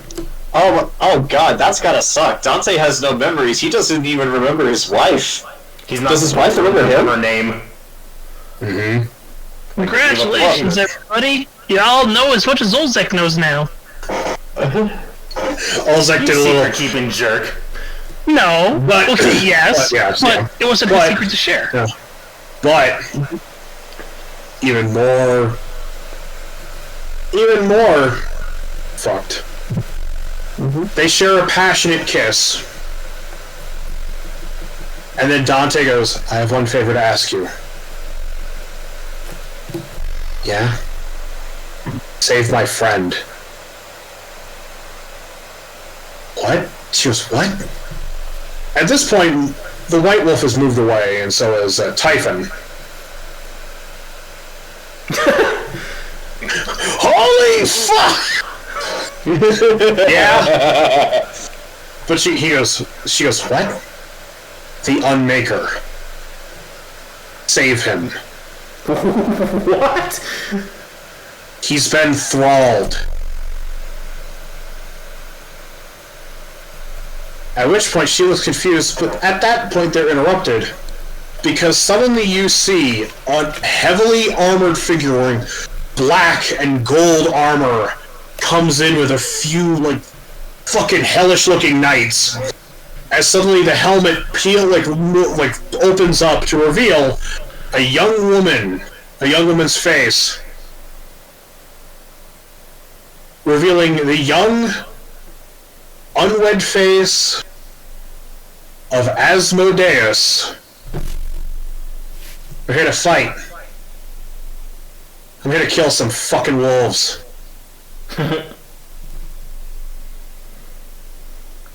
As at that point, that you see 7 individuals cross through the gate, and then the memory fades. Immediately as soon as it's over, while the memory is still fresh, Jojo is going to open up her sketchbook and draw, like, on the same page, every single one of the people we saw in that vision.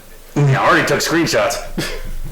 Yeah. Artie's, it's like you're in the movie theater and Artie just suddenly goes, oh my god, this is amazing! Pulls out a little camcorder, hides it in his pocket, like, but yeah, like every single one of those people, the completed Gate of Elysium, and as much notes as Jojo can of everything they said.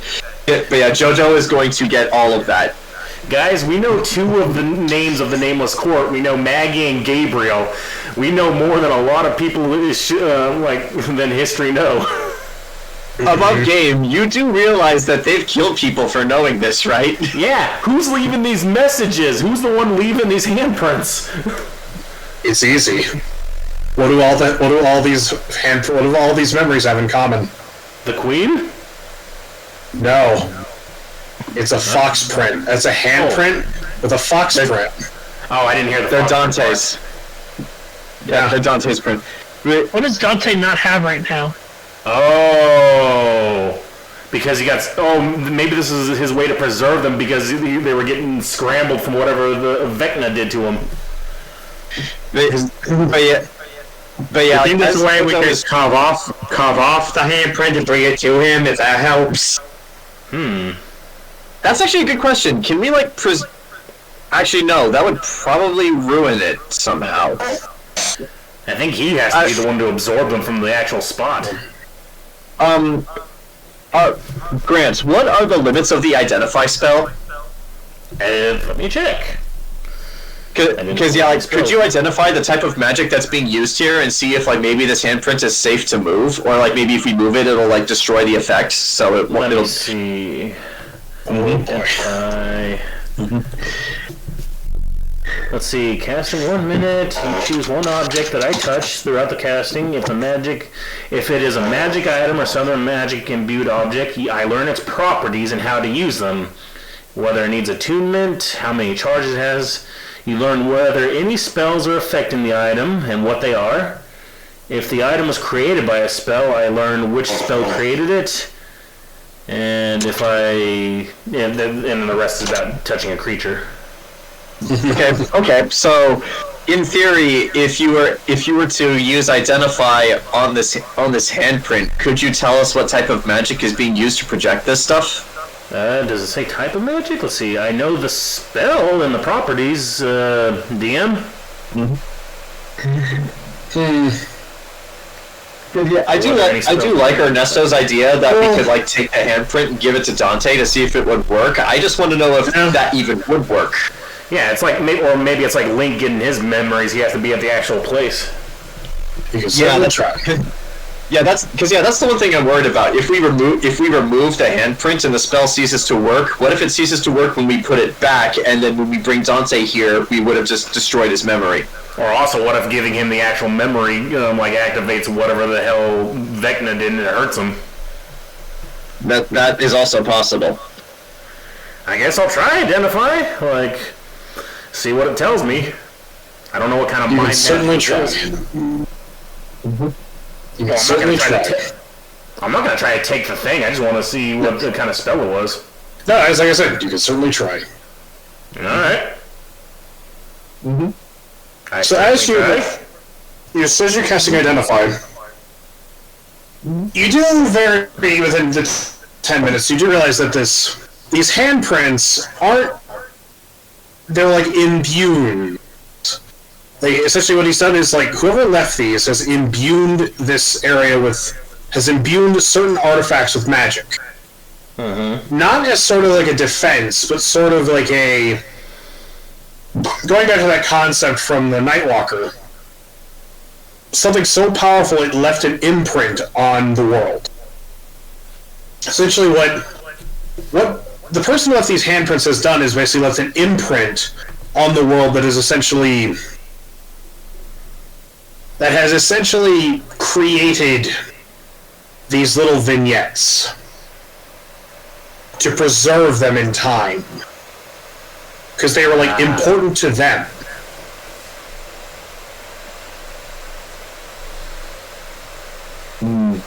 While you're also identifying the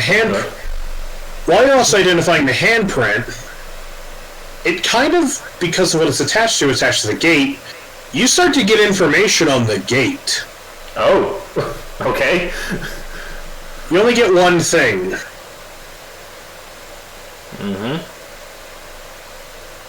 Gate.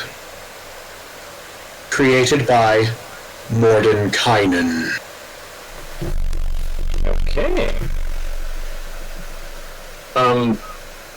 About game for the people who understand magic better than I do. The gate spell. Does the gate spell actually transport people to other planes, or does that have to be the same plane? That's planar shift. Yeah. Okay. But essentially what this gate is, it is punching a hole through realm space to go from one place to another. But the most important thing you have to know is, every gateway like this requires an A point and a B point, which means if this is point A, you know where point B is. But the problem is, if one gate doesn't work, neither gate works. Well, point B is in Elysium, right? Ostensibly, probably. Well, okay, this was created by Mordenkainen and not one of the other gods. That's, like, interesting. If it was created by a mortal, though, could a mortal fix it? You presume Mordenkainen was mortal. Yeah, that dude was already thousands of years old, thousands of years ago. But here's what you know about the game about Mordenkainen. Mordenkainen, first mortal to traverse the realms without the means of magic to enter Elysium to prove himself worthy to the gods to receive their godly gifts. Sweet. So basically he was the first person to go to heaven and just be like, I am worthy, give me a blessing. Okay. I made that shit with technology. Oh, he didn't make it with technology. He did it by basically crafting spells that should not have existed. Ooh, even better. Mordenkainen, he broke the rules of magic before there were rules. He's the reason why there are rules. But going back to my point, someone who is not a god made this thing. Now, assuming that this is something that Dante would want, if he doesn't want it, we don't have to do this. But if he wants it, could we fix the gate? No. Yeah, this is beyond your understanding. This is all the identify spell notes. It tells already about the fucking handprint and how that works, and then it just tells him. It told him only two things about the gate. It's a gate. It's made by Mordenkainen, and that's as far as it got. Yep. Essentially, this thing is so complex that it would. Wait a minute. If all these things are memories of Dante, back at the orphanage, was he the friend? The one that they who had whose uncle or aunt or whoever was running the orphanage? He called Verona his aunt. So was that little kid that was hanging out with the little nameless queen? Was that did he look similar? Did he have dark hair and everything? Yes. Oh shit! So these aren't. So Dante was way back then too. So he was shedding his memories because in order to preserve them, so he had to keep them safe from something. And he's the only one that knows the Nameless Court's name. Like two of them at least have already been revealed to us. We shouldn't even know that. But if you think about it, if he's married to the Nameless Queen, he knows her name. That's very dangerous knowledge. Uh-oh. We don't know how ancient marriage traditions work. If they figure out what Dante's full name, if she took his name, then they'll know her full name. Well, now think about this. She's the Nameless Queen. Mm-hmm. What does that make Dante? Either the named or the nameless king. Well, he's a named. Oh my God! Dante is the king of heaven. Dante's the king of heaven. Well, he can't get in heaven anymore. That's probably on purpose. Also, think about this. Why did they abandon their names? Because names have power. If you know someone's name, you have power over them. That's why they abandoned their names, so that no one could have power over them. If Dante knows their names, that means he has power over the Nameless Court. But he forgot them, but now we know that shit. What does that make us? We know Maggie know all and of them. Gabriel. We know 2 of them. That's still more than most mortals know. Well, Okay, so as somebody who hasn't read the Dresden books, how much power do you have someone if you know part of their name? A little bit, but that's full names for that. Okay. Fake stuff. I'm going to give you this much. Yeah. Above the table. You know their mortal names. They are no longer mortal. That's true. You have no power over them. Well, I'm not trying to get power. I'm just saying this. No, I know. I'm is just something saying. people want. I'm just saying. They're mortal. They were mortal. Now they're not mortal. You only have their mortal names. Well, we have their mortal names, but we know someone alive and working for us that knows their names. He just No, no. They are no longer mortal. Therefore, their mortal names no longer have power. And he lost his memory around the time they ascended, so... Yeah. Okay. Oh, I'm just throwing that out there before you chase that rabbit hole. Before you chase that rabbit. No, I know. Yeah, I just know that the fact that us random chuckle fucks have found 2 of the nameless courts names are like, oh yeah, this is dangerous information, even if it doesn't have power. Indeed. Yeah. But yeah, like this still begs the question though. Did Dante wipe his own memories to protect them? No, they said the Dark Wolf did something to mess up his mind, so maybe that has something to do with it. Well, probably, but like, if we're going off of the whole names have power thing, what if part of that was doing that to himself to protect them? In which case, is it even safe to give him back his memories? Also, he said the Unmaker was his friend and was thralled. What the hell's up with that? That's also another mystery, but one I don't think we're gonna solve here. Not till the next boss fight, maybe. But yeah, like what if Dante is in like a total recall situation where just like. but yeah, like for Dante, what if this is like a total recall situation where just like he spends the whole movie searching for his memories, and then when he finds them, he's like, wait, I'm the bad guy? I've been the bad guy this whole time? Elaina, because Ernesto put his hand on the handprint, I want you to roll me perception. Oh dear. I swear if she hears a spur. We're gonna get into a boss fight, aren't we? And that's gonna be the next session that we have to wait 2 weeks for. 3 weeks, actually. God damn it, Zach. Oh no. 2 plus 4. That's a 7. That's a 1 and a 2. I was gonna say this is 1 plus 2. Oh no. Yeah, you kind of are as the two was always kind of speculating. Elaina, you're just kind of like walking around taking a look at this thing, but also it has slowly dawned on you. This is a forest, and every single one of these trees is one of Typhon's dead soldiers and/or friends and/or family. Light it on fire. Okay. Like every single one of these fucking trees represents one dead fae, and there are thousands of trees. This is a good forest. I love this forest. Because the fae should be dead. So, this is literally a graveyard of people who died, so that way the world could live. Alright. They're ready now. But, actually, more for luck. Futures in the pot. You could just say we failed right there, Zach. I know. For luck. Alright. For luck. 2. Getting nothing today. Yeah, you actually, as you're kind of like looking around, nothing. This is a good you forest. lose. This is a good forest to burn. You trip and fall on your ass.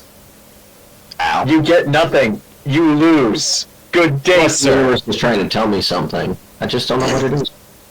The universe is like, look up, look. I ain't looking up. It's a nice looking brown there. But bad on the other hand. Master, I see something the universe is. What do you mean?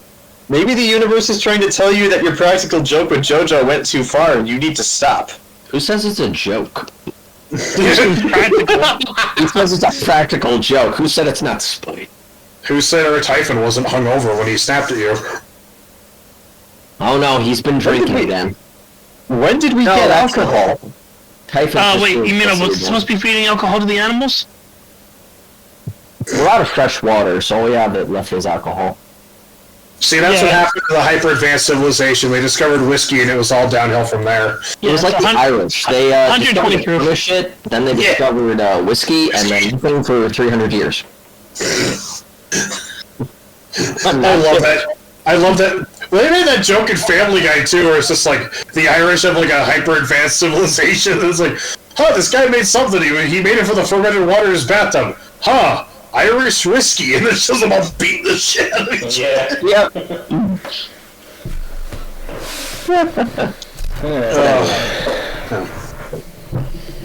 Alright, what do? Nothing. Well, suffer and die. Yeah, I know. What hits us now that we all like our lookout field? Well, I suppose since after I finished drawing my sketches, JoJo was gonna ask, Celine, is all of this familiar to you? In the absolute vaguest sense of the world. Okay, that's definitely something. But okay, Typhon, I suppose this would be more of a question for you. If we're in the capital of Oceania, what else is here?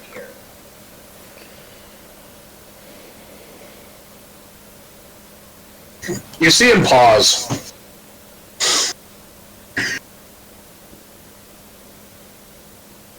Oh, crap. Is that an oh crap as in something we need to worry about, or oh crap as in it's a bad memory? No, you see him kind of...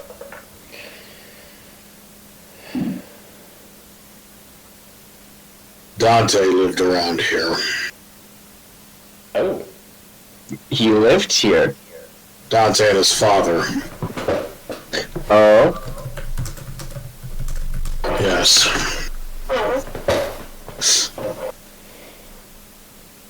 Oh, Riken live here too? I actually kind of agree with that. Can we go to his house? Dante, well, you see Typhon go, look, this place has changed a lot since... He looks around, you see Typhon look around, and you see him go, look, this place has changed significantly since the last time I was here. Oh, I don't doubt that. We would have to, he's like, I have a vague sense of direction from here, but even then, there's no guarantee. Well, okay then. How about the person who lives down here? Celine, do you have an idea of where we're supposed to go from here? Who the fuck is Dante? He's a friend of ours. He also lives on the surface. It's an incredibly long story. Olzec knows more details than I do. I do, actually. Yeah, maybe if there's any more structures around, maybe she would know instead of just forest. Well, yeah. She goes, well, there's some old buildings about an hour, and she points that direction. Is that on the way to where we're supposed to be going? It's a bit out of the way, but considering what? Side quest. Yeah, she was a bit out of the way, but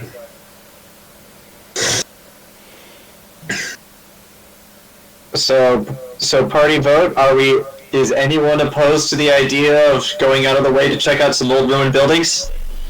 I mean, if Typhon went oh crap, it seems like something that might be worthwhile. Yeah, I'm in agreement.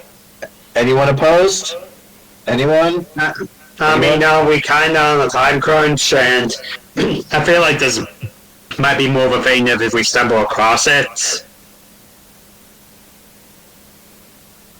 What's an hour out of a whole 2 weeks? Yeah, we have to journey for another 2 weeks to get here. So yeah, like what's an hour? Well. Yeah, Artie would be more articulate with it, like if going the side quest. But only if Typhon thinks it's worthwhile. Yeah, what does Typhon think? Typhon kind of goes. He shrugs as only a deer fox can shrug. Mm-hmm. Yeah, his shrug makes us jealous. He tries to shrug, and then he tries to shrug, and then he makes a squeaking noise, and you see Nifty shrugs for him. A lot of problems. He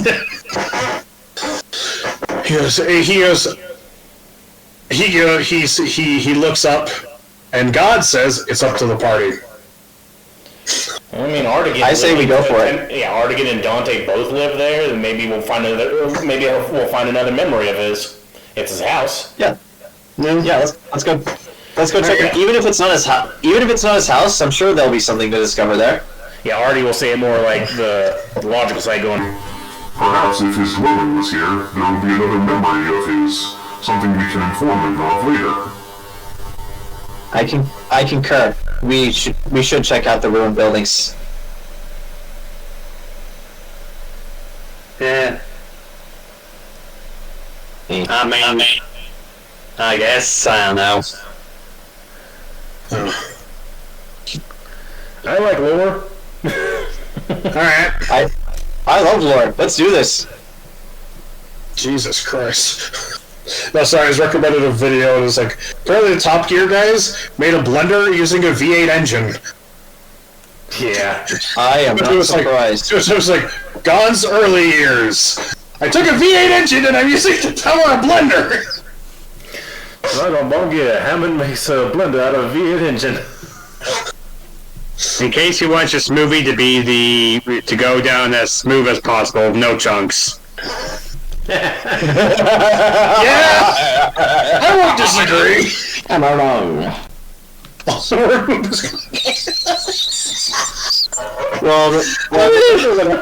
Remember what happened to Paul's son. Well, no, my favorite thing about Dune is basically like, oh, Dune, it's the way we should do shit. It's the way we should do this. We should blah blah. And meanwhile, the author's is like, I wrote this as a treatise against colonization and the fucking martyr system, dude. Jesus Christ. Plus religious organization. Yeah.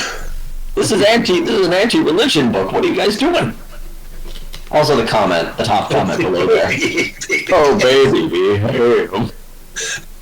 Thump. I mean, yeah, they call it a thumper. A humper. Alright, let's go get some more lore dump and then lead whoever's the cowboy or whoever the fuck's behind us right to it. Yep. I mean, it's not like whoever it is, the cowboy's gonna stop. Oh shit! Yeah. They're stopping to go view the park. I'll put up camp myself. Nah, shit, I'll let them watch the videotapes. I'm not that rude. How's Olzec doing here? Olzec's fine. Olzec, who has not said like more than one sentence. I imagine Olzec's like that tourist who's like totally cheap. Like Olzec's that tourist where everybody's like taking photos and shit. Olzec is just like drinking in the experience. Yeah. Olzec's giggling behind his hands going, tee hee hee, I already knew all this. For this session, Olzec will be played by United States President Calvin Coolidge. Let's see if anyone notices. Hi, Calvin Coolidge! Because he doesn't say anything to anyone. That's why. It's like when one of the vampires gets hypnotized because he's sleeping by another one, and it's make him on his side and also talk like a great presidential leader. So he keeps speaking in quotes from Nixon. Oh my god. What is this from? What we do in the shadows. Oh, it shows him like Nixon stuff while he's sleeping. My dad's actually started watching that show, but then he stopped. He's like, "Hey, John, you ever heard the show What We Do in the Shadows?" Yes, actually, I have. But alright, but yeah, like, I'm just imagining he's also giggling, going, oh, they're finally figuring out how to do all this, like, months ago. Yeah, it took me some time to figure it out, to put the pieces together, but yeah, I've had a lot of these puzzle pieces for a while. What's the Spider-Man 3 thing where Tobey Maguire's doing that weird lip thing, like, he's just looking at us the whole time doing this?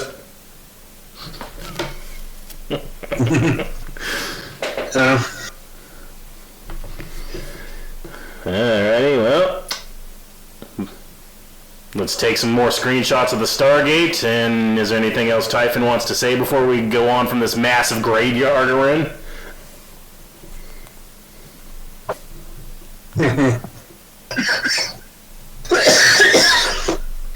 Does he go to any particular tree to pay his respects, or is he just trying to move through it?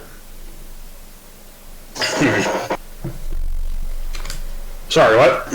I was just asking if Typhon had anything more to say, like, does he go to any specific trees to pay respects or something? No, actually, before you guys start walking further into the forest, Typhon pauses for a second. Mm-hmm. And you see him kind of like look up, and he lets out you see him take a deep breath before he goes, oh, lets out a low howl, and as he does that, you watch as all the leaves on all the trees in the vicinity suddenly, like, begin to glow a bright blue. Attack! Oh. You ever seen that happening? Roll for initiative. We have to run to outrun the trees. Roll a constitution. You have to outrun the trees. 30. No, he howls, and suddenly you see the trees all start to glow, and then suddenly, as you're walking, these, like, spectral forms of these, like, what he looked like in his, like, full upright form. And other fey creatures in, like, armor, armed. As you walk past them, you see them all, like, kind of just, like doing, like, little motions. Like, you know, some of them are marching, others are, like, preparing weaponry. And, it's basically, as you're basically walking through a living memorial to all of these soldiers. Well, that's not depressing at all. And as you're walking, you come across one tree that is, like, as you walk towards it, Typhon suddenly stops. I know that tree. And, Elaina. Mm-hmm. Yeah. I want you to roll insight on Typhon. Ah, there we go. I am proficient in that now. Like, I got that from being a cleric. It's +7. No. 22. Really high. I'm insightful now.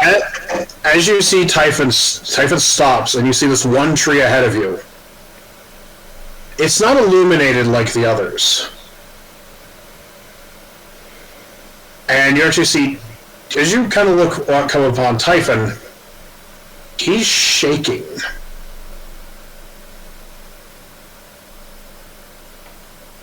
Kneel down, Typhon. Like, are you okay? And you see him just like, no.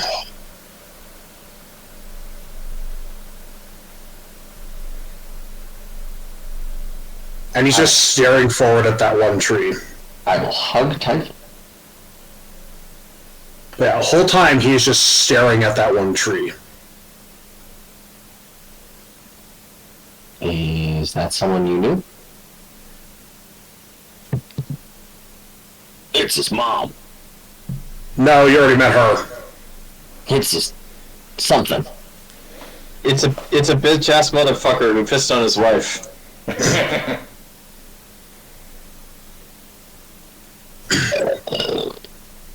But he's staring at the tree. It's like he's not saying much to you.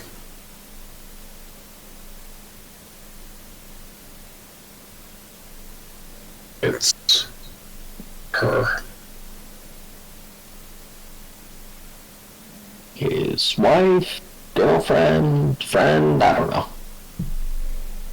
Well, you recall, Typhon was engaged to be wed. Oh, brother. Oh. Time to use those feelings, Elaina. Pat, pat.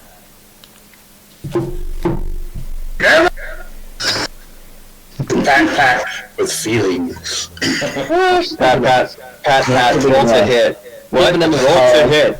Right there. Roll the hit with your pats. You fucking brain him. What the fuck? He was too depressed, and put him out of his misery.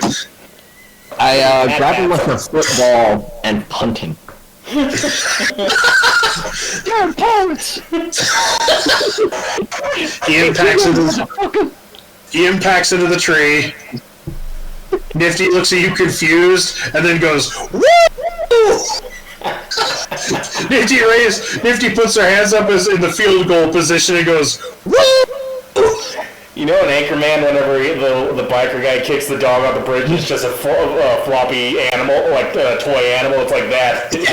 The scene, it cuts real quick, and it's just a stuffed toy hitting the thing.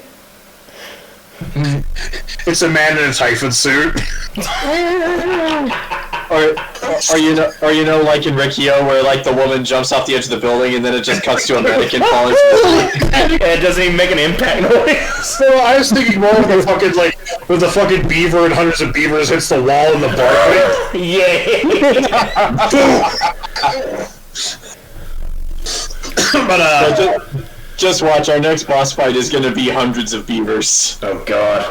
God, that'd be amazing. Anyway, but no, you hug him and Typhon is sobbing.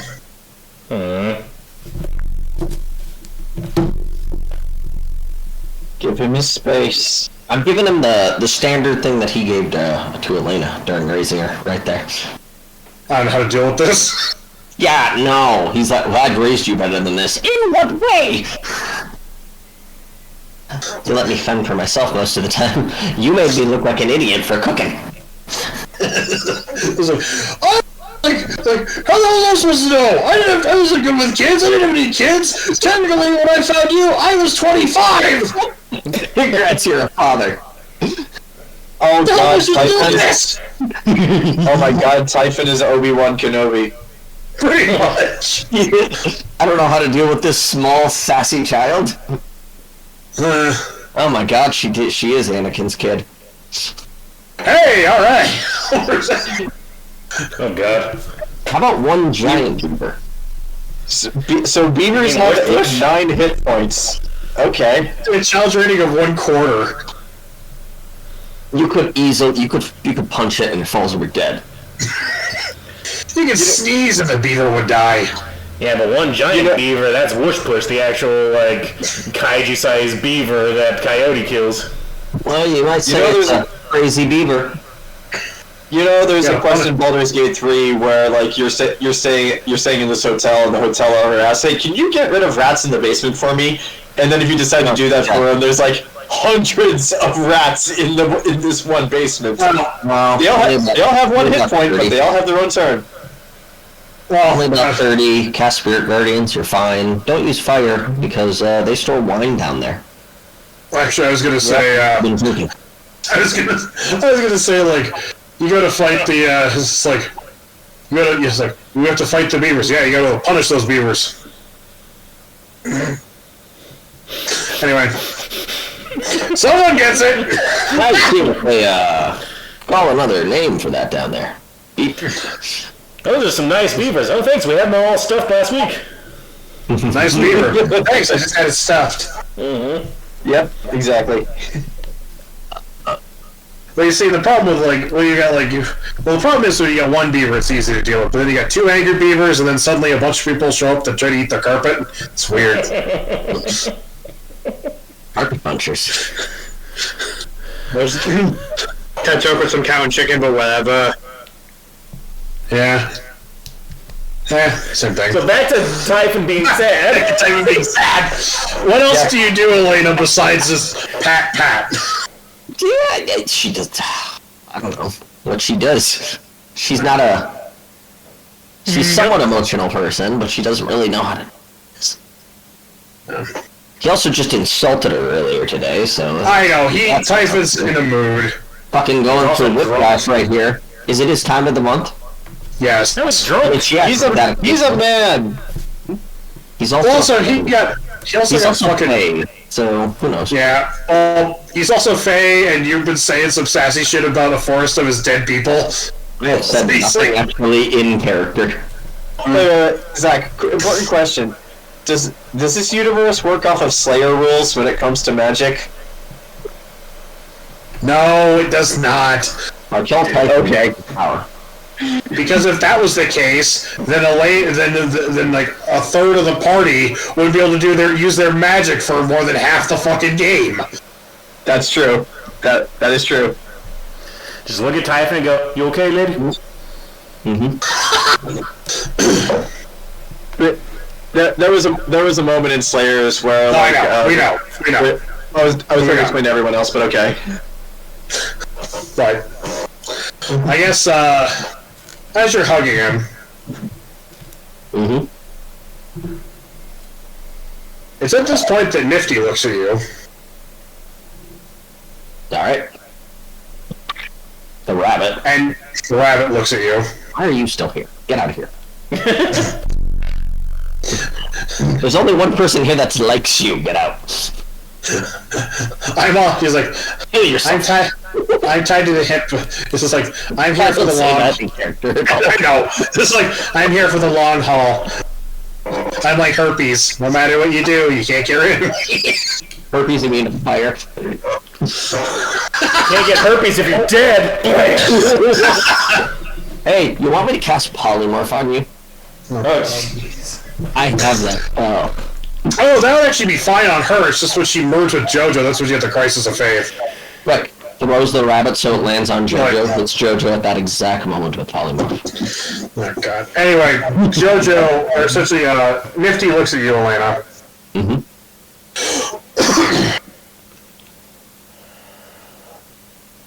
And at this point that Nifty is looking at you.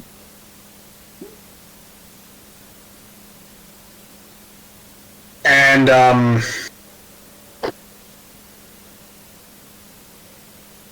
Nifty says to you... Yeah?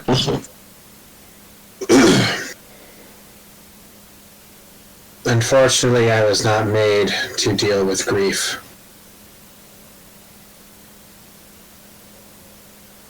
That being said, based on how he has talked to you and how he interacts with you, I would presume that as his daughter, you would know how.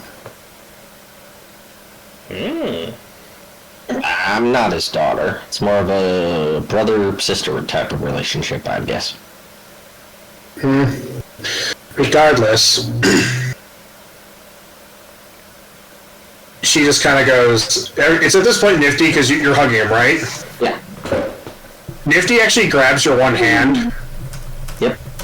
And she kind of puts it, like, between, like, on Typhon's head. And just starts moving your hand back and forth. Well, that's how I became my own grandpa.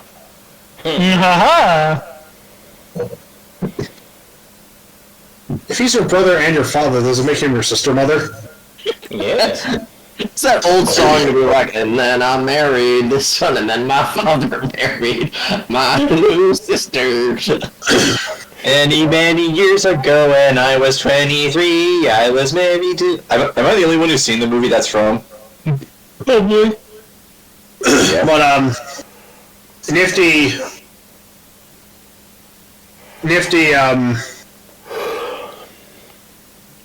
perhaps in the way you are working with... She looks at Jojo and goes, the blonde one. Not even acknowledging her name. Ouch. Oh, Yeah. talking about Jojo, eyes glazer. Well, no, she says, the blonde one. Oh, yeah, back, go in, Jojo.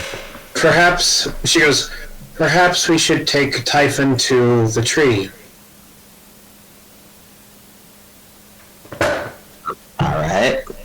Taking Typhon to the tree, I guess.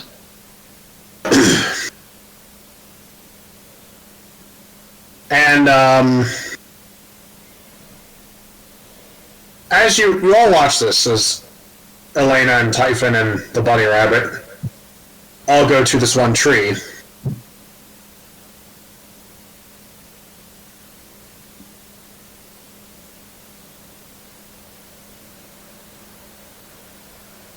And as you get to the tree, Nifty then looks at you, Elaina, and goes, based on my observation, I think we need to sing. I cannot sing, I can only play back recordings. And you see her, you see her kind of look at you, and she gives you a look that conveys, for him, please.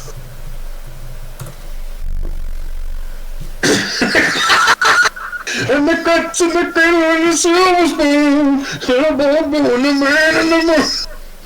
It's the thought that counts. Give me a sec. I have one. Oh, well, My one's fine. Give me a sec. Well, I'd say she more figures it's like the howling thing. But if you want to do this, be my guest. I see the bad moon rising. That's it. I can do a song my father used to sing to me and siblings. I don't have the best voice, so we'll see here. Neither do I. Yep, somebody some. They found me. Suddenly Elaina I heard launches. you was gonna do karaoke. Suddenly Elaina launches into die, motherfucker, die, motherfucker, die, motherfucker. Performance, that's... I have a +0. Actually, no, that's really high. There we go. So I got a 16 performance. Ooh. Oh, shit. There we go. I've been saving this song for a while. I was going to use it in another situation, but it's never really worked out well with the person. Guys, give us something.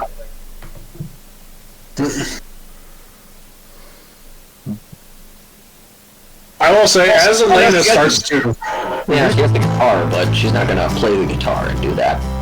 You're trying to hold Typhon, you're trying to cradle Typhon. No, you're not important. I need to jam out. Here's my solo. Here's my solo. Get on my level, Ernesto. But I will say, as Elaina's singing to Typhon, you all watch as this one lone tree begins to glow. Oh my god, it's radioactive! That can't be good. A deep fuchsia. And suddenly, Elaina, you look, and you see this young woman. About your height. Flowing hair. Just kind of watching the performance. It looks like she's watching the performance.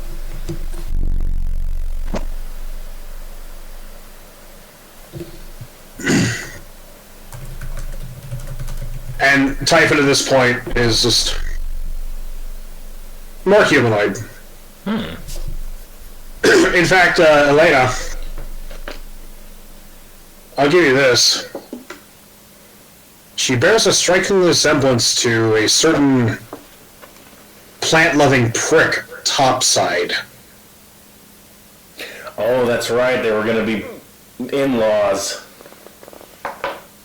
As the illusion of Flavia just kind of She doesn't do much, but she just kind of stands there.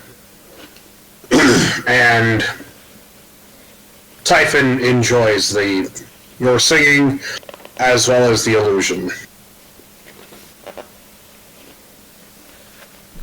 As it ends, Typhon,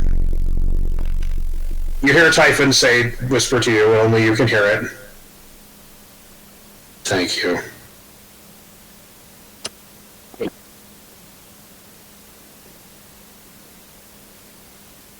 And you put Typhon down. Nifty stands next to him for a minute. And then Nifty Nifty climbs up on top of Typhon, the way she's been, using him as a steed. And she looks at you, Elaina, and she simply says, "You're a good bean sprout." Thanks, I guess. Almost done. I'm having fun. I like the lair. But I will say, after about another 20 minutes-ish, you come across the ruins of several buildings. Let's walk right past. Oh, there's more than one. I ignore the buildings and walk right past. I didn't sign up for this side quest right here. I'm gonna knock it off, start tracking the main quest. I'm getting it out of my inventory. There's some valuable loot over here. Shit, going back to the buildings. There's also like, hey, it's like, hey, we got boss weapons here. Boss weapons? Right down the road. Hey, look! It's a safe full of bottle caps! Mine. You know, it was funny, when I started playing Outlaws, I asked Jayson, since it's a Star Wars game, hey, how long is this? Did you ever finish it? It was like, oh yeah, it's not that long if I just go breeze through the main story quests. What if you do all the side quests? I don't know, I never did all the side quests. Hey Jayson, did you know that there's a Crimson Dawn outfit you can get if you do something for them? No, you should do the side quests. But, back on bacon. Would you like to collect the eggs? Yes. Yes. I have collected all 800 eggs! Yes. Okay. If you want the true ending, or my other favorite version of that is I collected all the pine cones. But like I said, back on point.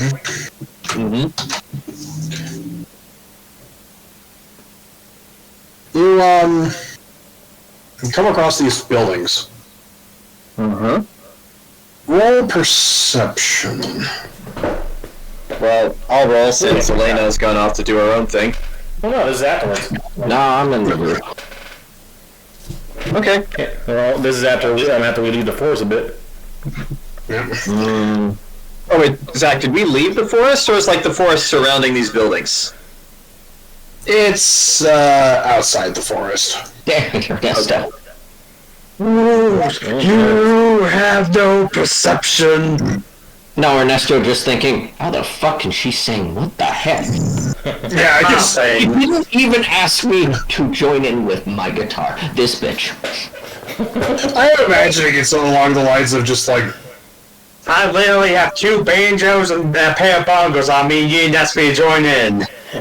She literally has a pro guitar that she keeps forgetting to give to us.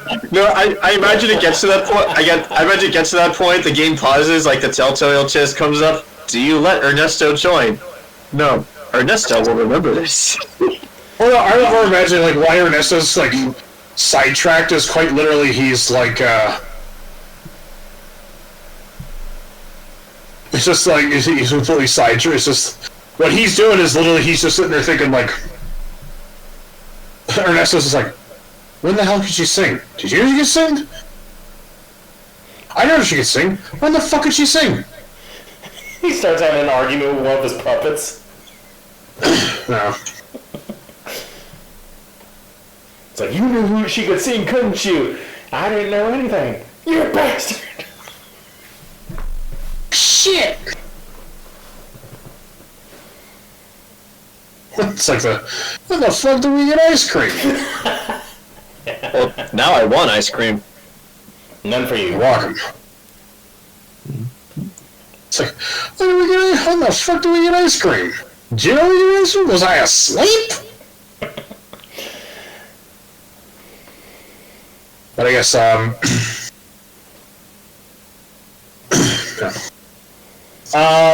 Jojo and Artie, you're both kind of more or less distracted by the fact that, there's, by the ancient world architecture. Okay. Hey, screenshots. Click. Hey, Artie. Without magic, how do you think they got these buildings to stand up the way they did? Artie will just start belting out about architecture and all that stuff that Zach loves, engineering and whatnot. You know, for this area of expertise, Zach could probably say exactly what Artie would say, and it would all be correct. Mm-hmm.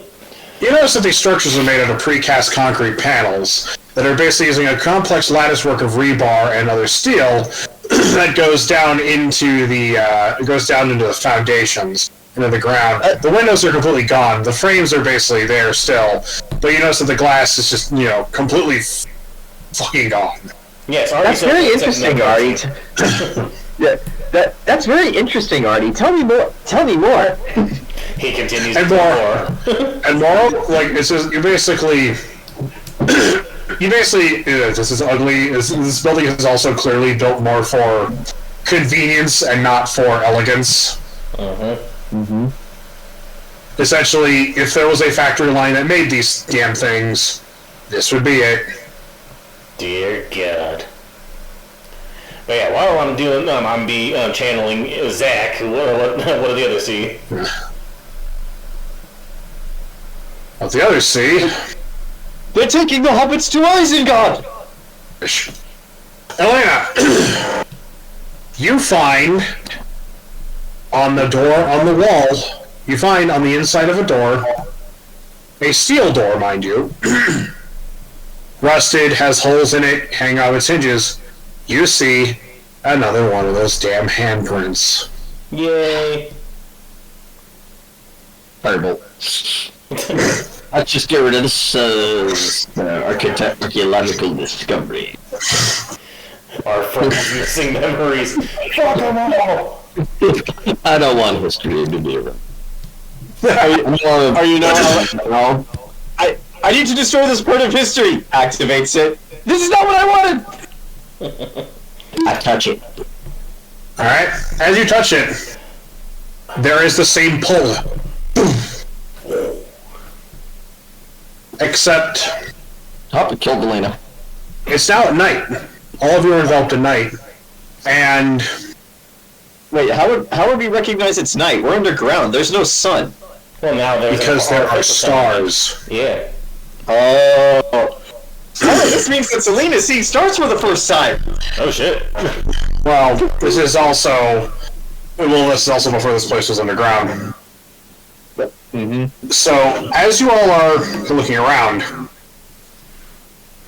you see fire, burning metal, steel. You see a crashed vehicle in the middle of this square. You see basically personnel trying to put out the fire. You see people rushing with medical aid, pulling corpses out of this thing. On these large screens, you see footage of some place under battle. You see basically buildings burning, collapsing, and you see in big bold letters scrolling across the bottom, Elysium has fallen. The siege has broke. Elysium has fallen.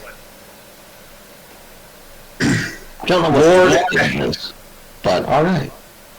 Lord Edward, Keeper of the Black Throne, is presumed dead. Lord Edward. And you see a picture flash up upon the screen of Lord Edward. Look at that glorious moustache. Indeed. It just looks evil. I mean, yes, he does look evil, but look how regal that mustache is. Jedi, like my father important. It's almost like he's played by Jim Carrey, and hadn't yet met a certain blue menace that ruined his life and stranded him on another planet and drove him into insanity. That was the best thing that ever happened to him, damn it. Anyway. But as you are watching this scene unfold, you see a woman dressed in black shambling through the ruins. And you see her up against a side street, leaning against a wall, clutching her side. Olzec has fallen asleep. Sorry. Olzec is our ancient history boring you? Yes. It's literally me. I can't. You have Stay a focused. to run in like 2 hours, dude. I know. I'm sorry. You get some Dutch bros, or well, actually, no, it doesn't work on you. I need something. You need Have steak. you tried cocaine? Or you say it correctly, or Spider-Man India will get mad at me. Have you tried chai? Chai tea? It's the same. What did you say? TT. I'd like some TT. Did you say bread? Do I go to your house and ask for coffee with cream? No, I wouldn't invite you to my house. But, sorry. You're fine. But you see this woman dressed in black, holding her side. And you hear her go, see her, she goes, fuck, that must have messed me up. Oh, where the hell am I? You see her looking around frantically. And she pulls her hand away and it's caked in blood. And you see her looking around and she's like, fuck. And she kind of shambles down this alley a little bit further. And you see a young woman sitting down, clearly dying based on her wounds, and she's holding something. And she looks up at this woman in black and doesn't say a word. And you see this woman in black reach down and clearly try to help her.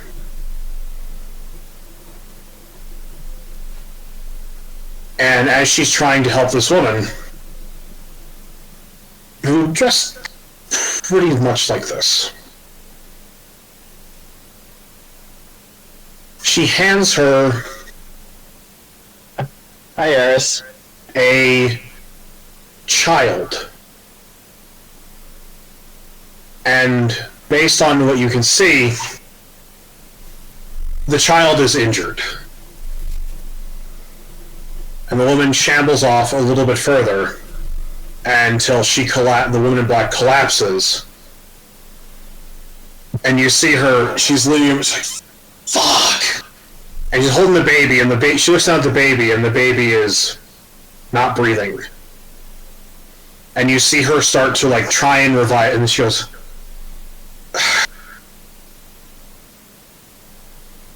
this is gonna kill me. I don't care. And you suddenly see, as she puts her hand over the child, as tendrils of blood come off of her hand Damn it, Pandora. and go into the child. And you start to see color return to the child as the child starts breathing. And you see her like, ugh. And the child wakes up and opens his eyes. And she goes, and the kid looks at her, the little baby looks, this little child looks at her and looks, look of calm and serenity.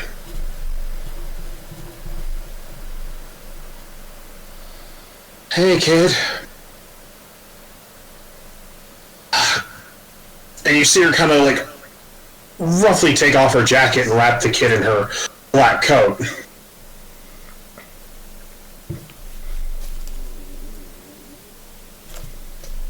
Yes, in all this mess, only fitting someone should make it out alive. No matter where I got flung to, there's war here too. Oh well. War is a universal constant. And she goes. And the kid starts to like get a little fussy, and she goes, No, keep quiet. I'll tell you a story. Once upon a time, There was a man who died. Once upon a time, there was a young girl who walked into a bar to meet a stranger and a knight. In her first introduction, she tripped over her own 2 feet, and that's how she met the stranger.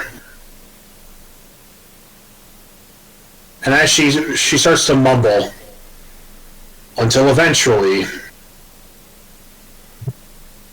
she dies. Okay. Cradling this child in her arms.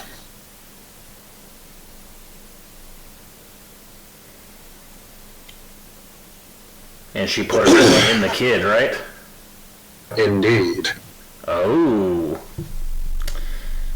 After a few minutes, So a figure Pandora was doing this. Oh wait, okay, sorry. a figure comes out of the darkness in the alley. Well, you don't belong here. Looks down at the dead woman.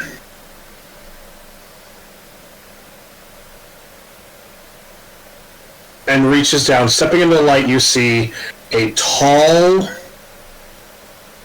black elf. Ooh. With white hair and a coat of spectral light. And as he reaches down and he picks up the baby, you all notice he picks him up with his left hand, and as he reaches his hand up under,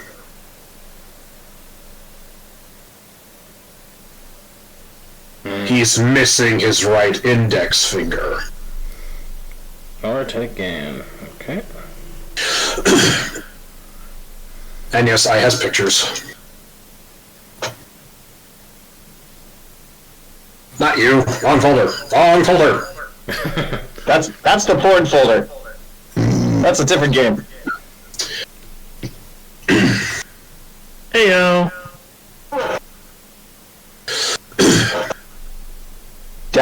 Daddy Ernesto. Oh my god, it is. Ernesto, if he was like 2.5 feet taller. Your father, Ernesto. Oh, this is Ernesto in like a few centuries. No, this is Ernesto. If he just gives off serious daddy vibes. Also, 2.5 feet tall. This is only 6 feet. Yeah. He's pretty short. Yeah, remember Artigan's a tall dude, remember? And as he goes, and he holds the child. Why, hello, little prince. Ooh. Oh, look, Dante. Only fitting you survived. And you see him kind of pull away the blankets wrapped around the child. And you see hanging around hanging around Dante. Oh, is it is Dante. Silver chain with a silver pocket watch. Well, I'll be damned. It would appear that the keys to the kingdom have fallen back into my hands.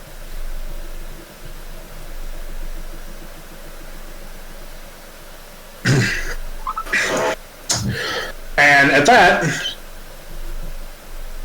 you hear from behind him, "What have you found?" "A child, beloved, a child."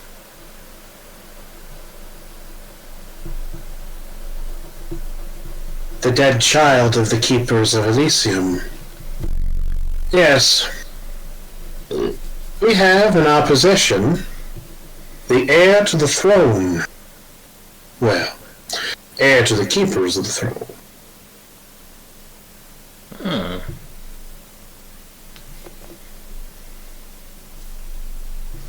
What are we going to do with him?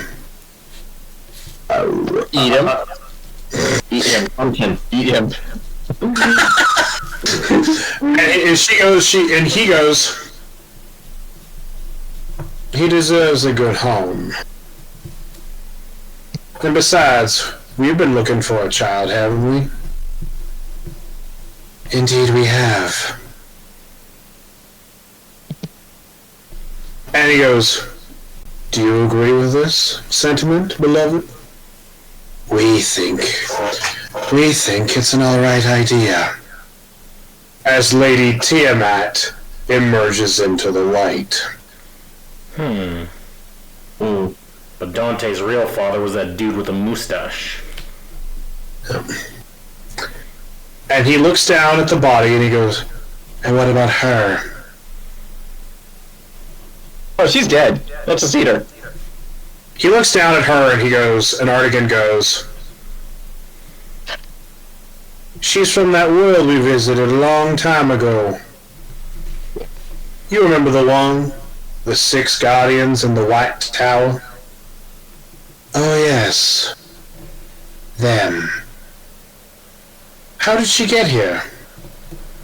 Who knows? Magic's probably. Every once in a while the worlds align and this happens. But what if her world? Probably gone by now. They move at a faster time than us. It's a miracle she showed up when she did.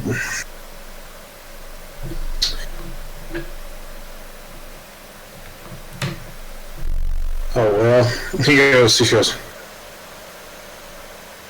she'll probably be collected with the other bodies and interned. And you see him wave his right hand as a silver mask floats out of her coat. And Artigan pockets it. And you see him look and he goes, and you see him tug a bag off of her side, and the bag opens on its own as his hand is just floating up above it, and you see one by one 6 glass jewels come out of the bag.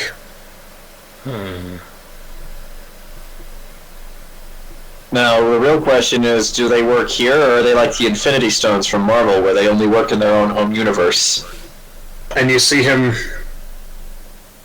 float them around. And he pockets those as well. The child needs a name.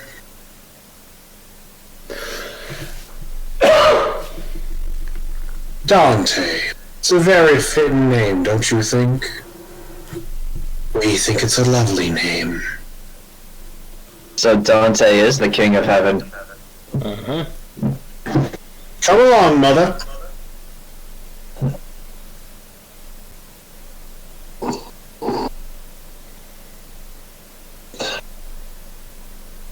And at that,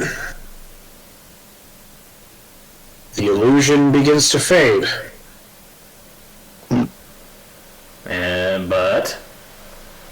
But as a gunshot whistles past all of our heads and we all die.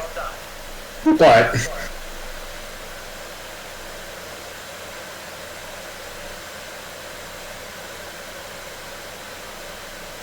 suddenly the illusion shifts and changes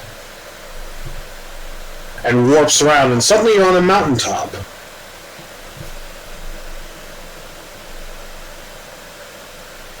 Or actually, rather, the illusion shifts and changes.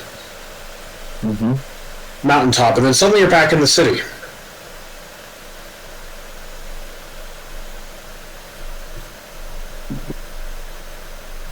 but it's older, much older, further in the past.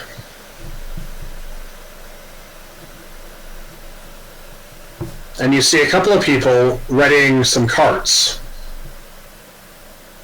Crude vehicles, I would say. Not as advanced as you guys have been seeing.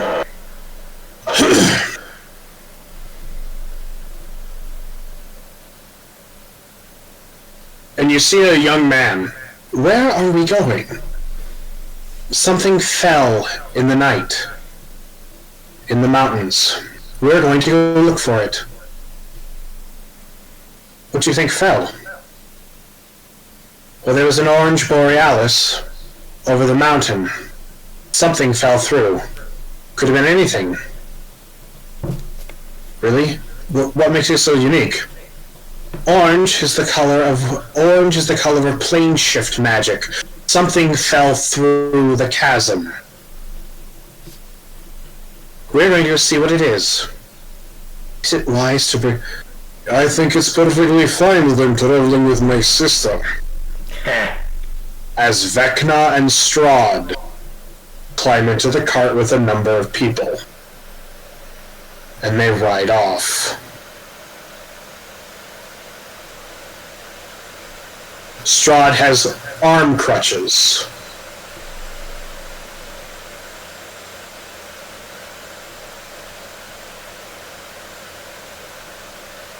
And it shifts one more time. Oh, okay, sorry, I didn't realize you went down. To the mountaintop. Or either back to the city.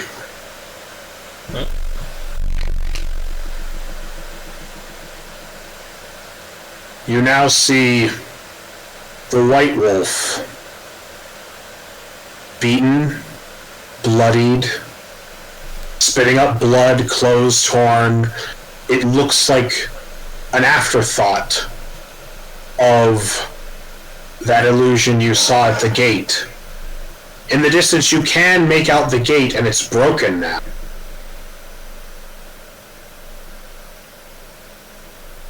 And you see the Dark Wolf looking down at the White Wolf. You little shit.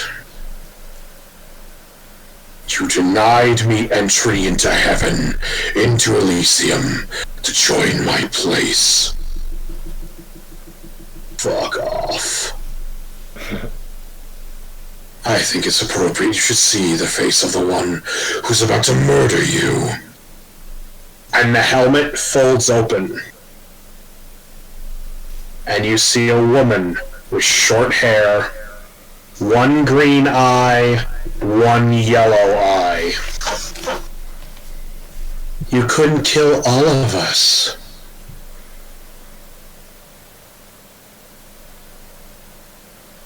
It's only proper, if we have a wizard's duel, that we should properly introduce ourselves. I am Vecna von Zarevich, heir to the throne of Barovia, daughter of Tharizdun, the chained god of hell. Maker of Elysium. Daughter of Tharizdun? Yep. We heard that name before. And who might you be? White Wolf. You watch as the White Wolf stands up, using chronomancy to heal his wounds. He spits up a great big wad of bloody phlegm.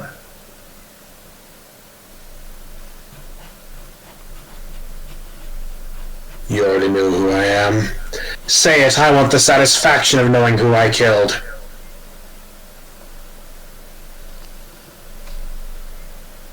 I am, and the illusion stops. Ah, you bastard illusion. Okay, really quick. So her title was Vecna von Zarevich, heir to Barovia, daughter of Tharizdun, the Chained One, maker of Elysium? Yes. Okay, I got that right. Does the name Tharizdun mean anything to us? Yeah, I had it in my notes in the past, so we'd heard it before. Hold on. Yeah, we have. I just want to know the above game if it actually means anything to us. Yeah, hang on. But yeah, wait a minute. If Pandora died there, how did the memories of, like in the Tales of Zorngrog get passed to Dante? Maybe she's like a time traveler where she just keeps meeting him at different points. Blood. So wait, it was genetic. Her genetic blood is just in him, and that's how he knew about it. Yes. I thought she literally told him the tales. Yep. Hey Grant. Silly question, but terrifying implications. Do you think it's possible that in all Pandora's travels through the multiverse, she met Nox? I don't know. No, she didn't. Yeah, Nox is like sticking mostly to cyberpunk and shit, so he can kill the devil. But yeah, the multiverse is a vast place. Like anything's possible. Nah, she only got flung from Zorngrad to there. That seems like a straight shot. But hold on, there's Dune. I wrote this somewhere. There's Dune. Here we go. First god on the throne. There's Dune is the 12th god. And he was the first god on the throne. So it would make sense that Elysium had to come from somewhere. If it came from him, then yeah, he probably would want it back, or one of his descendants would. And the Barovians were angels cast out of Elysium. Okay, so yeah, that makes sense. The Barovians believe they were angels cast out from Elysium. Yeah. So going off of their beliefs, if she's out of Thera's Doom, then maybe they got a point. So going off of their beliefs, Tharizdun made Elysium and was its first king. Then he was cast out, and along with all of his, I guess, fallen brothers, and that became Barovia. And Tharizdun eventually had children, which eventually had descendants, which led to Vecna and Strahd. And the White Wolf was going around killing them because it seems like they deserved it. Well, I'm going to say you missed something. In your notes, you skipped over something that was very important that Vecna said. Wizard Tool. Yeah, Wizard. What? Was. I'm just going to all of us. This is where we wrap. This is basically where we're going to kick off next time. What I'm going to say is, you missed a note. She said Tharizdun, the chained god of hell. Yeah. I wrote that down. Okay, the chained god of hell. Okay, so just to make sure I have the full title, Vecna von Zarevich, heir to Barovia, daughter of Tharizdun, the chained god of hell, the maker of Elysium. Yes. Okay. Owner of the chicken nugget. Well, yeah, I wrote that down. I just was trying to... Maker of the Arby's roast beef sandwich. Oh my god, they're eating more! My god, man! But what about there was another sandwich. With cheese. I'm imagining Artigan just like, I made the country buffet, and then Tharizdun, I made the all-you-can-eat buffet. You monster! Yeah.